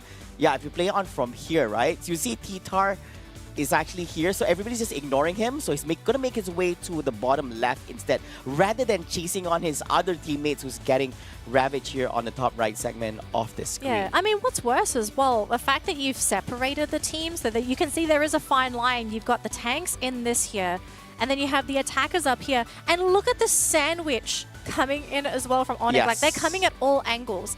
I mean, as much as you have your Tyranitar in that bottom section, how do you provide support that far in the back lines? You can't. Like, you can't zone out Grid or Jinkies because they're stuck on the other side. If you see here, Venusaur is actually pushed all the way, like a few seconds before this particular frame. Venusaur is actually just on the right segment, but Sylveon pushed it up all the way to the top, away from the whole team fight. Yeah, so they were prioritizing on this Venusaur because there's no cover from him. If you're able to actually get behind him, it should be easy to actually clear him down as he's going for the Solar Beam build anyways. Yeah. So he does not have the mobility. If it does have any X speed, by the time it runs out, it doesn't have any form of escape because he doesn't have much mobility to begin with if he doesn't have Petal Dance. Yeah, and I mean, we also saw like Tyranitar tried to take down the Trevenant because they identified the Trevenant as an issue, but so little health as well. No, there was a reason for that because he was the only person he could jump on. Yeah, he could jump on because there was nobody else there. He had to wait until somebody was within his vicinity for him to do something about it. Yeah, so at this segment, you see T-Tar is walking from there all the way to the side. He's like chasing people.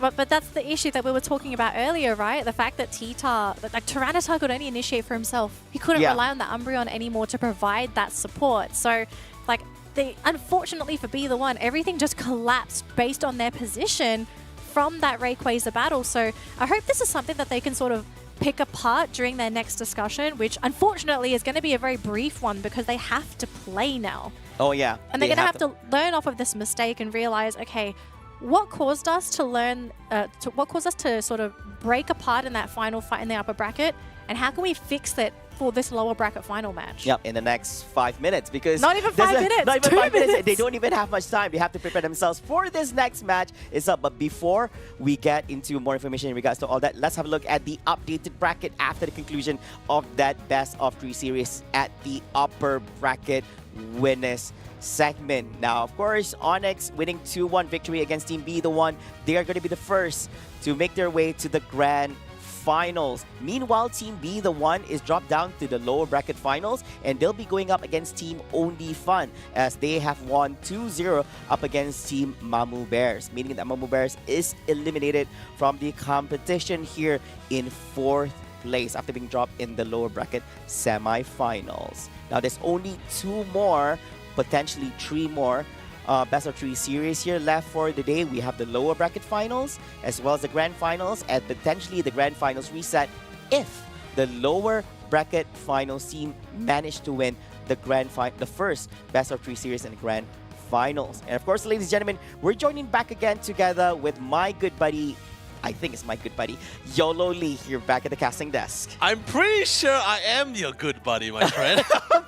If not, I just had to make sure. If not, I'm not too sure. But of course, in the great words of Danelie, ladies and gentlemen, or I guess you could say trainers, welcome back once again to our lower bracket finals. We just gone through the upper bracket finals, which is, by the way, hosted by the wonderful Flava and Danelie as you guys walk through it. I was waiting for the wonderful. Just waiting for it. You have always been wonderful, my friend. I don't have to say it out loud, you know. Yeah, that's true. But then again, he is a wonderful player, Professor Flava. Oh, magical! I like how your hand suddenly transferred to the other side. But by the way, can you pass me my bibule?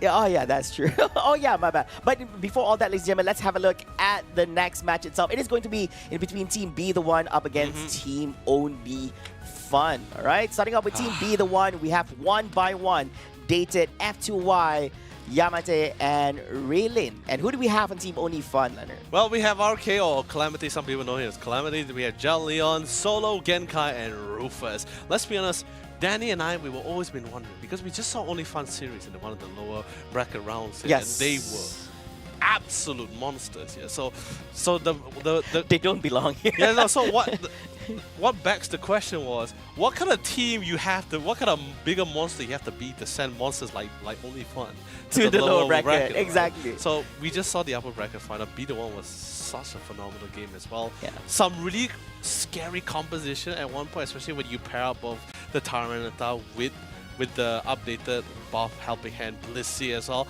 A lot of sustain, a lot of recovery support to play alongside with the Tyranitar. And also with the bonus buff from the Helping Hand, which is bonus attack. Attack assist as well. Fantastic on the hands of Tyranitar here. Oh, yeah. But speaking of which, this is going to be the team profile for Be the One. Can they be the one to go to Honolulu? We'll see if they're all able to get through this lower bracket finals first. So this is going to be their stats. And of course, for those who have just joined us, this is the accumulated stats from the upper bracket and I guess you say their first lower bracket run here. Oh, in yeah. total. So the thing is, interesting enough, like what you mentioned just now, both of them are monsters. We've seen how they played off in the lower bracket segment. Be the One, yes, we had the opportunity to actually witness how they played out when they went up against Onyx just a while ago in the upper bracket finals. And very curious what they have to offer here in the lower bracket, because unfortunately they were dropped down 1-2 up against Onyx. And yeah, and this could be the revenge match that that they're looking for over here against Be the One, because they got dropped 2-0 in the upper bracket, round number 2. Yeah, so it's definitely a revenge match over here. Yeah. I mean, of course, they are coming in fury. Of course, if they do succeed, if Be the One do succeed, then they can have their grudge match against the very team that sent it down. So everybody has grudges everywhere. Yeah, it's just a matter of who's going to be able to have their grudges met or answered. Who's going to get the revenge first? It's like, hey, I need to settle with that guy, but I need to settle with you first. True, but of course, starting with Only Fun here, I think they are the only team so far who was, like, of course, compared with Be the One, who was still able to stick with the more traditional options here. I mean, their Scyther was still relatively recent, especially after 2 patches buffed before. But in the end, they're coming in with Umbreon, still one of the few go-to picks as well, 75%. But at the same time, it's something you just can't forgo. She's great as a defender, focus. Great. I guess you could say when you're selecting the Umbreon first, it sends a lot, it sends quite the waves, right? That kind of message there. So, hey, you want to pick Speedsters? I don't think so. I don't think you want to do that. But like, they favor Umbreons. This is a top first pick. It's one of those few, my favorite, like one of those few picks where when you select it, it sends a lot. It just tells them indirectly, like, I don't think you want to do that. I mean, exactly. If you do that, it's going to be quite challenging for you. And I think most teams will also the same time be like, yeah, okay, Speedsters off the books now. Let's just stick to see what other Pokemons we can actually bring into the lineups here. Not completely, because it's not that easy as well. If you feel that you can actually run Speedsters up against them, feel free to actually do so, but it's not going to be an easy feat. But of course, Leonard, without wasting any time, we're very swift on this. It does seem that no room for extensive breathing for Team Be the One, and they're going to go straight into this low bracket finals. We're going to start off with the banning phase. I mean, I think this is my most favorite thing. I mean, not the banning phase, but it's my drafting is my most favorite. I thought you just enjoyed the banning phase. That's it. And it's like, okay. I mean, it's always good to see like Leafeon being banned. I feel like this Pokemon needs to really be banned now here. I think there's too many series to be had in today where they let Leafeon through too many times, and I think it's punished really hard for it. And whenever it's being let through, it has always been picked. Yeah, exactly. Yeah, it's always been. It's a priority pick as well. It's just that good. It has, for some reason, was able to escape the patch hammer here. So still so strong, still so good. Under the radar. I feel like, don't look. Seriously, anything that's really majority of the teams have picked Leafeon has really great success with it. Yes, I agree. I mean, more success than non-success, I would say. Not saying success all the way, you know. But yes, you see that the Cramorant and the Tyranitar ban. I mean, the response coming out from Only Fun over here. So draft as follows: Gyarados first pick, and then followed by the Hoopa and the Umbreon. Are we surprised? No, not really. I can tell you this: I'm not surprised at the fact that I will never ever get to cast a Tyranitar game today. Never will I get it. But Leonard will go back home stressed. I'm already stressed. What are you talking about? But still, every time it was a T-Tar game, it's always me and Danny. Yeah, which is totally unfair. But great that they actually bring into the Blaziken. He's just one of those few Pokemons with great scaling, but also at the same time, Unite move is he's not like the rest of the Pokemons that we have in the scene where it's not too restricted with the idea where long cooldowns of the Unite Yes, move. correct. Blaziken doesn't really have that problem. It doesn't apply to him. Yeah, not only does it not apply to this particular Pokemon, but it doesn't apply to solo. He's been doing solo plays, he's been great with the Blaziken, he's been an absolute roll with this Pokemon. Now I'm very concerned, I'm very worried. But then again, seeing the drafting from B to 1, really nice setup playing around with that Gyarados. Just really able to cover the various angles in the sense where like, okay, we need to build up to ensure that we get this magic card, the necessary levels he needs, the countability to get to that Gyarados form. And now, Reelin locking in that Scyther, I believe is definitely going to be the Scyther as well. Something to really to elevate even more that early game process. Oh yeah, this is going to be an interesting one. And only fun, it does look that they are going to be running double defenders here. It's going to be the Blastoise together with the Umbreon for their end. They have the Hoopa support. This is good. Espeon together with the Blaziken on the back line, dealing off some damage over here. Up against Team B, the one, of course, one of the top defenders here. In the current patch itself, we have the Trevenant playing out so well here in most of the games we witnessed so far. Up against the Sylveon, but this time running out this Scyther. Do you wonder whether they want us to run a Scyther or Caesar here for the... Most likely the Scyther. Yeah, most of the time we just see a Scyther anyways. Basically, why you're seeing the Caesar is just like potentially it could be a Caesar. So they couldn't put two pictures. You know, we're working on it, you know? We're working on it. Our AOS professors is doing their best and hardest, you know? I do agree as well. Yeah, of course, F2Y getting his hands on this Gyarados once again. He did manage to play this up before, and let's see if he's able to actually replicate his good game plays on it this time about. And of course he will replicate it. This is like the last chance. It's the lower bracket finals, you know? He got no chance. He got no choice. I mean, sure, maybe, okay, maybe, just maybe, you could potentially give the first game. Because it is still a best of 3 series. But it's the lower bracket Exactly, finals. that's what I'm saying. I'm going to keep emphasizing this because I hate it, right? It's the nature of the competition. Someone has to go forward here. Someone has to go down. Yes, and someone has to go down. I hate that so much. But you know, that's just totally fine because we are only looking for the best to represent at Honolulu, Hawaii. So, ladies and gentlemen, without further ado, this is going to be our first game of our lower bracket final series here between B1 and only Fun. Oh yeah, here we go, ladies and gentlemen.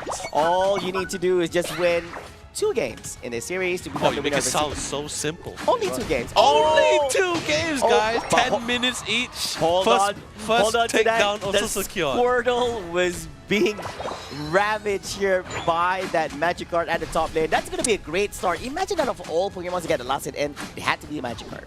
I mean, at the same time, it was also a really good rotation coming in for the Sylveon as well. Yeah.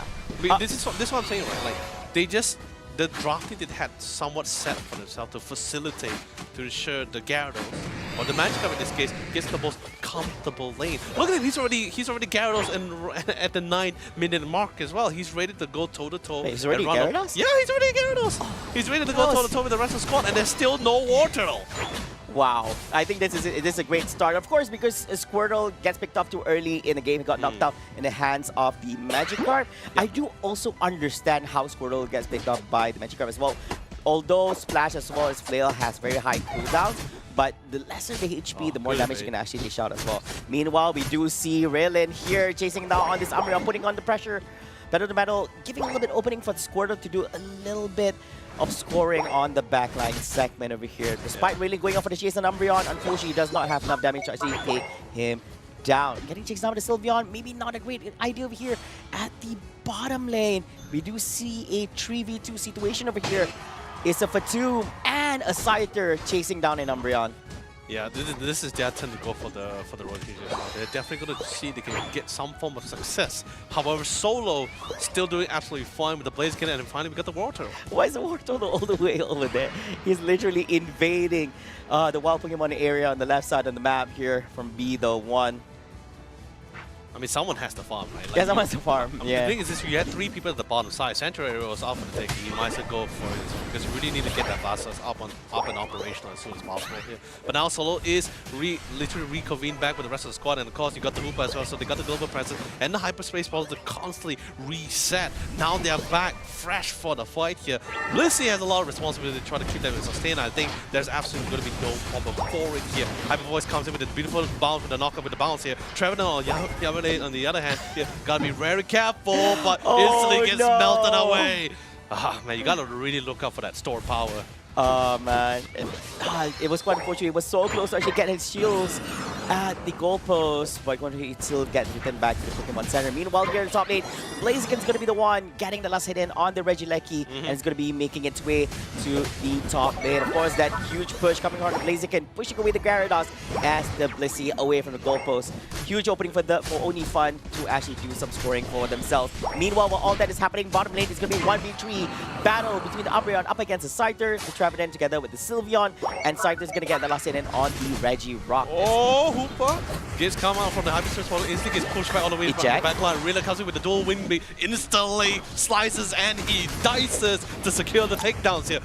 Retaliation is coming back for the refight counter initiation as well. Hyperspace Combo trying to reset the situation here. And Solo, he wants to see he can try to punish out anyone he can, but the sustain is a little bit too good. And of course, creating quite the distance between both sides. Not much losses. Damage control on the other hand for B1 still pretty great. However, Flava, Onifun is still in the lead in terms of AOS energy here. But he's slowly going to be able to come back. I think it's because, of course, courtesy of the Regieleki on the top side. Yeah, but they're behind in terms of levels, though. Yeah, that's true. But then again, it was still a good call from the Blissey to Gyarados to decide to fall forward. You don't want to give too much pickups to the side for Onifun to get even more bonus EXP as well. So, yeah. Although, yes, it's unfortunate, but they just have to give it up. I think it's a little bit of give and take of it here. Yeah. They managed to get the Regieleki, I guess, you know? Yeah, that's true. Something, you know, out of all of this. I guess it's something for them here. But while all this is happening, B1, despite them being lower in terms of points here, Scyther at level 11 at this current moment. Gotta be careful. You don't want the Scyther to keep snowballing even more. And just as we speak, he gets a knockout on that Blastoise. And that's gonna be a 2 Pokemon knockout for B1. He's got the Blastoise and the Hooper as well. Couple of points counted, but guess what? The reinforcements coming in the mix as well. Phantom Forces of course come in as well to try to cause in the full disarray. Not able to isolate them for too much, or not able to go for the pickup, but the Unama coming from the Gyarados, absolutely fantastic. Nice time with the Hyperspace Force to send back the Blaziken, and then guess what? The rest of the squad is coming in. They got 3 takedowns. They were planning to get a couple of more here. Gyarados makes the right call to back off. No reinforcement will be coming in time to save this goalpost. A secondary goalpost on our objective will be secured in the hands of Onifun. And oh no, out of all brothers and sisters of Regis, it had to be a Registeel here coming on, but it does seem that Cavalry has arrived here from Team B1. But Onifun still managed to secure this Registeel for themselves. I'm actually impressed. I'm actually impressed with you, Professor Flava, the fact that you're able to distinguish gender between the Regis. No, I said brothers and sisters. I don't even know. That's what I'm saying. Yeah, so I'm like, try to cover all grounds. What kind of thesis do you wrote so I can read about this? Yeah, we'll drop it in the comment section later on. But as the game continues, it does seem that they managed to smallen up the gap in between them. It's only a difference of roughly around, I think it's only 15-point gap in between them. 177 up against 199 for Team Onifun. Solo. But be careful, of course. There is the Hoopa inside. RK is definitely there to give it the necessary amount of save. They dive on top of the Sylveon, finds an opportunity on top of Yamete as well, and melting him away. Although yes, it still costs some time before the recovery. It's still totally fine. But then again, you just want to get as much EXP out of this conflict because he is the most highest level trainer in this entire game. Yeah, and of course the game still continues over here. We still have 1 minute and 18 seconds before Rayquaza actually appears here, landed, and it could be anyone's game over here as both teams are so close to one another. Onifun did manage to find a slight opportunity to do a little bit scoring for themselves, widening up a gap a little bit more for them here with 44 points gap in between them, siding more towards Team Onifun. Meanwhile, we look at the amount of map control happening here. Onifun has it slightly better compared to what B1 has to offer. Loads and loads of EOS points in their hands at this moment, but no openings for any form of scoring here. I'm gonna tell you right here, right now. So far, this past 1 minute, John Leon has been positioning himself within the top class. He hasn't really been revealing his positioning too much. I think this is going to slowly pay off, especially when you get to the Rayquaza fight, right? Because right now, B1 is keeping track of everything in terms of levels, in terms of Unite moves availability on the opposing side as well, what type of objectives is going to be available for us to gain before we get the Rayquaza, including members. but they haven't. You see, even right now, all this confrontation, all these skirmishes between everyone, Jolyon still hasn't been spotted. Even I myself haven't even seen him on the screen so far. Exactly. I can only see him on the minimap, and that's pretty much it. I think the observer's like, I'm not gonna go find a guy. Like, just look at him, just hide. You know? This is what I'm saying. And with Psychic Solaire to lock down, even just for a second or two on the Scyther, it's just gonna be proving. It's gonna be able to prove so much dividends. It's gonna be very high impact, I would say, and what's about to happen here. No, and now he showed himself. They spot him now. I think they had to just show himself up here, but I guess everybody is getting themselves in place here. Solo was Gyarados. How are they gonna not fighting. They Gyarados on the top side. overlapped for a second there, so I thought they were fighting. Yeah, exactly. Everybody's trying to cover as much ground as possible to prevent any potential naughty attempts from the opponents. Shoving a Hooper to the back right over here. Oh, that's Hooper big. taking down as well. Together with the Espion as well. Not being able to let out anything over there. Does still have them out. And 2 knockout streaks in the hands of this Scyther, making it a 5v3 situation of here. And they're going to be approaching this Rayquaza by utilizing on this. In front. Are you kidding me? It is going to be the Blastoise getting the last hit in. That's going to be a secure for Team Only Fun here at 1 minute and 10 seconds into the game. And create a huge opening for this Blastoise for a big 50.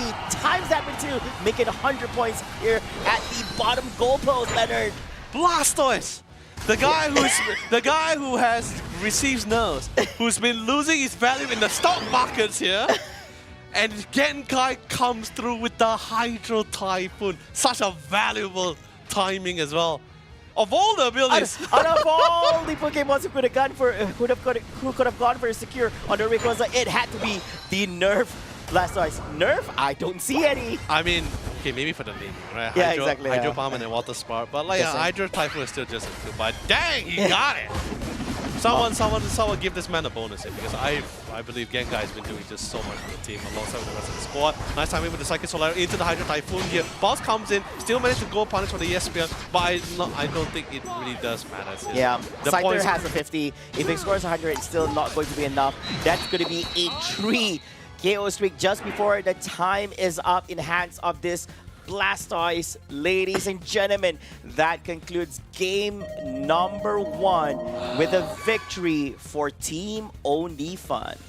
I know I'm a little bit early to say this, but I will say in the words of Only Fun, revenge is sweet. Are you sure it's in their words? They said revenge is sweet? No, I'm pretty sure they feel it. Oh, okay. I mean, like, I didn't hear it anywhere. Like, in their words, really? But then again, it was such a meticulous game. Like every movement, every action for both these two teams, it's so calculated down to the very menial detail here. Because no one could just simply start things up here. Yes. If they were to start something or initiate something, there needs to be a really good trade out of it. Something that really, whether benefits for us to secure the win or not. Although I thought it was the moment. I thought they did it, especially coming in from the Scyther, right? He was able to get, or Real in here, was able to get 2 pickoffs, starting off with RK Calamity here, instantly removing the support.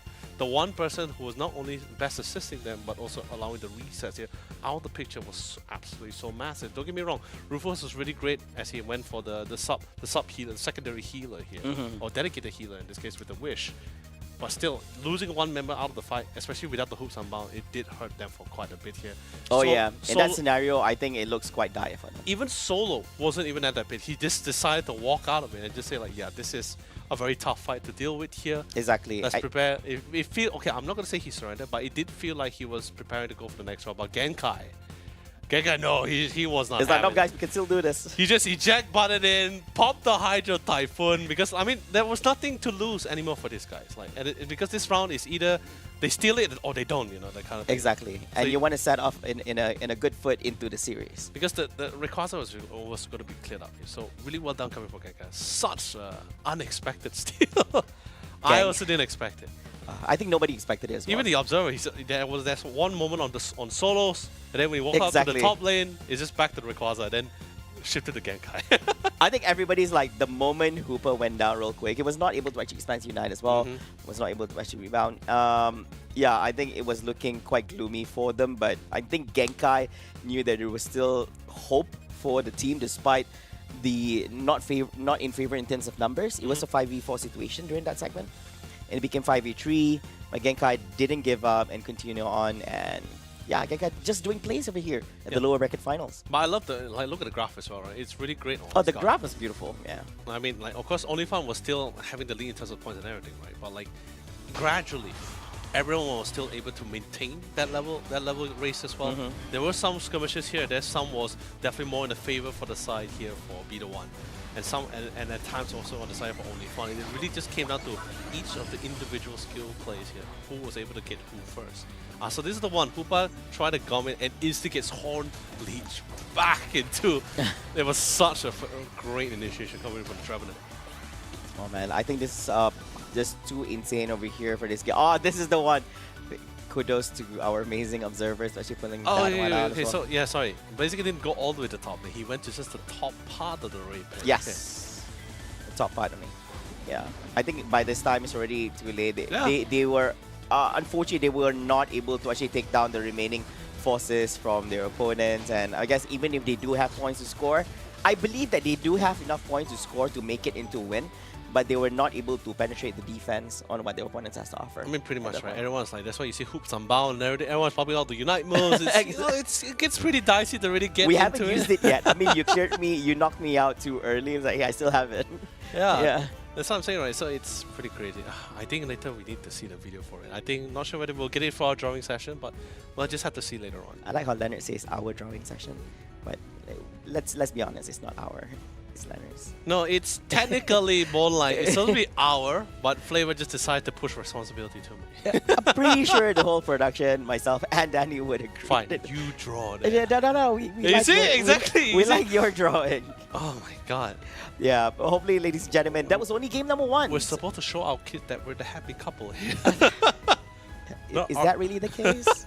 Yeah, but anyways, ladies and gentlemen, that is only game number one. The game is not over yet. Still With got the another one. opponents over here, we still have another one. So now the thing is, basically, Team B, the one, they need to win the next game and force upon a game number 3 and win that game number 3 to become the winner for the series. Whereas for Team OnlyFan, they only need to win one more game to become the winner of series and make their way to the grand finals. Pretty much one foot out the door here, unless Yes, you know, unless Be the One from Thailand decides to slam the door back here. But then again, I'm not gonna like, you know, close my eyes on Be the One just yet, because let's be honest, they are from Thailand. Exactly. And let's be honest, even traditional wise, Thailand has produced one of the best few esports team that we have seen for various game titles as well here.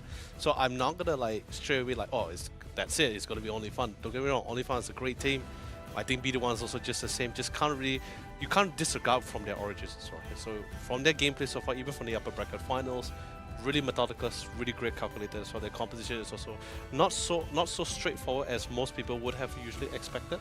But we'll just have to see in the second game as we somewhat prep for it. But while we're waiting, let's quickly bring out our main favorite section, which is not the drawing one, of course. It's going to be the questionnaire to see what our players have to say from the question we provided to them. Yeah, so starting off, it's going to be for OnlyFan. It's going to be which team or player are you keeping your eyes on and why?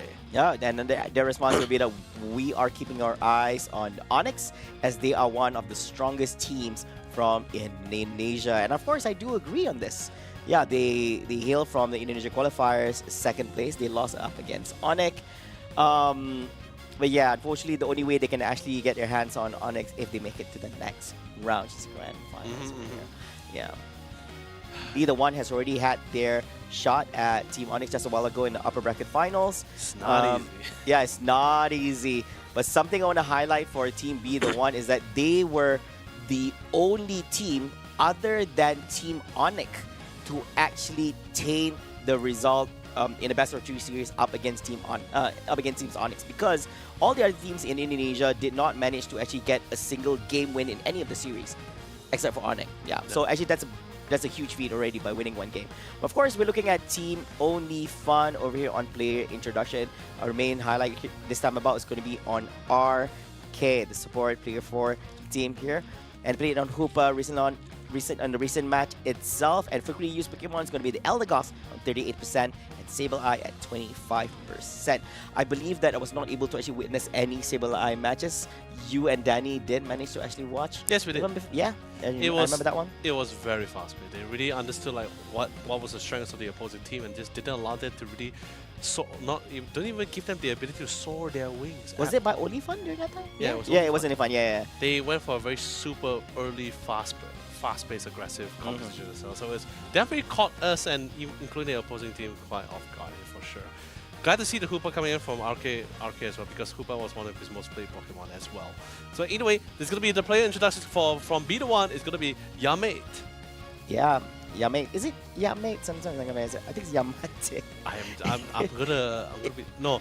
According to the spelling, I don't blame you. according to the just on the in-game, right? Yeah. The spelling, it was capital Y and capital M. So I'm gonna say it's Yamate. I see. All right, but we had confirmation from her production. It's Yamate, anyways. You know, I get you, but at the same time as well. The man is Australian, although from Thailand. But regardless, Yamate is the dedicated defenders for the side here. Played both sides as not just as the defender Umbreon, but also as the support Umbreon here in this case here. Both been pretty great as well, and like I said, Umbreon, locking in on Umbreon does carry some form of weight and sends a particular message on what particular Pokemon you are. Very impactful as well. Just your presence over there. Mean Look does wonders, and duration is actually quite long. It does help alleviate your team captain's pick, right? That kind of thing. At least he doesn't have to worry about, oh, I don't have to worry about enemy picking Speedster since we have an Umbreon, right? Yeah, exactly. I mean, there are some cases where you can play around it, but it's just something you really don't want to deal with, right? That kind of thing. If there are better solutions or better options to replace it, then most team captains will usually opt to go for it. I mean, that's pretty much how the game is usually like, right? It's that kind of thing where people say like you don't pick a Metagross into a Tyranitar, right? Because, you know, Sandstream, Piercing, literally destroys all Not a shield. good pairing. Yeah, Metagross Gyro Ball is like shielding, so it's like, hey, you know. Why put yourself through all that trouble knowing that you're gonna get yourself in trouble? You know, it feels like if he Gyro Balls into a Tyranitar, right? It's like, where's my shield? Just exactly. There was supposed to be something popping up here. I think the shield is still there. It just penetrates through. Yeah, but it's like barely existing. I'm trying to picture it. Right? What's the point of having the shield? But anyway, I never got to see it. Right? I'm hoping to see. Actually, I was hoping to see a Tyranitar or a Metagross, or at least either one or two. I think we had. I think you and Danny was pretty close. You guys had one Tyranitar. The opposite team. Oh. I think it was B1. They wanted to lock in the Metagross, but they opted to go for something else. Oh yeah, I remember that. Yeah, but of course, I just need to check with the production on this, on whether why is there no bans for next to the Leafeon. I would assume that it's a ban, but it doesn't pop up. No, I'm assuming maybe because they just decided to only ban Leafeon. Yeah, so really? Yeah. Meaning that you don't ban two, you ban one. Yeah, I'm assuming because if it's in this manner, right, that kind of thing. So, okay, alright, so it's just going to be a Cramorant, Tyranitar, and Leafeon for now until we receive further instructions. Which is fine because I think previously they banned both the Slowbro and the Leafeon. Yeah? So this time they allowed the Slowbro to go through here. And since B1 is going to be able to get the priority pick, they are not going to give OnlyFun the opportunity to secure that Hoopa. They want to take the Hoopa for themselves here, as his impact, his global sense is just irreplaceable. Oh yeah, so this is going to be Hoopa, Blaziken, as well as Trevenant for the side of Team B, the one. OnlyFun still not locking in yet, but does seem that they are going to confirm themselves with this Umbreon and this Clefable. A lot of heals, decent amount of control here. Gravity, and whether is it going to be Gravity or for me, it's going to be pretty great. So you have raw healing and then Delphox on the other end, yeah. Oh, that's great. It's like, although, some people dare say it's the direct counter. I like to say that it just helps to really mitigate the amount of healing that usually you're supposed to receive from such healing Pokemons, like the whether it's Blissey or from the Clefable as well. But wow! So if you already know there's a Delphox on the end, you really still want to run this? I mean, hey, you know, it's that kind of thing where, like, if it's already mitigating, what if you put more heals? So then it doesn't feel like it's mitigating. You can't mitigate everything. Oh wow! Really? Okay. Okay. Okay, no. So I'm waiting for Danny to just pop up her head here. It's like, what? Okay, so we got Pollen. Okay, not to say that Elder is bad. It's like we have the Pollen Pop and everything. There's also a few great abilities as well. Rufus. Does that mean he's gonna try to opt with the Wish? So since you got two healers now, do you still want to opt with the Wish, or do you want to bring in a Snarl instead? I'm guessing so as well for this one. How they're gonna run this, because no, I can tell you this: a lot of damage is so dependent on both Genkai and John Leon here as well. There's just too many. I think this is just one of the few beauties of when you have multiple core Pokemons in your side here, is where you're not solely dependent on one Pokemon to do your damage. So even if you have one particular Pokemon that's somewhat like either denied or locked down for you, you still have at least 2 more teammates to dish out the necessary amount of damage. Glaceon is great for shredding those beefy tankers, as you know as well. Icicle Spears, the damage is amplified the more he hits. I mean, until a maximum of 35%. 35%, yeah. 35% bonus damage as well. But you know, still a lot, still pretty great. And it's a sure hit as well, so you can't dodge it, you can't run from it. Exactly. You know, once gone. it's literally like a homing assault. Yeah, and then you have the Blaziken as well. A more bulkier version of an all-round here, so able to go in and out of the fights as well. So A little bit sustainability compared to... yeah, so there's not a lot of bursts coming out from them as well. I mean, except for the Gyarados here and the Sylveon. So if we talk about like which composition I definitely prefer a little bit on the side here for Beta 1. I feel like although yes, it does feel a little bit more traditional here, but you cover a lot. If we have a checklist, right, they definitely check out a lot more boxes compared to the side here for Only Fun here. Yeah, I think that I do agree as well. The thing I'm concerned about is Only Fun. I think they're just lacking the damage. I understand you do have the Gyarados over there, but and together, I think, was it the Sylveon? Yes, Sylveon. Sylveon, but if one of them was not present, is it going to be enough to be dependent on that one particular one to dish out?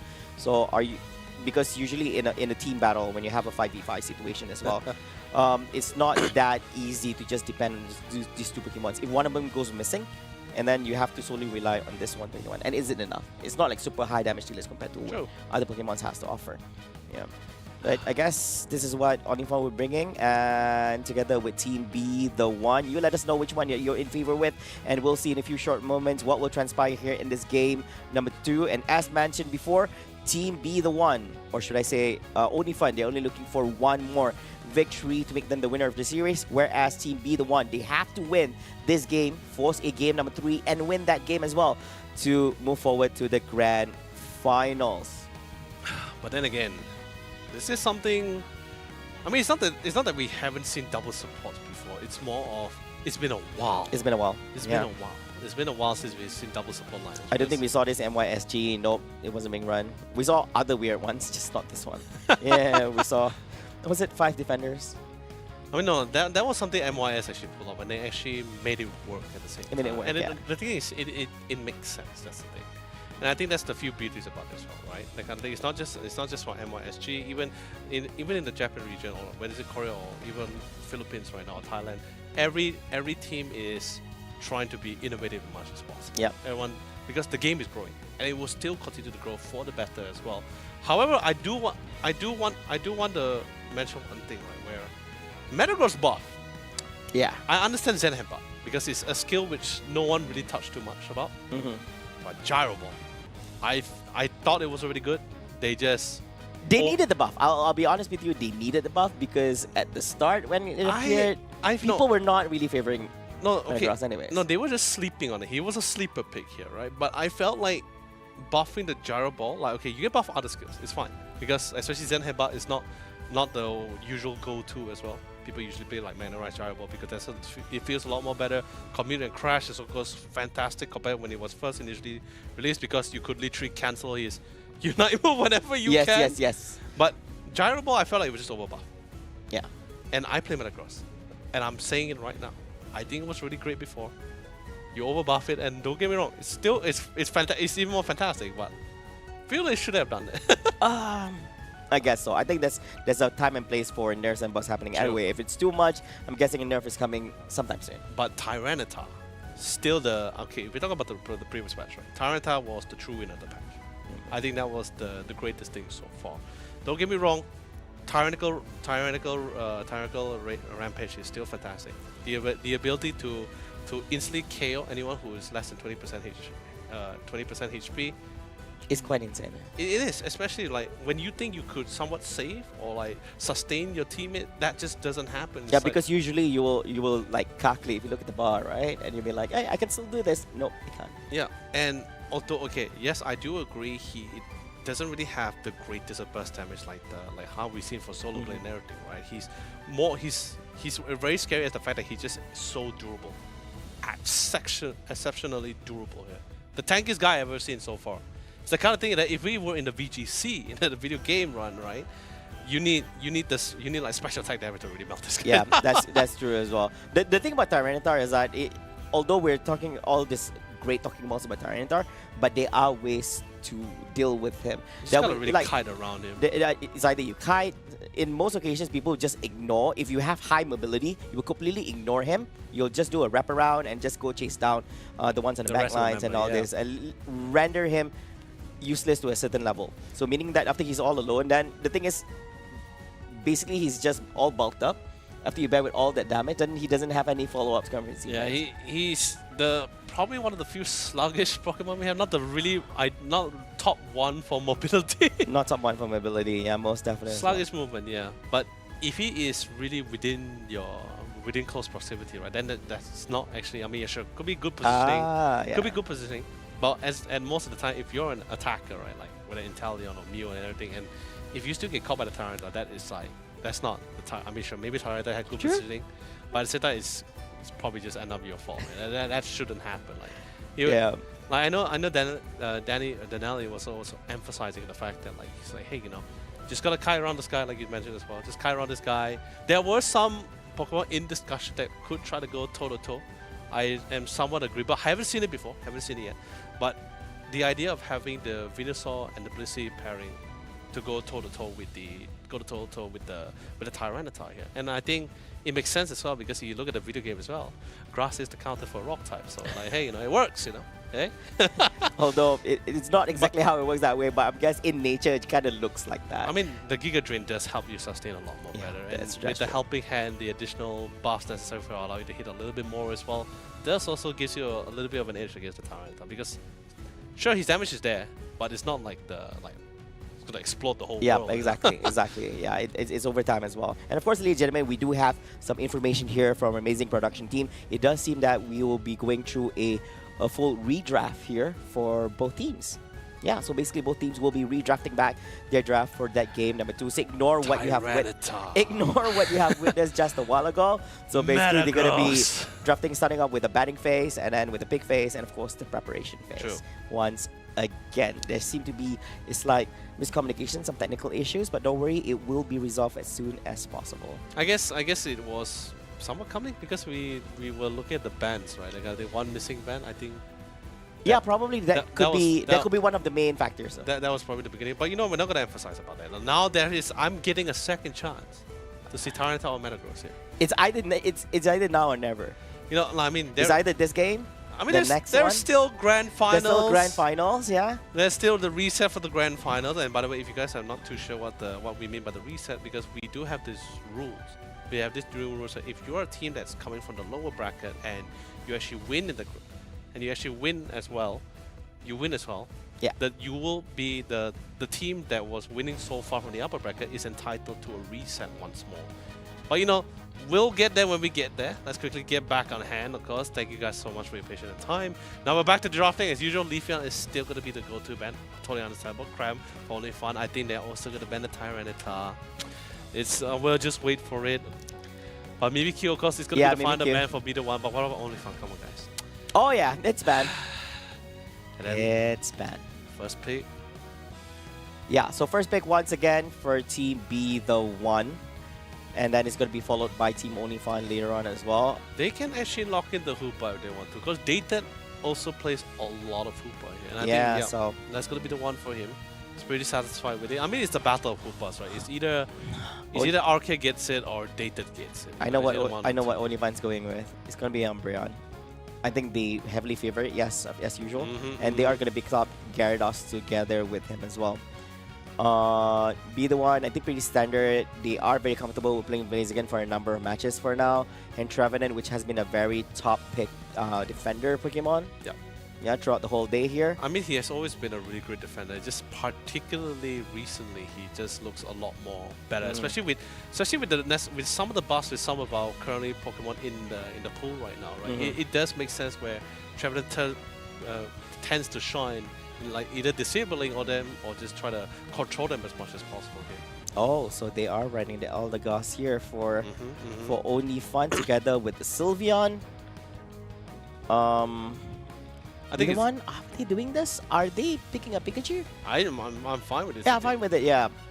You got really good targeted or area burst damage as well.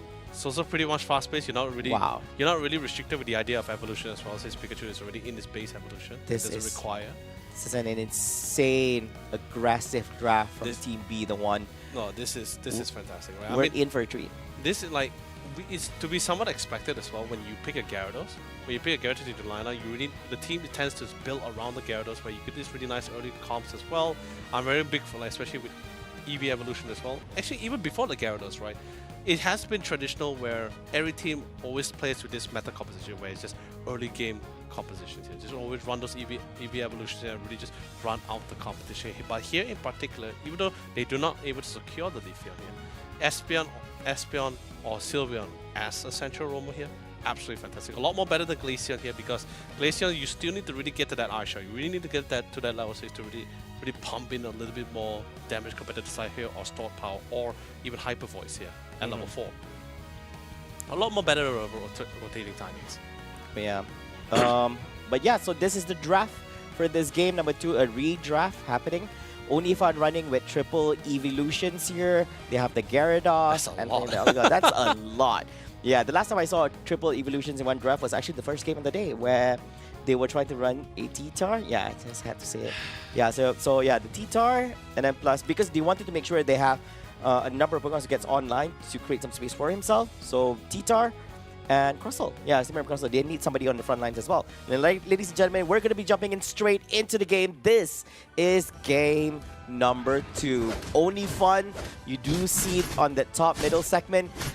They have won game number 1. They're looking for just one more game victory to become the winner of the series. But of course, Be The One, they're not going to let this happen very easy. They most definitely need to win this game and force a game number 3 and win that game to be the winner of the series. It's a tough call, right? A lot of pressure is definitely on the line here, because it's not like the upper bracket where you have that additional lifeline right now, right? So, combat round could be this round could either be the combat round or the part where Be The One will be the team we actually have to say goodbye to. But then again, they are definitely to be very serious about it, and look at the amount of pressure. Now he got the Sylveon on, able to melt away the side. Despite hitting level 4, the Hyper Voice is just that good when those 2 packs go. A lot more damage right now. You really need to respect that for sure. I think he does. But you know, there's a lot of people he had to deal with just now initially as well. But anyway, Flava, just looking for the rotation, especially from the position of the Hoopa. He's getting ready to go for a really nice arrest on the back line. Or could be going face to face with the I was just waiting for the Espeon. Espeon to arrive. Yeah, they didn't actually commit to him. But decide to just engage here, coming back and provide a little bit of assistance here. At the top lane, does look like it's a 4v2 situation, favoring towards Only Fun. No. And that Torchic is gonna get knocked out. Yeah, the EV evolution was able to pull through here. Only Fun is really intending to secure that time. Look the at bounce absolutely well placed, able to get the 2 knocked up, but prioritizing a 1 to secure any takedowns possible. Whatever HVC they can get, they will secure it. Leonard, look at what Only Fun has to offer. Yeah. You're a Torchic up against a Gyarados, a Sylveon, an Espeon, and even an Umbreon over there. So yeah, that was insane. Sorry, that was actually Eldegoss. Yeah, that was insane. There's no way that Torchic is going to be coming out unscathed. I mean, totally. The key here for Be The One will be to try to get the necessary leveling for the Torchic to really come online. Once he gets to that Blaziken as well, it's going to be a very simple task for him to really catch up with him. However, for now, let's just see how much damage Only Fun can do here. They were able to get a couple of KOs here. We'll try to see if they can secure a couple of more. Dated, being a little bit defensive, he has to fall back. The rest of the squad just couldn't withstand the damage coming in here. Although he did manage to get the berries here, but they are more objective driven here, as Only Fun wants to ensure that they have every angle, every corner covered for their hands here. Wow, they are holding hands from start to finish here, as they have mad rotations here. But Genkai, look at this Gyarados here. He's a level 8 Gyarados. Level 8 Gyarados. 7 minutes 20 seconds left here in the game. Bounce here, clearing out this Altera family really quick over here. This is together with the Umbreon. Only Fun is just popping off real hard here at the early stages of this game number 2. I'm just concerned whether once we get into the really massive fight, right? I'm pretty sure we're going to have one massive fight initially later on, especially towards the central area, or at least towards Regieleki. considering whether they can able to withstand the damage again, guys. Currently Alpha X, right? He's a level 9. Gyarados thrives in long drawn-out fights as well, especially since he gets a lot of different kinds of buff from the Dragon Breaths here. And speaking whether they can withstand the damage, I don't think they can. I got my answer for sure. And now they got the Regieleki. Can he actually break this first goal post before the Regieleki connects? He will. So that just means the Regieleki is going to be moving on and transitioning to the second. The bounce connect. Well done for Rufus to set up for the bounce for it. Unite moves also coming in at the same time to try to do as much damage as possible, but the Regieleki is able to be successful. Points are throwing in, they are dunking in as much as possible here. And ladies and gentlemen, our Flava, 6 minutes in, and we already have 304 and then we're seeing Olifant able to almost secure the second goal post to break that entire top lane. What happened during that break time? Suddenly they are just popping up real hard here. Look at the difference in terms of points between them. Olifant with 308 points here, Be the One with 55.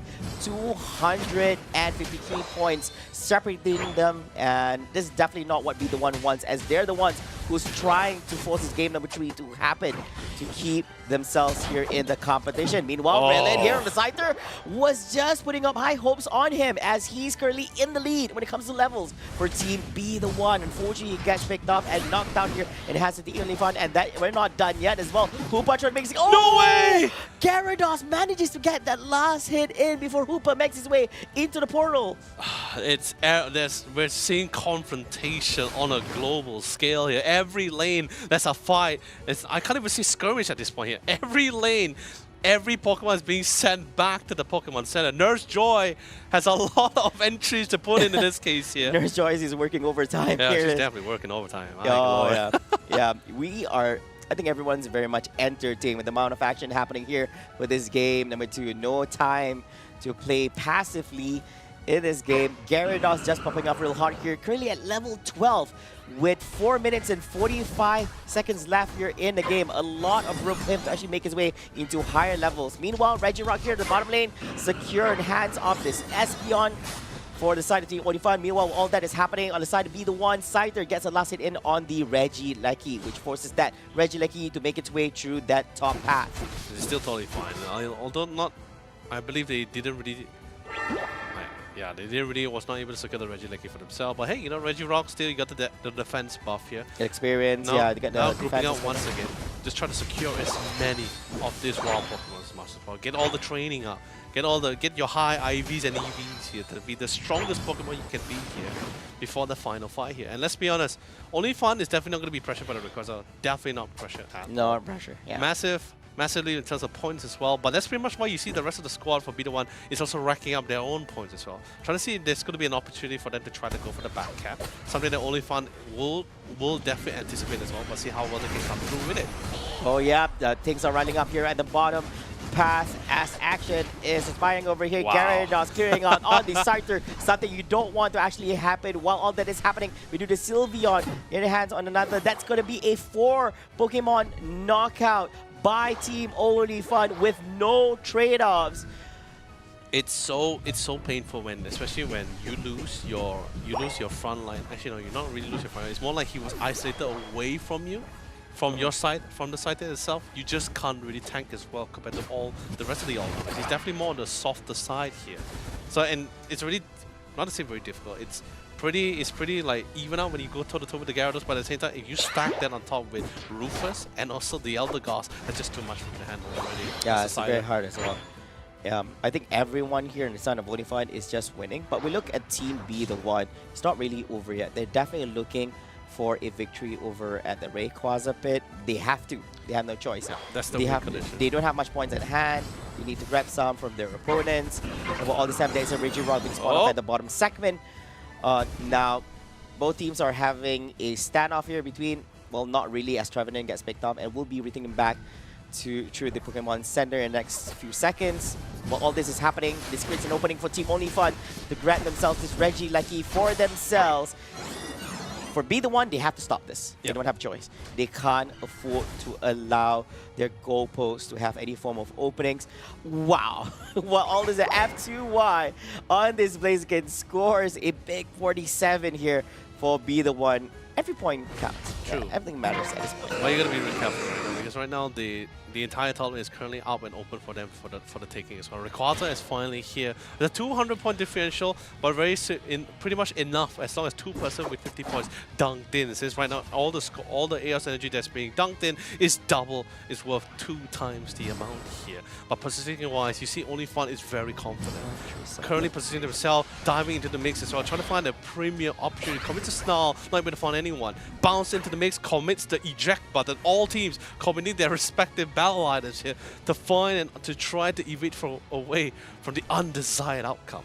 Oh yeah, and of course, how they're going to be approaching over here. Unbound? The team members will be the one are on the top half of the Rayquaza Genkai! Genkai is getting screened now here from the top as well, but that's going to be enough. Genkai still survived it through. Let's have a lot of happen. Utilizing Unite as well. Is going to be popping out on the side. Number side to come in with the Unite, tries to make an escape. Will be able to actually do so here. Escapes through the top left path.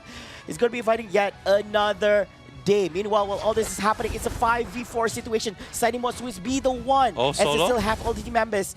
Sylveon is going to be back the next 10 more seconds while all this is happening as well. Scyther is trying to commit, is slicing and dicing here in a pit together with the Blazing Gun on this Rayquaza. What will happen? Who's going to get the last hit in? Oh. And it will be in the hands of the Pikachu. I can't believe it! Be the one. And while all this is happening, Onifun has lost, getting 3 Pokemons knocked out, making it a 4v2 situation here at this particular moment. Who has the points? There's 46 over there by the Hoopa on the bottom side. Blazing and clearing off and knocking out the Aspeon here. Oh, no, that's going to be huge. 92 for Be the One. Scyther dunking in 100, making it a 484. Make that yet another 100 by the Blaziken. Leonard, I do believe that this is a victory for Team Be the One for this game number 3. I mean, definitely for sure. They're still definitely here, still keeping it nice and alive. I really need to give kudos to some of the members as well because they were very isolated. Like Be the One members was able to isolate a lot of their team members as well. Like in the sense where until the point where Genkai was alone, Eldegoss still has a stick nearby him to try to give it the necessary amount of sustain. But you see the quick switch in priorities, right? F2Y already started the Rayquaza. And next thing you know, we see Reelin also joining into the mix as well. So what really begs the question is, Solo and Jaleon is being kept in check by Yamete by a really long time as well. And one by one, and I think what makes things even more easier is going to be the fact that one by one who was playing the Pikachu as well, while everyone was so isolated in either trying to keep themselves in the game itself or at least try to wait to snipe that Rayquaza, one by one was just very casual. Very absolutely casual. The only thing he needed to keep into account would be the bounce and Dragon Breath coming in from Genkai here, which of course is I don't think is comparable with the full outburst coming from the Pikachu's abilities here. Who was literally fresh and ready to go. Yeah, I think it was just waiting for the right time to expand all this because Pikachu definitely packs a punch over here. We don't see much of it, but actually plays a very big role during the last few minutes of the game. So despite if you look at the stats, there's not much going on Team Be the One. Like they don't have much knockdowns, any knockouts compared to what Onifun has to offer. It all boils down to that Rayquaza pin engagement. Yep, that's all. So in this case also as well, Rufus decided not to go for the Mino, which is totally understandable. He went for the foul play and the Snarl. Interestingly, Dated, who was playing the Hoopa, was the highest damage dealing support in the entire game. Yes, I saw that. 37,000. Yeah, 37,000. It's actually higher than the Pikachu at 35,000. Yeah, I mean, something that we don't see quite often here. But anyway, still, look at the scale, right? Total control, total dominance until the Rayquaza came in. I mean, it's the nature of the game, right? That kind of thing where Rayquaza, regardless of how the game state is pretty much for you in the early phase, as long as the point differential isn't too far apart, the Rayquaza will always still be the end game out. Yeah, the big turnaround has to be on the final 2 minutes of the game here. But of course, our amazing production has some replays provided just for you if you're wondering on what actually happened in that game number 2. Of course, you're going to be seeing a lot of action happening here. Most of them favors their opponents here for this game because, they were insane. Look at the Gyarados. He's the highest level throughout the whole game. You play around with the triple evolutions. You pop off real fast. I have to admit, Be the One was struggling. They were struggling hard. No, they start to finish. No, they definitely were. I want to know like what did in what area did everything started to fall apart here? So yeah, so it was just really Yami was just controlling the rest of the team here. And of course, hold on, let me see. You know, later we'll see in the Because it's a little bit scattered on how they approach that team fight. Correct. You see Eldegoss on one segment in the bottom half of the Rayquaza pit. And You we see the see Umbreon. the on solo top was half. also the top part of the pit. Yes. Pit as well here. So yeah, so actually it's a lot of damage here. It's pretty. Honestly, it could have been anyone who actually got who already got the pick off. Everyone really waited for whatever ability that they had, and it just completely committed into that complete mess.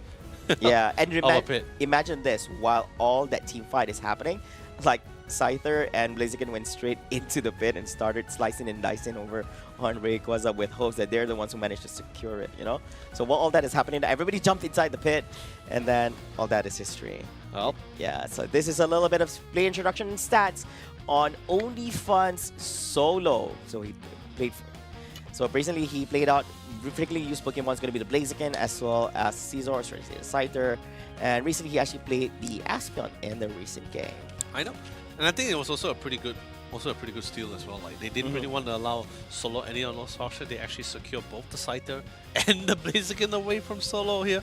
Not sure is that the solution to shut him down, but then again, it did hurt. I guess you could say it did hurt them a little bit because not only did OnlyFun ban out the Tyranitar. So let's just go through the Pokemon he actually played out throughout not only for the upper bracket but also for the qualifiers as well, right? So he has picked up a lot, but he's going also alongside with Scyther, right? But at the same time, Tyranitar most likely not going to be picked up because it's commonly going to be banned out, right? So that only leaves with both the Mew, the more traditional picks like the Mew, the Inteleon, and the Sylveon here. But like it's like what we discussed, he decided to opt for the Sylveon because he was trying to build around this Gyarados, right? Yeah. Go for this EV evolution, really try to go for the outburst. I think that was really what made the call here. So I guess in a way, in the drafting, a really good setup coming from Be the One as he really denied them as much options here for solo here. While I wouldn't say it's like a direct counter to OnlyFun, of course. But I felt like the game wasn't really in their control until that last Rayquaza pick. Yeah, and of course we're not done yet as we're going to go through the play introduction for Be the One. Of course, we're looking at one by one. So frequently used Pokemon is the Cramorant and Espeon, and in recent game for Team Be the One, he actually played out the Pikachu for the game. 35,000 damage, less than a Hoopa, something that you don't see all day most of the time, where Hoopa becomes the star and deals the most amount of damage in the match itself. But truly understandable, there was a lot of factors which led up to those kind of statistics appearing on, because the enemy was just snowballing through as much as possible. I didn't really check how much Gyarados had to offer for that game. Must have been an insane number. I'll be honest, I'm actually surprised we haven't seen Sylveon actually being picked up by one by one. It's actually one of his most played Pokemon, but I guess in the way the drafting ended up coming out as well, like more priorities was more focused, and by the time the opportunity arrives for him to secure the Sylveon, it's already been taken up by the opposing side here as well. Yeah, and I remember it was a last pick Pikachu anyways. Yeah, it was the final call here. But regardless, that's going to be game 2. This is going to be the final game of the series here. Now this is really a make it or break it kind of situation for both these two teams here for sure. But of course, very similar ban, but this time OnlyFun will be having the priority pick first. So this is going to be their turn to be on the purple team here. So they will ban out the Cramorant and the Hoopa, but they did not ban the Tyranitar because they know they have the first option. But will they lock in the Tyranitar though for the first pick here? Or are they confident enough that Be the One will not lock it in now? Oh, they would! No, finally! Finally! I got the T-Tar! You can sleep tonight. Oh, yeah. Finally, man. I've been so excited for the Tyranitar here. But at the same time, not only do you need to build around the Tyranitar, I also think you also need to bring adequate amount of damage here. You can't bring in the Leafeon since the Leafeon is currently banned out to pair with the Tyranitar. You could lock in the Blissey, that would be pretty great. But I decided to opt to go for the Eldegoss a little bit better here. And then I think that's fine because the Eldegoss' ability to not only do damage but also heal at the same time within close proximity somewhat works alongside here too. Rufus comes in. I'm not too sure whether he's going to still play the same skill set as he did in the previous round, which was Foul Play and Snarl. could try to opt this. He could probably opt to change things up depending on the situation here. Bring in the Delphos, that's totally fine. You want to kite around. You want to kite around this. You really want to try to kite around the Tyrant. I really want to take it too long, and this is great.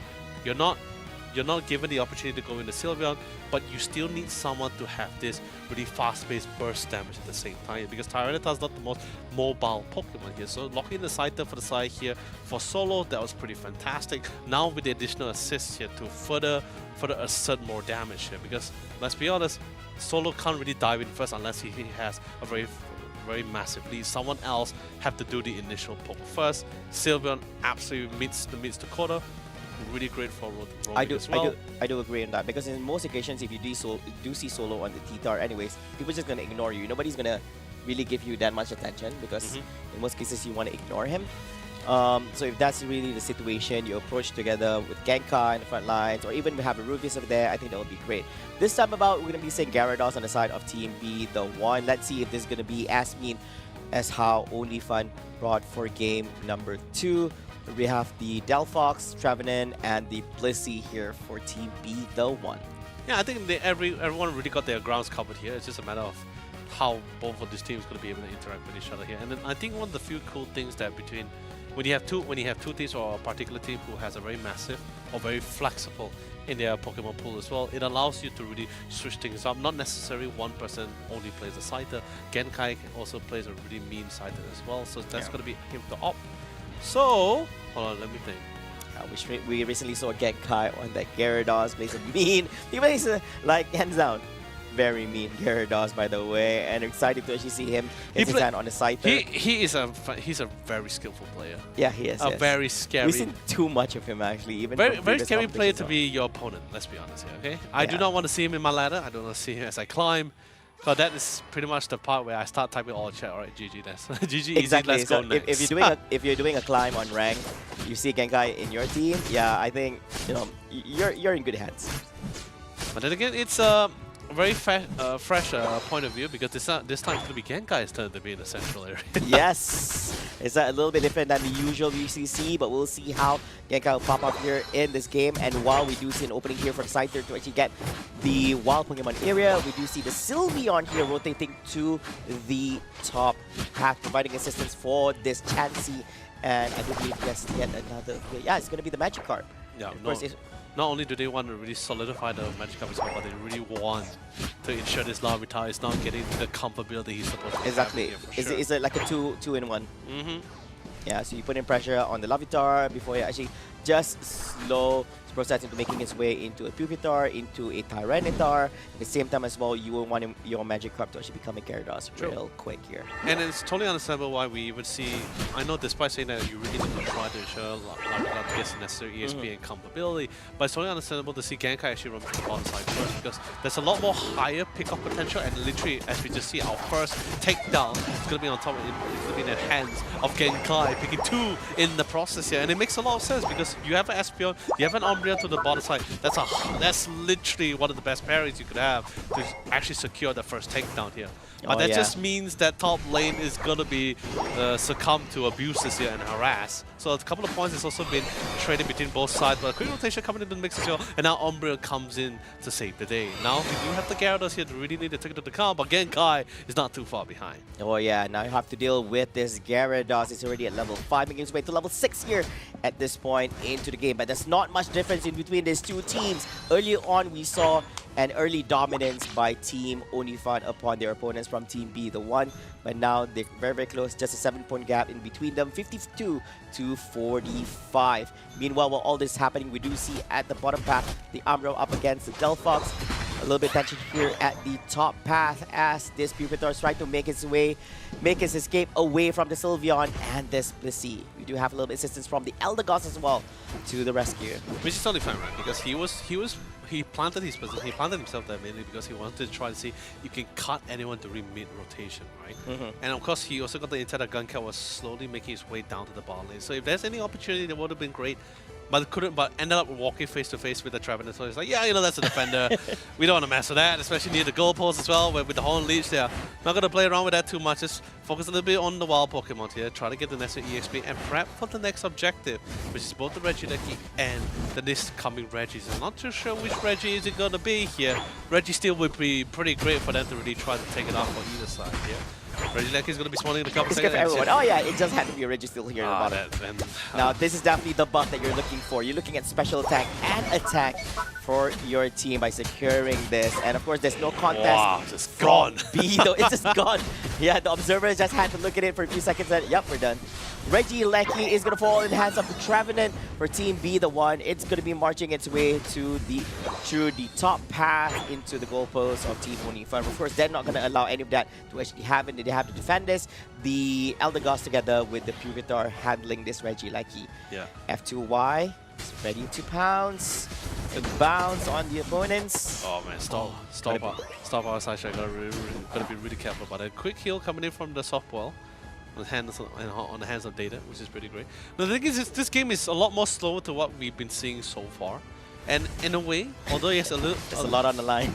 I mean, yeah. I think everybody's a little bit nervous. It's like, guys. I mean, yeah, of course. But you know, like, but everyone at the same time is also trying to ensure all the Pokemon coming online. But this actually is a little bit more beneficial for the side for the Pupitar as well, because he didn't really have the most smoothest start here. But with this spacing of within this past 2 minutes, allows Definitely him something to what he wants. Exactly, really come back online. But of course, Genkai really did a lot of work to cement that situation to come through. And now, guess what? He said, "Hey, so I was like, hey man, I suffered enough. I'm back. I'm ready. I'm level 9. I'm fully up and ready to go." Thank you for giving me the space that I've always wanted. And here I Oh, no, am. he's not thanking. He's looking. Is it? He's looking for redemptions right now. Oh, yeah. Yeah, very much needed redemption over here. And of course, making its way to higher levels here. There's not much gapping because no one's making its way to 10 except for the Scyther. Meanwhile, here at the top, getting slowed down here. Yeah, you don't want to find that inside that Rock Tomb, no man. Nobody wants to go. It's so crazy to me that Rock Tomb also comes with a movement speed slow as well. Yes. So I'm just like, wow, that is not only is he more durable in there, you're also doing a decent amount of hindrance as well. So it's like, that's crazy. It makes sense because the thing is, you don't have any other means to, you don't even have the mobility. So, but once you're within his proximity, he needs to have some sort of hindrance. He had to be a slow. I know, but he's already his base stats. From the patch, his base stats are increasing defenses, and now suddenly out of the blue, abilities also whether reducing damage or increasing his defenses here. So that's crazy, but of course, beautiful timing with the Socket Solari. Completely isolated F2Y from his supporters here. Has to force the bounce to be a very defensive one to get out of this situation here. A lot of Unite was committing. A lot of damage is currently outputting as well, and they were able to get the necessary amount of pickups here. While Unite was committed, they should be able to secure the top lane first goalpost. Now, top and bottom has lost their initial and first goalpost here, player. Oh yeah, so this is the lead that the UNIFUN is creating here, 200 to 45, and they also managed to secure this Regieleki at the top path as well. Well, that's going to be a big win for them. They're currently in the lead here, 155-point gap separating between them and Team B, the one at this particular moment. Level 12 on the Scyther. Meanwhile, some of the team members from Team B, the one is struggling to make their way to the double-digit levels. By the way, I didn't get to see just now, but Rufus, did he opt to go for the foul play or the mean look here? I didn't see the main look happening. I didn't see the We didn't get to see a lot. Yeah, we don't see it on Umbra. So I guess he wasn't really the center of attention for most of it. Okay, then we know it's a snarl. All right. But top side is gonna be Genkai versus. Oh. Yeah, you see what I mean? It's pretty like even though there's level difference between the two sides and of course buffs as well, still pretty close between the both sides here. But Gyarados is definitely a little bit more on the durable side for sure. Genkai's like, nope. Play a better Gyarados. Yeah. That's not how it works, player. That's not how it works. Both players I get it. It's a different Pokemon. Both players are exceptional Gyarados players, okay? Or exceptional Pokemon players or trainers here. Like, when you swap hands, you just want to prove in the next game that you're better than the other guy. Yeah. So the game is currently at a standoff where both sides are not engaging with one another. There's more map control here for the side of UNIFUN. So they're controlling it to the best of their abilities. Meanwhile, at top lane, it does look like Eldegoss is not in a good position over here. Getting screened off by 3 trainers from Team B, the one. And that's going to be huge point scoring there by Team B, the one. Yeah, just you get an opportunity, just dump as much points as possible. Whatever you can. They're still, some of them are still keeping it back, waiting out for the Rayquaza, because at least that way the points are considered double. Yeah. And that even one of them would be able to overcome the current points right now, because the AR synergy between both teams is actually not very far apart. It's so relative close. Exactly. There is about like 80 points, I guess. Hold on. Exactly 80 no, points. 60. You are, sorry, 60. 60 points. Or What? 50. 80. Wait, 40. 80. Alright. Let me do the math. I'm pretty sure it's 50, but hey, you know, quick math. Anyway, back to the final part. The one fight. The one situation that Only Fun was not able to They secure don't need from it. the previous Let's round. be honest. Since the point difference is not that big, they don't really need it. That's why you see a Scyther on the top left segment, and you see the Gyarados on top right segment, so that nobody becomes any sneaky and tries to do any scoring behind anyone's back. You know, Flava, regardless, they are gonna, whether they had the advantage or they don't, they still need to fight into the center. Yes. Yeah, so. Oh, and Exactly. it dies right into the business. Beautiful assist at the same time. Very Frolic also trying to get in the muscle as much as possible. And big damage come to the mix. Although here comes the Psychic Solaire, they try to displace him as much as possible. Try to force him to do a full disarray here. But all the team is currently isolated. A perfect timing for Genkai to find easy picking here. But before he could, the rest of the squad was able to group up just in time to melt him aside. But instantly gets traded back. Oh wow, this is a big trade-off over here, but at what cost? Losing out the Scyther and the Tyranitar early engagements for... Oh man, this is going to be a big one. But still, we do have 4 Pokemon from Team Only Fun at this current moment up against 4 for Team Be the One. And it does seem the last hit is going to be taken out by the Ashley on here. Only Fun securing the Rayquaza for themselves. And going in for the scoring over here. And I do believe that is going to be the winning factor for Team Only Fun here. 90 seconds on the clock here, Leonard. Finally, Only Fun finally got the win from the very team that sent them down to the lower bracket in the first place, Flava. And the crazy part about it, they didn't even need the whole team at the Rayquaza team. Oh yeah, they didn't. 2 players was actually busy dumping points. But they came in to secure the Rayquaza, which was already been started by Be the One members. But regardless, congratulations for Only Fun, as they are our second and last grand finalists to go toe-to-toe with Onyx. Oh yeah. For the spot to go to Honolulu. But of course, Be the One, you guys did a really great job. You showed us your medal. You showed us your capabilities as well. Really great to see Thailand still popping off here. But of course, this is the nature of the competition, Flava. So there's always going to be winners and some we have to send home. But regardless, this is probably not the end. We probably will see greater growth from them. Oh yeah. Whether is it going to be using the same team name or going to be in another team. But I think switching out players. yeah, but so far Pokemon Unite is evolving at a really drastic rate here. We are seeing new players popping up every single time with every new qualifiers, from 16 teams to 24 teams down until our recent qualifier, 59 teams. But then again, this is 3 regions for Exactly, this it's a combination of L6 3 regions. But hey, 59 is still a lot, right? Yeah, you know? that's insane. And you're looking at some of the best teams that Pokemon Unite has offered within the region itself. Everybody's hungry for that slot in Honolulu, and right now, this final slot for APAC West. It is going to be between Team Only Fun and against Team Onyx. Only one of these 2 teams will be getting this slot. But I'm pretty, like, not to say impressed. I mean, yes, I am impressed with all the games, of course, but like, this game in particular was definitely a lot more slower than expected here. Yeah. I mean, I guess it's somewhat understandable. They were waiting for the Delphos to also slowly come online here. They also was being a little bit safe, especially since Genkai was on an absolute tear, by the way, after the bottom lane pairing here. I don't think you can ask for a better one where you had both the Espeon and Umbreon at the bottom side. Although, yeah, top lane, it's somewhat expected, right? Top lane, you have the Gossipher and the Larvitar. Definitely not... although, yes, Genkai could rotate there to create a more space, but I think that just really just delayed things here. For them not going to be able to get much from that top lane invasion here compared to when he rotated the bottom. So a really good call for that one. Yeah, I think this is all part of the early comms on how they're gonna approach this game number 2. But I think everything else falls into place really nice. It was just unfortunate that although like they won this game, but it was quite nail biting as they actually lost Tyranitar during the early engagements, during the Rayquaza pit over there. So it could be big trouble for them if they're not able to actually recover from that situation. So T-Tar down, he was able to actually make his way to the Rayquaza pit. During that situation, it was a 4v4 situation, and it could go down to any of the teams. It wasn't much of a difference anyways between them. All right. Yeah. Okay, so I heard we are going to be going to one of our second favorite segments. It's going to be drawing with the casters here. We have 2 clips, so we're going to be settling. Caster. So casters with an S. With S. So let's quickly get right into it, shall we? So started things off. I think this was the clip. Yes, this was the clip from our third. Yes. From our third round, right? So basically, while there were, like I said, B1 is the one pressured 4 points here. There were definitely a little bit more pressure for the Rayquaza. So they were slowly poking it out with Hyper Voice and Fire Blast onto the Rayquaza. As you can definitely see, his HP is slowly being whittled down here. Solo didn't want to repeat the same situation as the previous round where they just slowly choke it out, and then he didn't want a situation where things was unpredictable.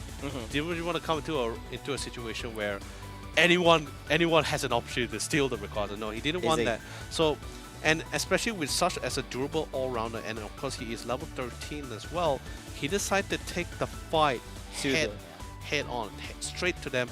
Don't make them comfortable at all. Although yes, he is still oblivious to the positioning of the Gyarados. He's still no idea where the Gyarados is currently at. Yeah. But the fact that he got intel on this tree, this just reassures him alone at the fact that, okay, I'm just going to dive right in. I think that's enough. I mean, having 3 Pokemon here in the front, he's going to just eject, and he's going to be jumping in, and then yeah, just approach all of them. Look at that Sandstorm, swinging them down.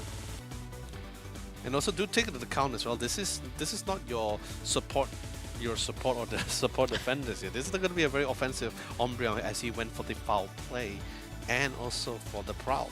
So take it into the count, right? So now you see the Espeon is slowly coming into the mix as well. Coming from the bottom side, he said, alright, my team is already engaging on 1, 2, 3, 4 members of Beta 1 here. So that's more than enough for them to know for the fact that, okay, like majority of the team is here. If one of them is visible, they're visible, they're inside, and actually no, all of them are inside because currently you notice as well, the Genkai is actually going toe-to-toe with the Gyarados at the bottom side, although we can't see it from this point of view. Yes. But you can see it on the minimap, but still, we're moving forward with the clip as well. And so by the time this fight took very long, although yes, it's unfortunate for the time that because he got focus fired. He was really concentrated down. Rufus was also about to follow him in suit, not until a very aggressive Psychic Solaria to try to force a disengagement to the rest of the squad to allow his team to reset and choose how they wanted to take this fight. At the same time, Genkai didn't want to take any more risk in this 1v1. So he decided to rotate, if you see on the minimap, try to rotate from the backside here to see if he can go for very simple pickoffs, especially particularly their support, the Blissey, who is relatively low and also keeping his team alive, responsible for keeping them alive. So I'm gonna quickly replay the clip as well. Decent amount of damage, Psychic Solaria forces the disengagement. Trevenant is forced to literally have a buddy system with Rufus, but still doesn't matter. So now the rest of the squad slowly comes in trying to get the repositioning in. Hold on, I'm just gonna put this a little bit faster. Alright, great. So now this is gonna be something really great. So now the Relin got this intel. He's like, alright, Genkai is here, Trevenant is here, and he sees that there is no one in this position. Rufus is so isolated away. Look at this great distance between both sides here. So if there's no way in time for Rufus to really come in, and he has no unite move as well to go for the save. So in other words, it was an opportunity for them to really convert on this guy here. Yeah. In a 1v3, and like I said, Saita is not the most durable of your all-rounders here, right? So quickly moving forward in slow motion, he instantly gets knocked up by the fire spin into the hyper voice as well. He still does big damage when he's committing He was Unite. just lucky that with the slight of health, he's able to actually commit his Unite. Correct. That's all. But I think this fight could have been a little bit different if we still had the Delphox here. And remember, like I said, this is more like your all-rounder Umbreon defender here. Was able to swiftly take off on the Delphox as well. So I think that's going to be pretty much it for the clip, right? Yes, that's pretty much it. So let's quickly check out clip number 4. This is this is the messy one, Flava. I'll let you handle this one. This one, okay. Oh man, this is actually the interesting one, okay? So, okay, for this position itself, now look at the numbers that we have. Now, at this particular moment, you don't have the Scyther anymore for the side of Unifun. You don't have the Delphox for the side of Team B, the one. It is a 4v4 situation at this particular moment. Now, this is going to be a very important information. So we're just going to play through over here. While all this is happening, Rayquaza is low on health. So who's actually in the pit right now? You do have the Gyarados, that's one. You do have Yamate here from the side of B, the one. The members of Unifun, where are they? On the outskirts of the pit. So that's two over here, and that's actually one more. Eldegoss, I'm going to count one more. And of course, all this, you need 4 in total. There's one more who's all the way here on standby. Like, you guys gotta get this so I can start dunking. Yeah, he's already, no, the Umbra, exactly. The Umbra is already dunking points. Actually, you see he actually dunked 92 points. Yeah, so all this is happening despite it supposedly being a 4v4 situation. It was actually a 3v4 as Umbreon is not present at the current moment. But even with all that, you don't see 4 team members from Team B, the one, as the other one here, which is the Blissey here, is still over here. Just so basically respawn, it's fair. Yeah, so it is still a 3v3 which is being played out. Now this is very, very crucial during this last particular segment over here while this is happening. So messy. So Espeon's ready to blast the Xero on this side. It was very, very messy. You have Sylveon here who's all cooled down on skills, who was not able to actually do much. You don't expect Eldegoss to actually do much as well during this particular time. Even Gyarados, of course, when Gyarados with this build, you're looking at attack speed. Just hoping that he's able to dish out enough damage for him to actually get the last hit in. So after all that being played out as well, see the shot? So yeah, so Espeon gets the last shot in, and he gets the last hit on the Rayquaza. And after that, all is history. I mean, technically, also, if you think about it as well, because while this Rayquaza fight was actually happening at the same time, we're seeing multiple multiple members from Unifun just dunking points. Like the Umbra we saw putting in the 92 points. Yeah, exactly. And because of that lead, even if Be the One were to succeed, they just don't have enough points to actually overcome that. You need a total of like at least 300. Yeah, about 335. So this one is 100, and so basically right now it's a 340 point difference. Yeah, so it's 340. So you need 170 points in your hands to score to make 340. And you don't need slightly more, because if you make it a draw, 475 to 475. I mean, okay, not exactly, but the fact remains that you need at least 3 people to at least have 100, at least 50 points here. But exactly. They only had, I believe it was the Gyarados who had 50 points. One member had 10 points and the other one had 20. So that's not even enough. Yeah, they don't have enough to go forward at that current moment, unless the outcome for Rayquaza went well and they were able to actually get a few knockouts and grab some points, and I think they should be able to actually do so. That's true. But anyways, ladies and gentlemen, that concludes the lower bracket finals. Congratulations to Team Unifun. They are, as mentioned before by Langer, they are the second, or should I say the final team making it to the grand finals. They'll be going up against Team Onyx in the grand finals. Yep. And of course, as Team Onyx hails from the upper bracket finals, they are required to actually just win one best of 3 series to become the champion here at the tournament. Whereas for Unifun, as they hail from the lower bracket, they have to win the best of 3 series in the grand finals, force a grand finals reset, and win that series to actually become the champion here. I mean, it's definitely a great honor. At the same time, while we did conclude our lower bracket finals, we somewhat, I guess you could solidify our top 3 here. Yeah. At least Be the One is our 3rd placing here. Still didn't walk away with nothing here, but I believe he still wanted to be crowned the grand champion and go to Honolulu. But you know, with that being said, ladies and gentlemen, we're going to be taking a quick short one here, but don't go away for too long. The conclusion and to figure out who's going to be representing to go to Honolulu will be declared right after this break.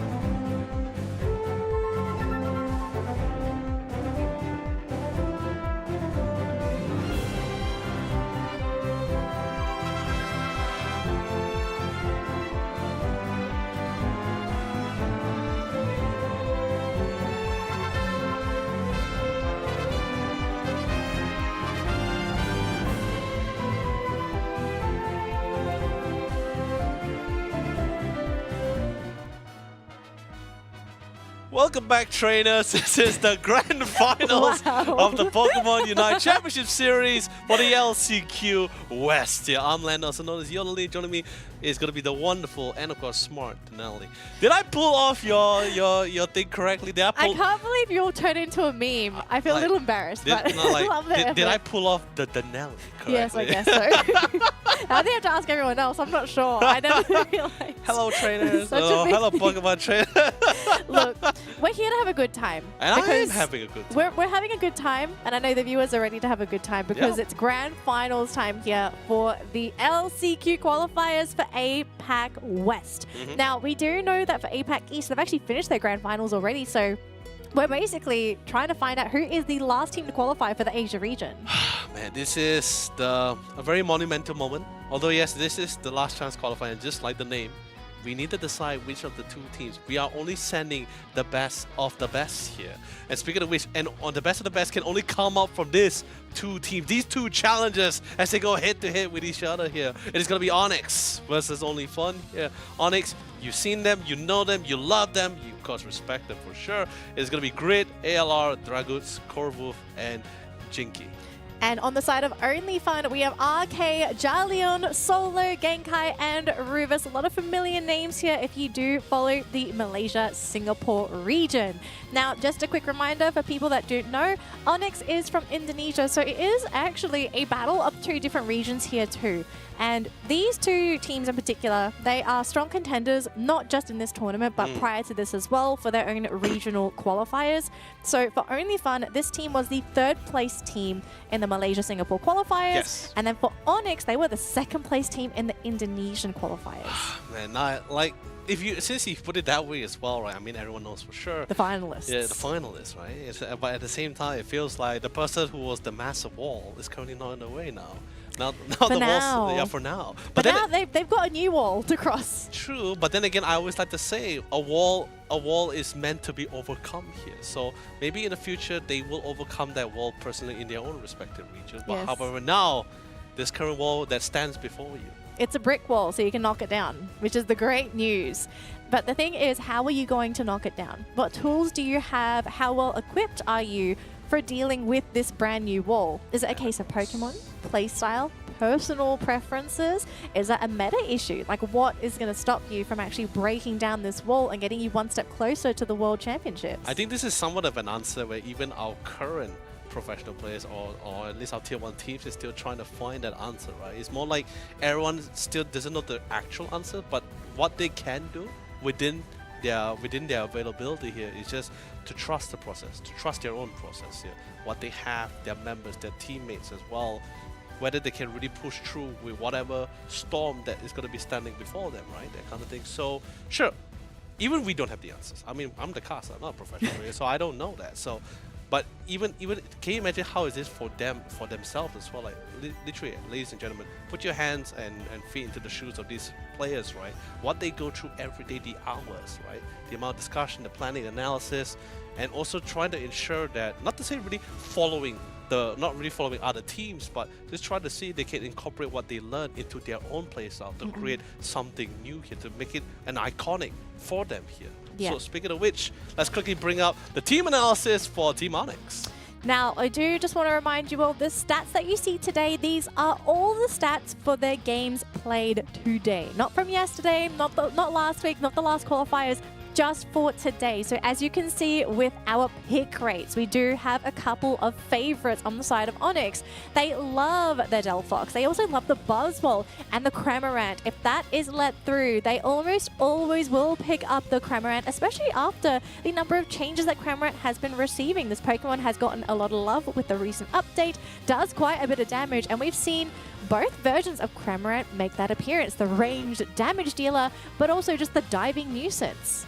Man, like, and the thing is, it's a lot more fresh as well, right? Because I think this is something I emphasized to you. I think I emphasized it to Flava like a few times already, but it does speak in some form of volumes, right? Because it's something that not very commonly seen, right? And it's not the more traditional pick, it's not the more traditional competition. It's more like, how do you really want to play around it? Sure, probably teams have already played out in their own personal ladder. They have probably played against it in their own personal scripts as well. But is it enough for them to really really mentally prepare themselves in the game itself. But either way, it's going to be the team profile for Only Fun here. So far, without fail, I mean, of course, depending on the drafting for sure and composition, Umbreon has always been their go-to here. He has the most highest pick rate for sure. It's going to be 82% here. Silver is going to be the 55. Blaziken, of course, solo. You know, nothing goes wrong with Blaziken. Or let's be honest, nothing goes wrong with solo. Okay, so Elder Gods is of course going to be great. It just works both ways because it can be offensive and supportive at the same time. Espeon is of course fantastic as a central or even for the side laner, and solo. Yeah. Feels like every time I see Blaziken on side there, it's going to be solo. I mean, Genkai plays a crazy side there. Yes, yes. Well, the thing I kind of noticed with the team, and I'm kind of happy when I see this within a roster as well, is having the ability to swap roles if necessary. If somebody plays, for example, a better Scyther, you kind of step down and be like, hey, let's give you the Scyther. I want to give you your best matchup. I'm going to compensate with a different Pokemon. Let's try to accommodate where we need to try and beat this situation, to beat this draft. Which, speaking of draft, Leonard, we are here. It is time. And look at this. No Blaziken, no Cramorant, and Sableye things. Yeah, like, just because I guess in a way, because do take it into account that, like, there is no better way to actually get some form of intel, right? Because intel is so important when inside a team battle like this, right? You really want to get as much vision as possible. And Sableye is somewhat the only Pokemon that comes close to the most ideal way of getting information without getting caught out. Not just the information, but we also saw Only Fun play that really nasty score I was comp. going to leave it to that to explain. So that was also a factor. But we're not going to look at score comp here. We are looking at some late game madness from both teams across the board. Gyarados and Tyranitar being the first picks from both of these teams. But for Only Fun, they're going to compensate their Tyranitar with a Umbreon pick. Now, this does leave the Trevenant in the pool, and we do know for a fact that Onyx, they do like to run this, especially onto Jinkies, so very likely going to be a choice here if they want to pick up their defender. Otherwise, if they leave it in the pool, I'm kind of curious to know what is more important. And if it's a Hooper, totally get it. Hooper is one of the best supports in the game right now. The resets, gotta love them, and the global mobility as well. And usually, like, even though when we see the Hooper, we usually see pad of it alongside with the Umbreon, so which I think is something really great that it was somewhat picked up for the side of a Rufus here, right? Because it just works two ways, right? You can use it as a defender if it's required. You can also use it as a support healer. It just works that great.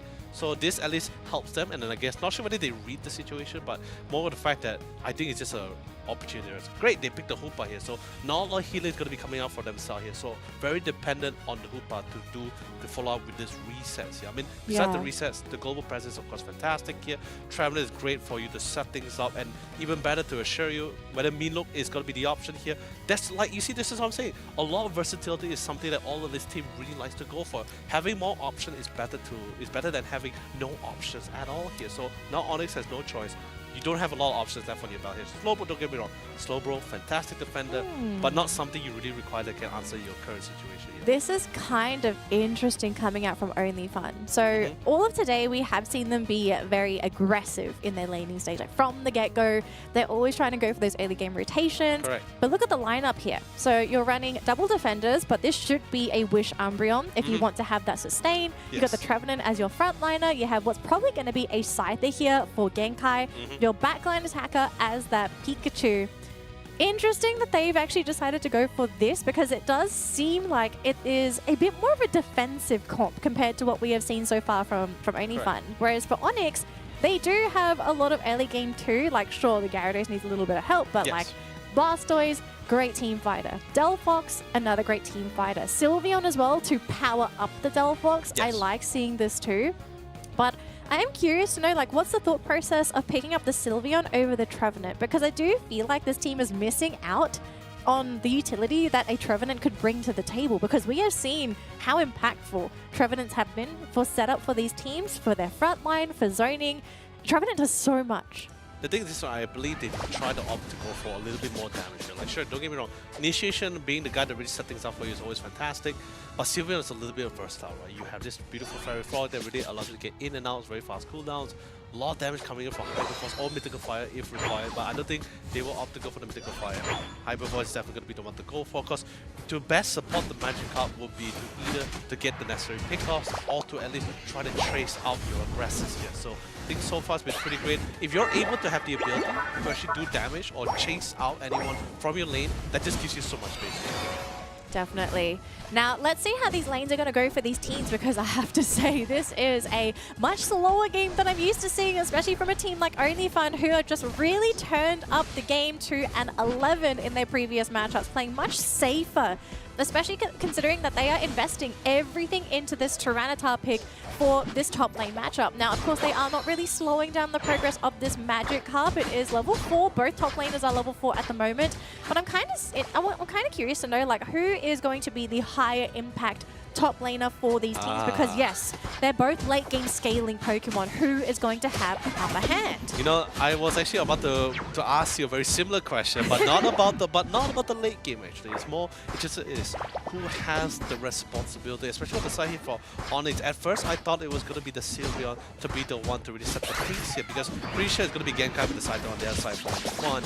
But then again, I think about it. We're going to be having this Gyarados very shortly as well, and Pupitar is going to take some time for him to get to the Tyranitar here. So would that mean that not just the Sylveon or the Gyarados instead to be the one to set the pace to transition them into this late game skill? Well, if you want to talk about setting the pace at this point of time, right, I guess it's going to have to be Onyx, because you will get the evolution there for the Gyarados. There is still a little bit of time until that Tyranitar kicks in. And also, you want to take advantage of the fact that this Umbreon has not evolved. Rufus has struggled to hit that level 4, and unfortunately with a Gyarados in lane, I just don't really see this happening. And unfortunately, Scyther goes down to the Sylveon. That is massive, because that Scyther is a massive early game asset for OnlyFun. So Onyx, they are really trying to capitalize on this early game weakness that OnlyFun has. So Pupitar goes down, and look at this, 3 Pokemon coming in to reinforce, but Rufus has to be careful, has to run away from that Hyper Voice, because he's very low. Yeah, you know, the thing is, if they still stick around with that first goal post, there could be the chance for the punish. However, Onyx, they're here to win it as well. So not taking any chance and falls back. Gets a nice time with the bounce as well. Mean look, defensive mean look. Absolutely well timed and well positioned. Because if not, I don't think our dear friend will be able to walk out of it. But then again, beautiful burst down the hoop, but that will stop everything. I think it stops everything, because you've lost your resets. But look at this, they caught Rufus again. So the Umbreon going down at level 5. So top lane is basically all Onyx's. If they want to take the Regieleki, they totally can. And because they have the Hooper, they can use the portals to go down to the bottom lane if they feel they need to be down there. And so we do get the portal in. Delphox is down here. They are ready to go for that bottom Regi if they want to fight. But look at the Sylveon. Such aggressive play in the enemy central area. Does go into that top lane, but you can see OnlyFun, they are struggling this match. It really is as well. And like, although yes, there's still no Hydro Typhoon, it's still going to be able to get there eventually. But the lead that they have currently, that's with alongside with the Onyx as well. Oh, sorry, alongside with the Gyarados as well, really ensuring that every step of the way we are slowly building up to that final game that we're trying to the final outcome we were looking for. Your Surf is coming in as well. Hydro Pump not doing a lot of damage, but then again, still able to secure that Regice, because they know for the fact that Regieleki is going to be a little bit difficult of a challenge, especially when you have such a massive Gate Guardian of a Gyarados sitting at top side. Yeah. Now, I think for Onyx, they're probably not too scared about the Regi as well, because it was just the Regice. It wasn't an attack or the defensive bonus. It was the health regeneration. So it was mostly just for the experience. Like for OnlyFun, they still want this because they need the experience. Correct. But for Onyx, I would love to see this team actually deny this from the enemy side, because they realize, they know how important this experience is, especially for that Tyranitar, who is now level 8, almost level 9, so should be evolving very shortly. Now, looks like we are going to see G-Finkies just causing an absolute ruckus in this lane, surfing all over the place, eating the opponent's berries, but should go down to the Thunder. The Surf though connects, and they get the Pikachu, and he doesn't go down. The entire team is here. The Trevenant's going to try and slow down this push, but we are going to get 25 points scored in that bottom lane, and there's only so much a solo Trevenant can do. Still sticking around, but Pupitar going down, and now look at this, the Umbreon struggling against the Gyarados, but the mean look though, cancelling out the bounce, realizing I'm not even going to go anywhere, so let's have a truce. Let me tell you something as well, but before I tell you about it, instantly comes in here, trying to respawn, see if he can get a couple of pickups, and he does succeed it beautifully as well. Gives you a nice bonus amount of EXP, allows to get a couple of points. Can't make it. Can he do it? No, he succeeds in it as well. Not able to break it, unfortunately. But then again, Or fire spin. can he get out of it though? Genkai getting a little bit down low. Reinforcer is here though, but the hoop's unbound. When sure Genkai is very hyper void, rest of the squad comes in from the hyperspace portal here, and they want to get a couple of more in the process. Trevenant trying to see if he can go for the setup. Does pull in 2 members into the pool, into the Phantom Forest here. But is the damage enough? I don't think it's enough. He actually brought them all closer for them to actually force it into a CQC scenario. A very massive pickup, but of course, courtesy of Gyarados on the top side. Like I said, he's the gate guardian on the top side. While we saw the massive fight on the bottom side, he actually had this 1v3 scenario. Considering not just the Pupita, but the Scyther earlier as well. So that bonus leveling did aid him even more in this fight. Yeah, we do see a bit of a trade happening before. We did get the Hooper elimination, so another boost of experience for OnlyFun. They basically have to salvage this bottom lane, especially without the goal zone. It makes it very difficult to reinforce for any of these side lanes. But up top, though, we're going to be seeing a massive skirmish with a whole load of Pokemon. But Scyther is down, so a lot of the damage is going to be left onto Solo on that Tyranitar. He really needs to have his teammate here because Fire Spin is a nuisance for the Tyranitar. Fireworks as well. Thunderstorm deployed, just not enough damage. And again, just this Delphox, these Fire Spins are so problematic. OnlyFun are not allowed to play the game. And Rufus keeps getting isolated as well. He's nowhere near enough to even get the necessary heals. Genkai respawn, comes back into the mix, but gets hit by one ability and it's already half HP. And of all the all-rounders, he's definitely not on the bulkier side, so he does suffer from the constant pokes. Onyx, though, they really want to try and get the snipe, but it's so hard with a Scyther and a Tyranitar there. And the defenders, I mean, you're looking at Jinkies and Arcade. They are stuck together. They are trying to ensure that none of them are there for those battles. But the Umbreon, first one to go down for OnlyFun, they still managed to get the Regieleki. So it's now up to Onyx to prevent the Regieleki from going in that goal zone. They want to keep the mobility. The Hooper portals are too important here, but we are seeing a slight battle here. A teleport will reset 3 players on the side of Onyx. We're still seeing Solo stamp around in that top lane, but they realize there's just no way they can push the Regieleki forward. So back to wild Pokemon it is. Get your experience and get ready for Rayquaza. That's coming in the next 25 seconds. But then again, despite the disparity, right, scoreline isn't really too far apart. Level race as well, not too much difference as well, except for the fact that there's still 1 level hit in some of their Pokemon. The threat is still a large. But this is huge. If you're going to give the defensive buff away. Oh, but no, they you got got the reset. reset! Can they do it in time? They've got yeah, 5 seconds. They should be able to do this unless Scyther comes in for a steal. No steal? No, I think he's trying to aim to see if he can go for a pickoffs here. They have a mean look.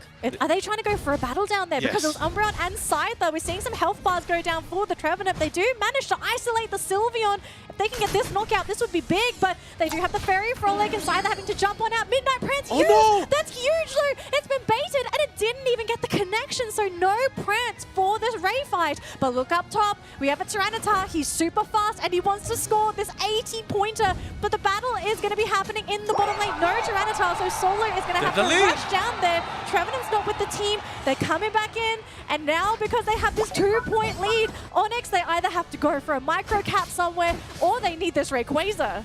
But then again, with everyone being so on the full defensive here, they need to try to find an opportunity on the chink in the armor. It's just that difficult. They got him. They melted it, completely burst him out of commission as well. One of your main damage to the Unite move committed, not able to get on top of his hands on Rufus, but it still didn't matter. Now one player is out of commission and out of the picture. It becomes a 5v4. They're trying to play the positioning here. This tangle dance of back and forth here. None able to find the connection. Pretty great, pretty good CC, but there's no follow-up for it as well. All these controls, all these damage is just not there to follow up with it. Hydro Typhoon for the counter initiation here on top of the Tyranitar here, but he doesn't have the Umbreon. There's no heals, there's no sustain. He can't last for too long. And of course, comes in with a 2-turn streak KO pickoff.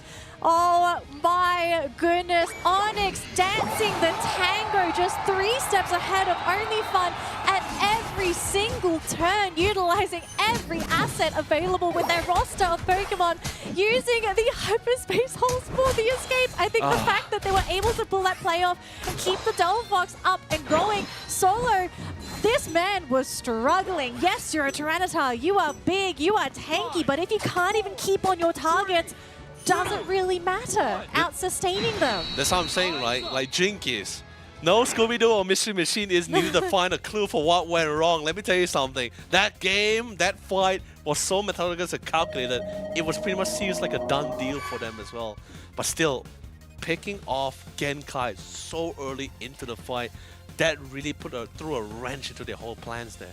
Look, if we could have our drawing segment, I think we absolutely would have it there, because just seeing how that started, it was such a strange play to come out as well from Genkai, because you would think to make such a surprise play, I don't think anyone expected that kind of play, but to come in, and he wasn't even close to being able to just nipping someone in the bud and getting out of there. He sort of jumped in, and he was stuck in no man's land. His team was nowhere nearby. They don't have a Blastoise of their own with a Typhoon. And I mean, for RK, he didn't really want to use the Phantom Forest there, because I think they knew they were just going to lose Genkai there and then. So I kind of wonder what the game plan was there. Did they maybe try to predict Onyx's movement and they just made that misplay happen?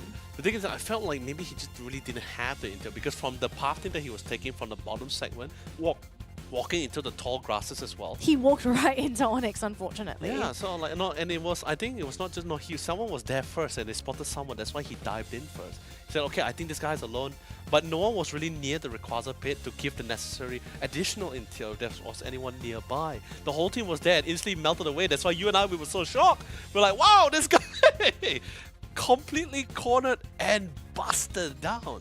Man, and look at the numbers too. I think so many players, whether you play in competitive or you play in your ranked games, like, you know, Solo did, I think, as good of a job as he could have done as a Tyranitar in this matchup. But these numbers for him, like, you could tell he struggled to just latch onto somebody. Like, that's one of the things that I see with Tyranitar that is one of his glaring weaknesses, which is unfortunately his ability to stick to somebody. He needs someone there to help him do that. Now, of course, Rubus, like, we did have Mean Look on the Umbreon, but this is the new breed of Umbreon, where unfortunately, to get that Mean Look, you have to get so incredibly close to your target. And so it's much more difficult for Solo to just sort of be there and to do his job unless you have someone with the setup, and that was sort of on him. Yeah, I mean, no, it's not just the Mean Look. The problem was, I think it's also, I mean, of course, well positioning coming from the members of Onyx as well. But there were many times that him as a healer was just nowhere near enough to actually heal the necessary people there.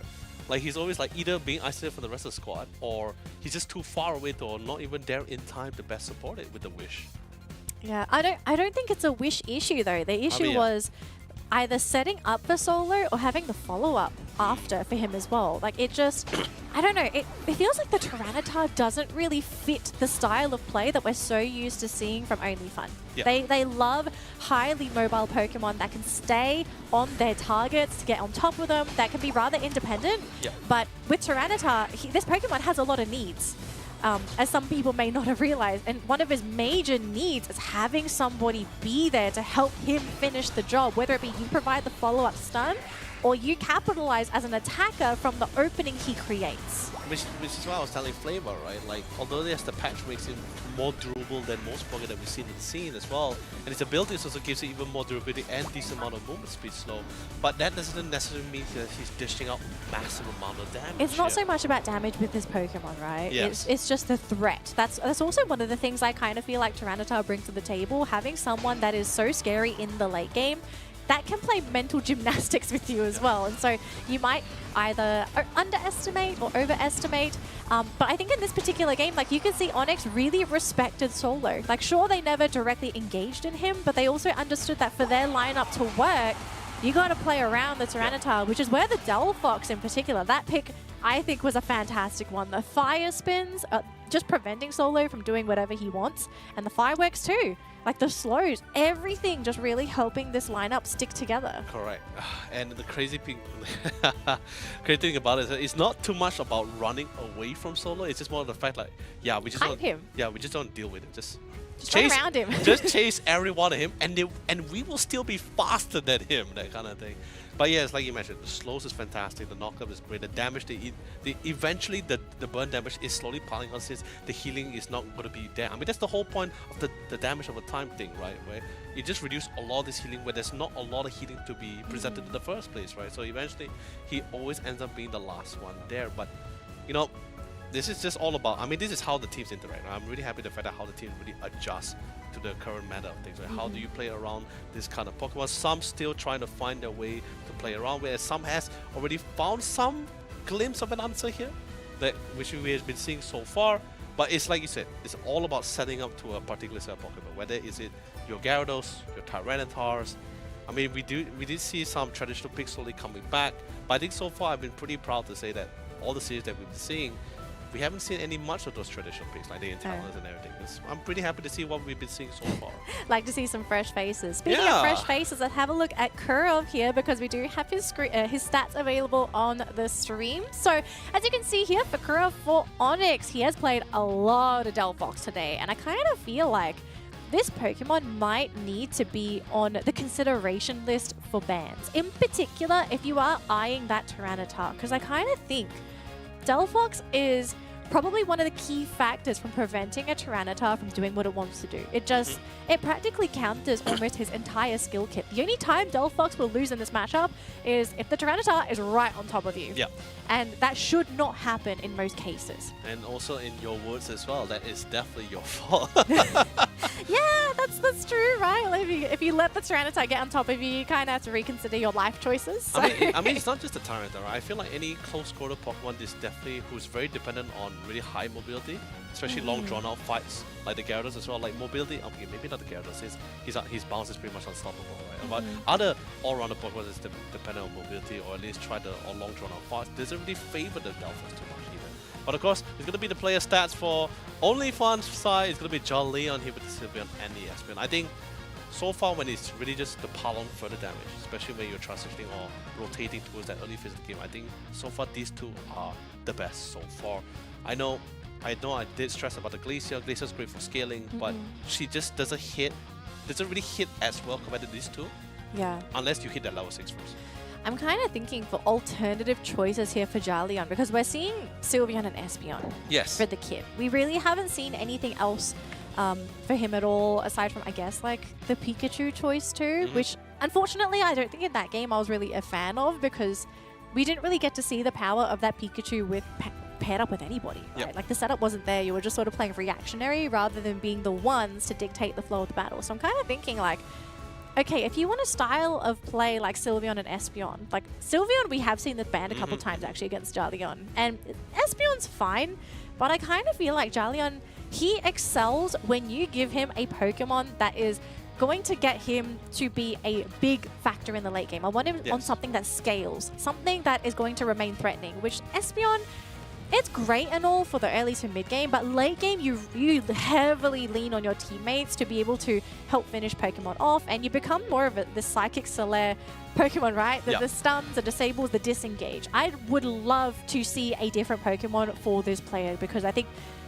they need to give him something that scales. And that's back onto the whole Inteleon business. Like, why are we not seeing some of these scaling attackers anymore? Heck, I'm surprised that Dragonite has not been an option at all for any of these teams because at the beginning of today, we saw some Dragonite bans. And Dragonite has been rather successful in not just like Malaysia, Singapore, it has been a widely used Pokemon within the region. It hasn't been nerfed, it hasn't been changed, it's kind of there, and it still does what it does. True, but I think the thing is, so far the Dragonite ban that we've been seeing so far is more focused on very specific region teams, especially in the Indonesian side. I think like totally respectful bans. But look at this. Now a quick switch over with the bans, right? Now Leafeon is able to go through here. Now so this is what I'm saying, right? Like it's the kind of thing where you still want to. I mean, they won't opt to go for the Tyranitar now, right? Because you already have someone locked in the place again. But even if they do go for it, it's that kind of parry which you like to have, right? Because Tyranitar is the kind of thing where not really have the best mobility, doesn't really have a lot of damage. You need someone to either dish the damage or secure those damage, right? Leafeon just does it just as well, right? That kind of thing. They've got two securers, not just Leafeon, Blaziken as well. Yeah. Look, this is more like Only Fun. This is the Only Fun kind of draft. So this is probably the game. If they can't win with this composition against Onyx, they're going to have to go to the drawing board for next year because unfortunately for Only Fun, this is a best of 3 grand final match. Correct. And for Onyx, this is the upper bracket team. They just need to win this next game and they've secured their ticket to Worlds. But for Only Fun, they need to win this best of 3 and force a reset. So it's a long journey still, and if there's a composition that could force that game number 3, this has to be the one. But the thing is, here's the interesting thing. Bring in the Lucario, right? So this is something that I discussed with you back in ACL, where what was the best pair to go with Buzzer in the top lane, right? And I said it was actually Lucario, mainly because of the fact that of his passive steadfast, right? If he actually reduces HP all the way down to less than 50%, it's pretty much properly like a second focus band, right? So in the case when you go in head-to-head with someone like the Blaziken, which is someone in similar territory, I won't say exactly the same. I'll say similar territory here in this case here. It gives him the necessary sustain for a prolonged fight, which is something that Blaziken also likes as well. I have some bad news though, unfortunately, and that is the case that all the matchups where I have seen it be Lucario versus Blaziken. Blaziken tends to come out on top. And we're not talking about just any kind of Blaziken. This is solo Blaziken. And this is a signature Pokemon for this player. And so if it's ALR, right, playing on this Lucario, if he wins in this matchup, that is a statement already. I will give this man a whole lot of praise if he can somehow win this matchup. True. So we'll have to see. But then again, Danny, I think a lot of people tend to forget this is a team battle. It's a team battle. I mean, yes, there are times a particular player alone can carry the whole team, but of course, a lot of steps needs to be, a lot of points needs to be acquired here. And step 1 is bringing in your central laner into that top lane. So remember, this is Genkai on the Sylveon. They can dish out quite a bit of damage if they want to. And it's Mystical Fire. So this is rather scary for a lot of these like 1v1, 2v1 situations. Mystical Fire Sylveon is probably one of the biggest bullies in the game up until you get those higher levels. And the worst part is that when you're such a mobile Pokemon, and also not the most beefiest one like the Scyther and the Lucario, Mystical Fire is gonna be almost quite detrimental for and they're you bringing Jalion as well, so all of the EVs coming in. They're saying we need to get solo his level 7. So Lucario down, Chansey just grasping at straws, taking the berry and abandoning lane, saying guys, we gotta abandon ship because they're going all in on this top lane. They know how important solo is in this matchup, and I absolutely agree with this play. It is going to come at the expense of that bottom lane, unfortunately for Only Fun, but we've seen this happen multiple times. They're happy to sack that bottom lane if it means they get solo to where they want him to be. Which I think is also really great, right? Onyx understands like, hey, you know, you want to go all in on the top, fine. We will handle damage control, but at the same time, we'll try to get some respective trade, which is exactly what we see at the bottom side. Cypher? But the invasion, just to try to shut him down as much as possible. It's scary as it is when you have the Mythical Fire Sylveon, but paired with the Leaf, with such a mobile, agile Leafeon with the Solar Blade, it feels like you can almost secure any pickoffs here. What is this roaming duo of Sylveon and Leafeon? This is actually almost kind of gross to look at because you have some of the highest damage dealing evolutions in the game roaming around at their power spike. And there's very few Pokemon that can actually stop this kind of rotation unless they make the misplays happen and they take too much damage and then someone comes in and just snaps them up. Top Goal Zone is broken. Solo is level 7. He's a Blaziken. He is ready to dumpster this level 5 Lucario.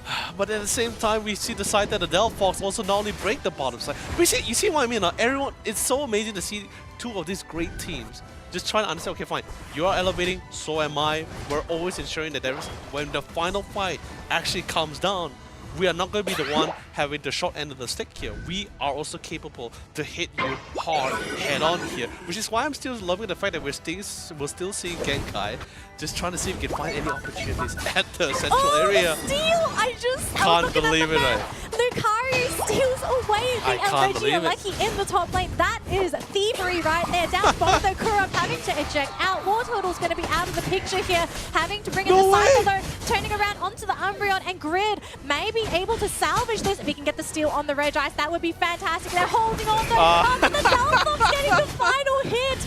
Oh my gosh, Onyx, they smell that ticket to Hawaii and they want it really bad. I mean, this is exactly what the series is all about.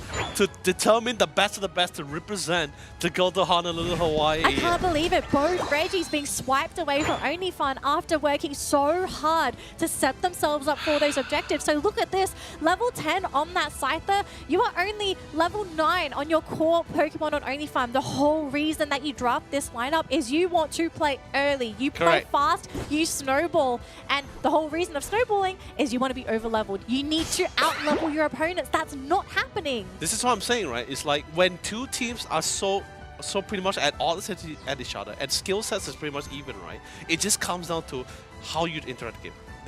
What's the individual skill play, right? Things like sniping Regieleki. Okay, Regice still 50-50, right? Still pretty even amount of Pokemon trains at the bottom side. But Regieleki is something that shouldn't have happened. That should never have happened. I mean, Lucario swiping it away from a Blaziken, that's almost unheard of in those cases.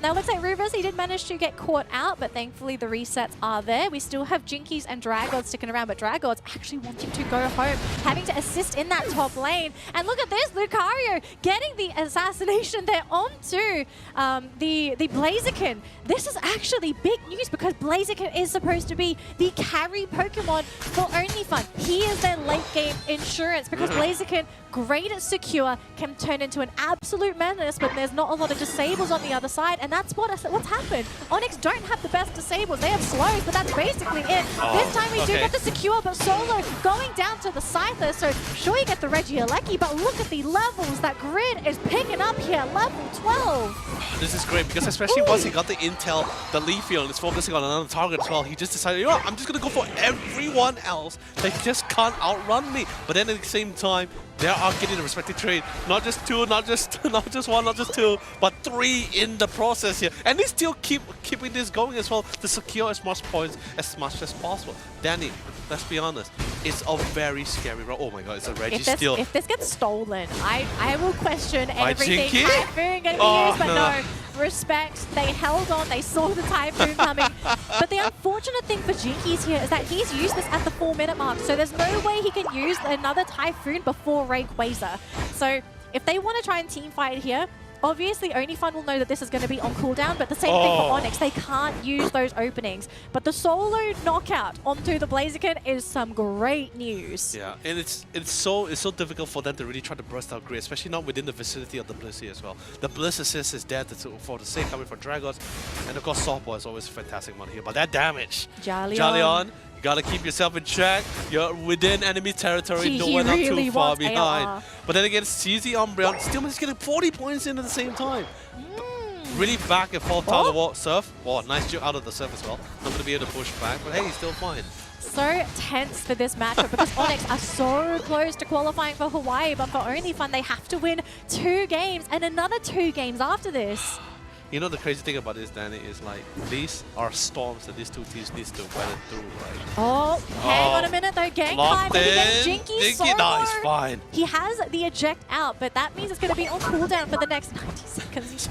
You don't want this. This is such a scary opening here because they don't have the Blastoise. It's going to be coming back here. There is no Leafeon. Leafeon is in that top lane, but they want to break this goal zone. They get the 30 points in, 2 points to break it. If they want to break it, they absolutely could. The point advantage in favor of OnlyFun. Onyx need to take the Rayquaza or you gotta go for that team wipe. And with 30 seconds to go, if Regieleki gets taken here, this is another huge advantage for OnlyFun because Onyx are gonna have to deal with this. Yeah, but they can't afford to take this head on here, so they have to let the Regieleki through. They're already taking this into account as well. That's why you see some of the members currently positioned to the top side. Or actually, they might just let it slide. Will they actually let it slide? No way. Hold on, wait. The Lucario is still, he's getting the intel first. Leafeon wants to dump those points. So many points on that Leafeon, but look at the positioning as well, saying, do we want this? Actually, no, it broke the goal. Yeah. Rayquaza's here. They're going for the rip. So much damage, do they have the secure, though? Can they get it? Who gets the secure? It's the Lucario! So Onyx, they've managed to get it. There's no Umbreon, there's no Leafeon, and I don't see any way for this team to be able to outsecure. Instead, they're going for a race. They're going to say, we've got points too. We're just going to score our points. They've got the home base, they've got the tier 2 as well. 345 to 316. Yeah, the Blastoise is there, but if they can beat them on their goal zone, we've still got plenty of time limited. Still fighting, but Downforce is to get back. Or, no, Downforce is trying to farm for points here, and Grid is calling on the roll. There's not a lot of Unite moves left on the hands here, but they're still pretty much confident they can defend this 2 goal posts. And the best part about this is that with the top secondary goal post destroyed, they only have the Predator's 2 coastal, which is relatively close within close proximity and vicinity as well.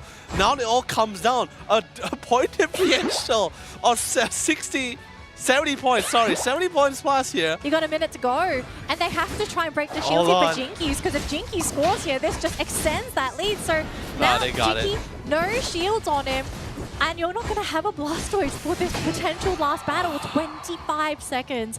No one's going for back caps. We have the Eldegoss sitting with 40 points in the bush. If the Eldegoss goes down here, though, this would be big. Scouted out by the Blissey. Only fun. This is your only push. It's your 30 only seconds. chance to go. You have to bring it to a game 3. This literally comes down to this, right? Not their Unite We versus have Curly Red. Unites. They have Unites as well, but no Bliss assist. They are got straight slow. for the home base. They're saying, you want They to wanna fight? fight. We're going to fight on your speed. Oh, Flux. God. 20 seconds to go. Somebody has to score Hydro something. Typhoon. Hydro Typhoon is there. Oh my gosh, we've got no more Unites. We do have one more Pop Cloud Crash. They're trying to score. Oh, no. They actually use it. They managed to get the KO on the Sylveon. 10 seconds. Can anybody score any points? I can't at believe all? it. I think we're actually going to see our winner right here, Onyx. Can anyone score? They did I it. think that's enough. Oh no, they did it! They pulled it through! They didn't need to win the 1v1s because it is still a team battle around. They won it as a squad, they won it as a team, and they pulled it through with the secures as well. The plays from Onyx and also the bravery for Only Fun. They dove in the middle of the speed flux because they did not want to fight on the goal zones. Yes. We all know fighting on the goal zones, you're dealing with health regeneration, you're dealing with shields. If you can force the fight on the goal zone, on the speed flux, you're not getting that bonus. Yeah. And the fact that Onyx, they didn't take the bait. They said, you want to fight on our speed flux? Like, you can stay there. You're not on either of our goal zones. We're just going to stay where we need to defend. And you're slowed down as well, so it's just like, hey, you know, that's great. You're pretty much in quicksands now, and we don't have to confront you too much.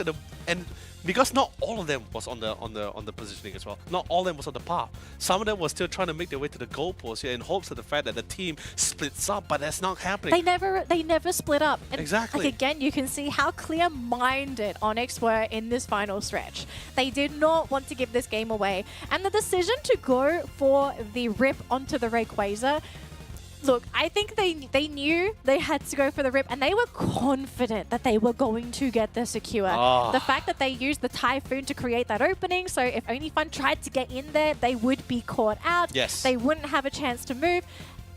Gosh, that end game was so tense. I felt like honestly could have gone either way because it's like you said, it's all about getting those points, right? Or the Rayquaza was lost already, but there was still an opportunity. I think what made things even harder, I mean, okay, I'm not just, although it's a very small thing, or you could disregard what I said as well, but I think the Regieleki breaking that secondary top goalpost didn't give a lot of option for them to put the points in at all, right? Because I felt if we still had that one, that the teams is forced to split between 3 different areas here. But now it's just only left with the home base and the bottom secondary goalpost here as well. So not a lot of grounds for them to cover. Very close proximity for them to go for the next mile so far. But you know, like I said, can be disregarded. That statement could be disregarded. But still, because we could never expected this kind of outcome here. Look, Onyx, they worked hard this year, and I'm kind of getting Rise vibes because this was the same thing that kind of happened with Rise last year, right? So Yes. Rise had to come through the APAC qualifiers. There was no Indonesia qualifier last year; it was APAC, and they earned their way through to Worlds. And so I'm kind of getting Rise vibes because Onyx played, not the entire roster, but 3 of their members, they played during ACL and to upgrade to the qualifiers for the World Championships and now to make it to the World Championships through the last chance qualifier. Indonesia, I mean, we thought the Philippines was going to be a strong region in APAC. Indonesia is ready to join the party. Yeah, honestly, right, once again, Onyx has shown great growth. I think even in past games, whether they were able to secure the spot in the first place, really great growth coming out from them, so I'm really happy to see. But at the same time, in this LCQ Grand Finals, Onyx is once again placed on the anvil here, and it was time for them to test their steel, and they really proved themselves that they are very refined and ready for Honolulu here. But still, once again, ladies and gentlemen, this is going to be the replays that we see for a couple of games here. This moment, I wish I could pause it here. This moment was so crucial. The fact that they lost the Regieleki in the top lane and also the Reggie in the bottom lane. Yes. I feel like this was the turning point for the team because they were supposed to get both objectives. They were supposed to get this big boost of power, and to give it away, not really give it away, I kind of feel like in the top lane, like they underestimated ALR. They didn't think a Lucario was going to out-secure solo, and then down bottom, they didn't think that they would actually lose that skirmish, but they did. You know, but I really gotta give it to Jinkies because, like, despite, like, inside the entire Rayquaza pit as well, when he committed the Hydro Typhoon to buy some time, he just isolated one of the main damage. Don't get me wrong, Leafeon is great with the Solar Blade, got decent amount of secure, but it's always great when you amplify even more damage. Umbreon is sure is there, can commit Sylveus as well, but you would love to have the Blaziken for that reassurance, and he just wasn't there because the Blaster, Jinkies, Hydro Typhoon served him. It's like, yup, you are denied from this Rayquaza pit. You're not even going to be getting that. You are not getting that VIP pass. The job of a defender. Defend the Rayquaza. That's basically what happened in that battle. Oh, dude, it's for some reason, right? If I had to put it in animation, it felt like he just settled him the entire time. It's just like, nope, you're not moving. You are completely stuck here. Yeah. So we're going to be moving on to our drawing segment because we do need to sort of have a look at what happened in this grand final, because I think a lot of people were expecting to maybe see that reset. But Onyx coming out, like guns blazing, their fists swinging. They were like, we do not want to go to that second reset. So, Mr. Leonard, let's do this together. We've got two clips today. It's not just the one, so we'll share. All right. So, oh my God. You lost the pen. Drop the pen. All right, so let's go through this clip slowly. All right, so yeah. So, come into the mix. Okay, I'm just gonna quickly. We gotta watch Jinkies. Okay, I'm gonna take a quick pause here because I want to take it to the count because we won't be able to see the top part of the Rayquaza. Unfortunately, yes. The spotlight was solely dedicated for Jinky, which is totally fine because it was enjoyable to see him just control one of the core members. So yes, Onyx members are willing to go all in because remember, they are in the disparity of the fact that they are still currently lack of points here. So they're quite dependent on securing this Rayquaza here. Everyone was in prime position. The support is pretty much safe. The reason why he's pretty comfortable at this particular spot because he already noticed, all right, here's solo. Here's solo. Leafeon was also spotted somewhere on the top side, as you can see from the mini-map as well. So it was very comfortable and very confident. He's not scared of the Umbreon. Umbreon is not going to like magically burst him down, you know, that kind of thing. So quickly going to be removing this thing. All right, continue with the slow-mo here. So instantly, the massive fight ensues here. Everyone is and the Bliss Assist too. I think we also have to quickly mention the Bliss Assist on the Scyther. The fact that they used this because they wanted this Scyther to be this secure on the team. Yes, and I totally understand, right? Because positioning-wise, it's also relatively close to the positioning for the rest of the squad as well, right? So you do not want to take any chances of him really bursting down before he can actually do what he needs to be done. But most importantly was Jinkies. His positioning was possibly the best one of them all because he denies entries from here, and possibly even here at the same time, and he still have the Hydro Typhoon. But of course you don't see it now because he's currently in mid animation as I pause this, right? So quickly gonna replay, start up the play. There's the Typhoon. Pops the Hydro Typhoon. Look, connect on the entire team. Except for one, but you know it doesn't matter. 4 men is still relatively massive, right? But look at the prioritization, right? I know we barely can see Rayquaza HP, but it's getting lower, right? It's getting lower. It's about half. I can see, yeah. Fireworks is committed as well. Fireworks not really burst damage, but it's it's still damage, right? Damage over time. But that's where the priorities comes in. Jinkies figured out, okay, I can't control too many people, so let's just control on the one that is going to be dishing out the best secures here. He's not solos, and instantly he took solo for a dance under the beautiful moonlight starry nights here. Pushes him back here again. Can't move. He tried to get back pump in. as well. Oh, jeez, that is frustrating. It really was, and that was just pretty much it, right? So that was the Rayquaza secure. Basically, absolutely thrown out the window because of Blastoise. Like Jinkies alone, the fact that even though Blastoise was on the receiving end of a damage nerf with the recent update, it doesn't stop Blastoise from actually being a defender, being the one to create space, to knock up the opponents, to buy time so that your team can do what they need to do. Correct. And I think people slowly forget because the amount of damage or secure he had with the Hydro Pump previously was the fact that, oh, he's doing a lot of damage, he started to become an all-rounder defender. But when you remove that aspect, he goes back to his actual true self, which is this massive frontline controller to ensure his teammate is getting the necessary control or a hindrance to allow his team to dish out the damage here. So really phenomenal job. Don't get me wrong, it is still a 4v4 in the required play in terms of damage here, but the amount of damage that Blaziken can output and what a Blastoise can output is the difference is heaven and earth. So the fact that he is not in that pit, it just aids his team so much. Like, it's not like game changing, you know. I mean, okay, yeah, it is game changing, but in some cases, it's not like, oh, he's gonna get the MVP kind of thing. But it's still massive enough to determine this one spot to Honolulu here. But anyway, let's quickly move on to the part where let's call it the The last hurrah. the last hurrah. That's really what it was, though. I mean, this was the last push we were going to see from this team because 15 seconds. We didn't see the beginning of this, unfortunately, but essentially what happened was they came barreling down the lane and they just decided to fight on the speed flux. Like, you saw a Solo multiple times running onto the speed flux, trying to use his mobility to chase down all of these Pokemon. But unfortunately, they just ignored him. They said, like, why should we fight the Blaziken there when we can be protecting our goal zone and we can use the goal zone shielding, the healing? Because if they fought solos there on the speed flux, I think this would have actually ended up being a really problematic fight for the team. Which is why Onyx really took this fight really calculatedly well, because they just stick to what was best. They had the control. They're not too pressured about in terms of positioning, because without the existence of the second goalpost, right? The distance between these two guys. Let me fall it back a little bit. Okay, great. So do you see the distance between this goalpost and this goalpost is within close proximity? It's so easy for them to just go back and forth. And remember, they don't have the Rayquaza shield. They don't have the bubble here. So in other words, they don't get that really quick dunk. They still take some time because they have a lot of points on their belts here. Yeah, and I guess another unfortunate thing for Solo is the fact that he's got no points. If he had points, he would have actually been able to go for a couple of micro scores in the base, which is why he tried to fight there. He was hoping he'd get the knockouts.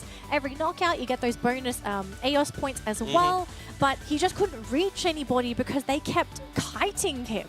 Yeah. Like, again, going back to the Delphox pick, like, Delphox is a very mobile Pokemon. It's always moving. And then you put the Fire Spin on top of that. Like, you think you're chasing the Delphox, and then you're just spinning around in the air helplessly. And to make matters worse, you're already getting this movement speed slow or hindrance inside within this facility as well. So. I actually think if the Speed Flux did not exist in Unite and it was just the goal zones, this game could have gone in their favor. Yeah. Man, seriously, what a round. What a round, seriously, coming from these two teams here. It's always great to see like two prominent teams just going head to head with each other, because there's just so much to learn, right? That kind of thing. Like, it feels like you feel like okay, I think I knew everything about it, like early competition, certain play style, but then when you see it being put into fruition, right, it feels like it's just a symphony of skills here. It is a symphony of skills. I mean, that's essentially what we saw in the Rayquaza pit, even leading up to the Rayquaza pit. The fights at both of the Reggies, in lane, just everything came down to this, to the Rayquaza, to that one final push. And so we now have our final team from Asia to qualify to the World Championships, and it's Onyx. Yeah. Onyx, congratulations, kudos, but of course, kudos to all the teams that participated, not just our top 8, but the 59 teams even in the qualifiers as well. Everyone came in with the intention and the goal to represent here. And of course, sadly, this is the nature of the competition. We only can send in the best, and we have our best here, and that's going to be Onyx, our grand champion of the LCQ West. Now, we do have a special interview lined up for you guys. We're going to be speaking to Dragons from Onyx, so welcome him to the stream. Dragons, Hey! how you doing? How you feeling? You're going to Hawaii. I think I'm feeling speechless because this is very surprise to us. Surprise! We never thought we will go to Hawaii like this from LCQ. Wow. Okay, so let's start with that, shall we? Because I wanted to ask you, when you came into the last chance qualifier, like you feel like, did you think you were never going to make it to Hawaii? Like, you played the tournament, you were just playing this for experience. Like, what was your initial goal for playing aside Hawaii? I think we just try to place as high as we can get from the last chance qualifier. But from the day 1 to day 2, we managed to get top 8 and move on to final, and suddenly we won like this. This is very surprising to us. All right, Dragus, I'm going to ask you a very technical one now, right? Okay, because I'm also curious about something. So, as a team, such a prominent team such as yourself and everyone else as well, what was your team's point of view with this current patch 5 days ago? Did it significantly impact like how you guys interacted with the game, or was it something was it still within your capabilities? Yeah, we quite surprised because Pokemon UNITE hit the patch 1 week before the LCQ, and we didn't know how to prepare with the patch, so we just play rank and scrim. So I think we figured out some of the hero, and yeah, maybe a little bit. So playing today as well, who were some of the big teams that you were looking out for? Like, who do you feel like were your biggest threats in the qualifier? From this qualifier, I think this OnlyFans is our biggest threat, and maybe Renaissance, but they got out on the day one, I think.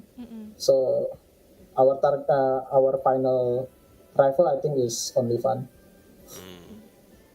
Alright, Dragus, I'm not sure whether you guys have seen the replays yet from your previous series or have enough time to see the replays, but that last fight in the Rayquaza pit, right? The call for Jinky to keep keep Solos, who was the Blaziken, in check as the Blastoise, was it his own choice, or was it something where everyone just like called it out for?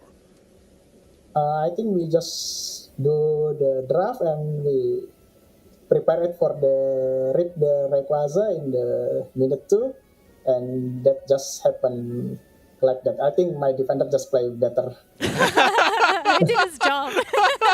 Yeah.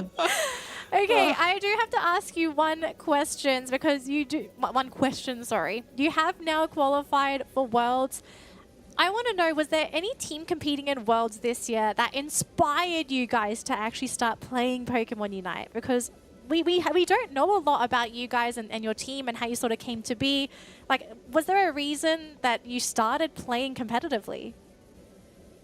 I played competitively since the release, and especially I want to participate in the Worlds, and I can make it now, but maybe for the future, maybe I will want to beat Rice, because we never beat Rice before. Wow! And hopefully it will happen in the Worlds. I mean, hey man, it's the best thing, right? If you can beat Rise at Worlds at the same time, right? But you know, one last question for me, Dragus. It's a very simple question, right? Since you guys have already confirmed yourself to go to Honolulu, have you guys prepared your swimming trunks, your sunscreens? Because, you know, it's a beautiful place. I'm just saying, man, I'm really dressed up for the occasion to send you guys to Honolulu. Let's be honest here. I think we didn't prepare anything yet, just focus on the game. So I think from tomorrow we will prepare for the Honolulu. Yeah, man. Bring the sunscreen, bring the Hawaii shirts, bring everything. Take everything. All right, thank you so much, Dragons. Congratulations on qualifying. We're so excited to see you guys play. Do your best. We'll be rooting for you from Asia. We do believe in you guys, but thank you so much for the interview. Good luck in Honolulu. Thank you.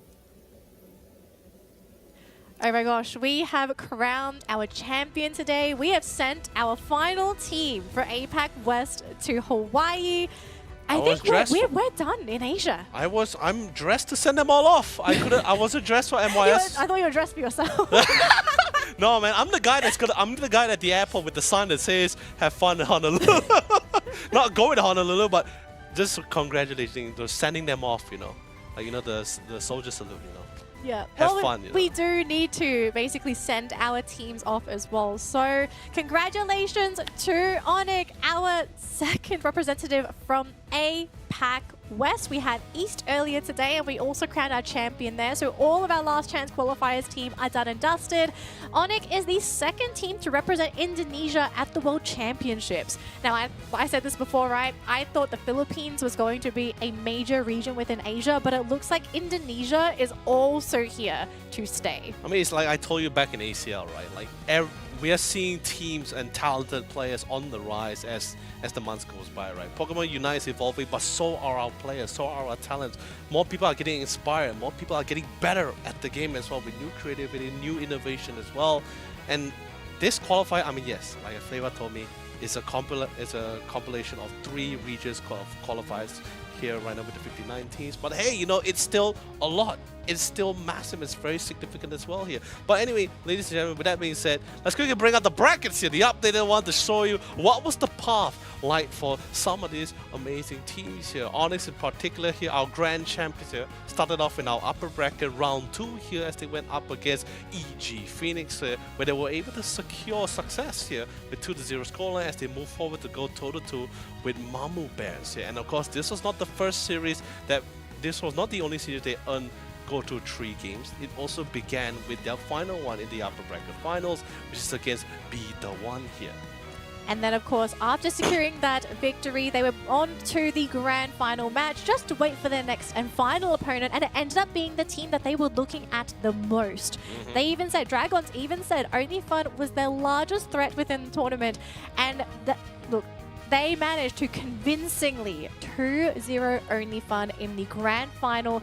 No bracket reset, lock in their tickets for Hawaii, and they're now flying to Worlds this year to represent the Asia region at the World Championships. So congratulations yet again to Onyx. Just a quick reminder as well, what did these teams win aside from that ticket to Worlds? I mean, that's a lot of dough they actually earned for themselves here. Not only the paid flight all the way to Honolulu, they're also going to be walking away with 7,500 USD. Second and third place, second place is going to be 3,750. Third place is going to be 3,000, fourth place is going to be 1,500, and fifth to seventh is going to be 750 USD here. So although yes, it's unfortunate some of this team, because I believe everyone had huge goals as they joined this tournament. All 59 teams had dreams of playing at Worlds this year, and it's, like, as you said, right, it is so sad that you can only achieve, one team is going to achieve that dream. But hey, guess what? Now Onyx has a lot of these 58 teams to support them with their journeys here. Sure, they were denied by some of the teams here, but it still doesn't matter. Now they are, I guess you can say, carrying forward the fires here, the wheel of fire here, as they go towards the Worlds. Yep. Now, before we close out the broadcast, we do want to remind you guys that Phalanx is available to play in-game, and we also have the Battle Pass ongoing. So very quickly, we're going to show you guys some clips of those before we close out the show.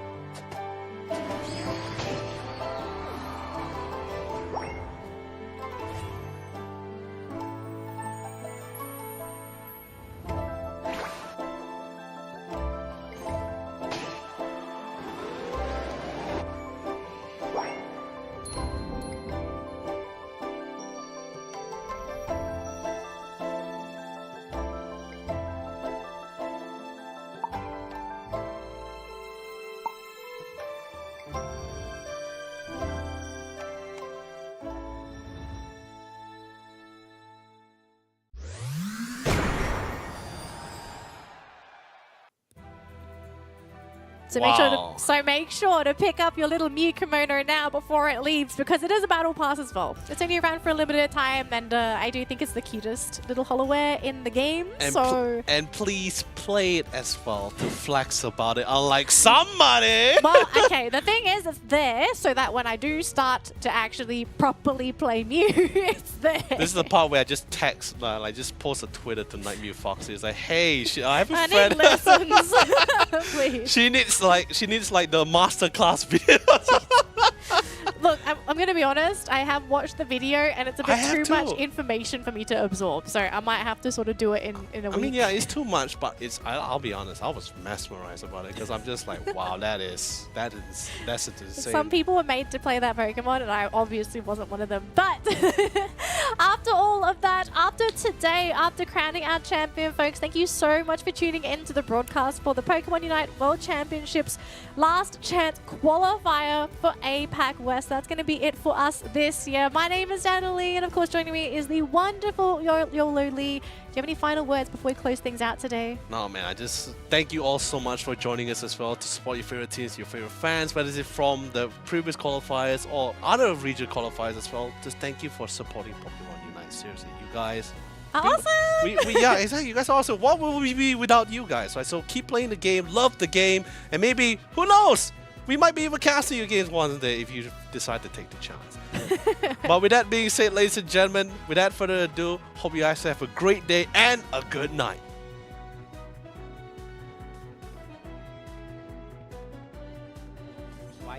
The Pokemon Meanwhile, they caught Molly. Oh, it's going to be high time here. Hydro Typhoon hitting up from multiple Pokemon. Gets sent back to the Pokemon Center. But the And this- Leafeon! Oh no, leaving Leafeon all to himself. Might be a slight miscom over here The as well. Holding up as well. zoning! There's going to be Unbound coming off the Hoopa, but he gets cleared out as well. 4 Pokemon getting knocked out in the hands of EG Phoenix.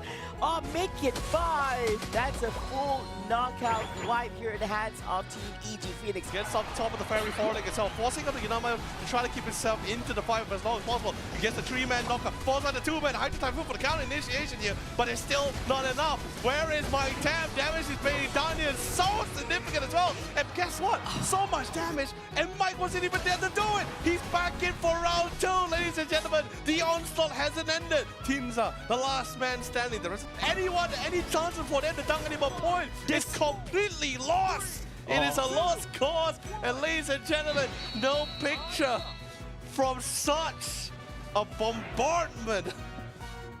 There's a connect. Unite move on top of another Unite move to counteract here. And now the counter initiation forms to the line side as well. Do they have the damage to finish this through? I Can think they they? managed Oh, to no. outlast with this Charizard still flying, but I think he might just be in. It's the Crustle and the Meowscarada going up against the Hoopa, Sylveon, and the Trevenant, but I think this might just be Oh. it. No. He's almost at half health, and actually we are going to be seeing the start of a battle there. Both of the frontliners on the side of either one. We're caught in the back lines, though, as you can see. We are seeing a whole lot of problems here for these backline attackers. Espeon having to run away from a Trevenant in the front, though. It looks like the Blissey has no support, is not near the team, and the Bliss Assist is on cooldown. The Tyranitar all alone. The support is needed, but here comes the Espeon, the damage dealer. Be the frontline, Yes. So, oh, and Exactly. he dies right into the middle.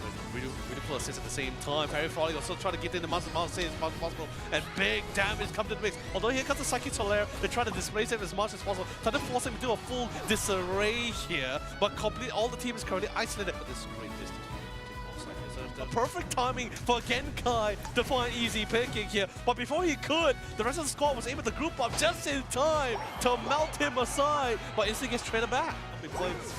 Well, they came in to secure the Rayquaza, which was already been started by B1 members. But regardless, congratulations for Only Fun, as they are our second and last grand finalists. Actually, no, it broke the Yeah. Rayquaza's here. They're going for the rip. So much damage, Do they by the have way. the secure, though? Can they get it? Who No, they gets gotta the pay off. secure? Oh! It's the Lucario! Nice, we do stop them on Cold Cloud Crash. They're trying to score. Oh, no! They actually use it. They managed to get the KO on the Sylveon. 10 seconds! Can anybody score any points? I can't at believe all? it! I think we're actually going to see our winner right here, Onyx. Can anyone score? They I did don't it! think that's enough. Oh no, they did it! They pulled it through! They didn't need to win the 1v1s because it is still a team battle around. They won it as a squad, they won it as a team, and they pulled it through with the secures as well. Tomorrow we will prepare for the Honolulu. Yeah, man. Bring the sunscreen, bring the Hawaii.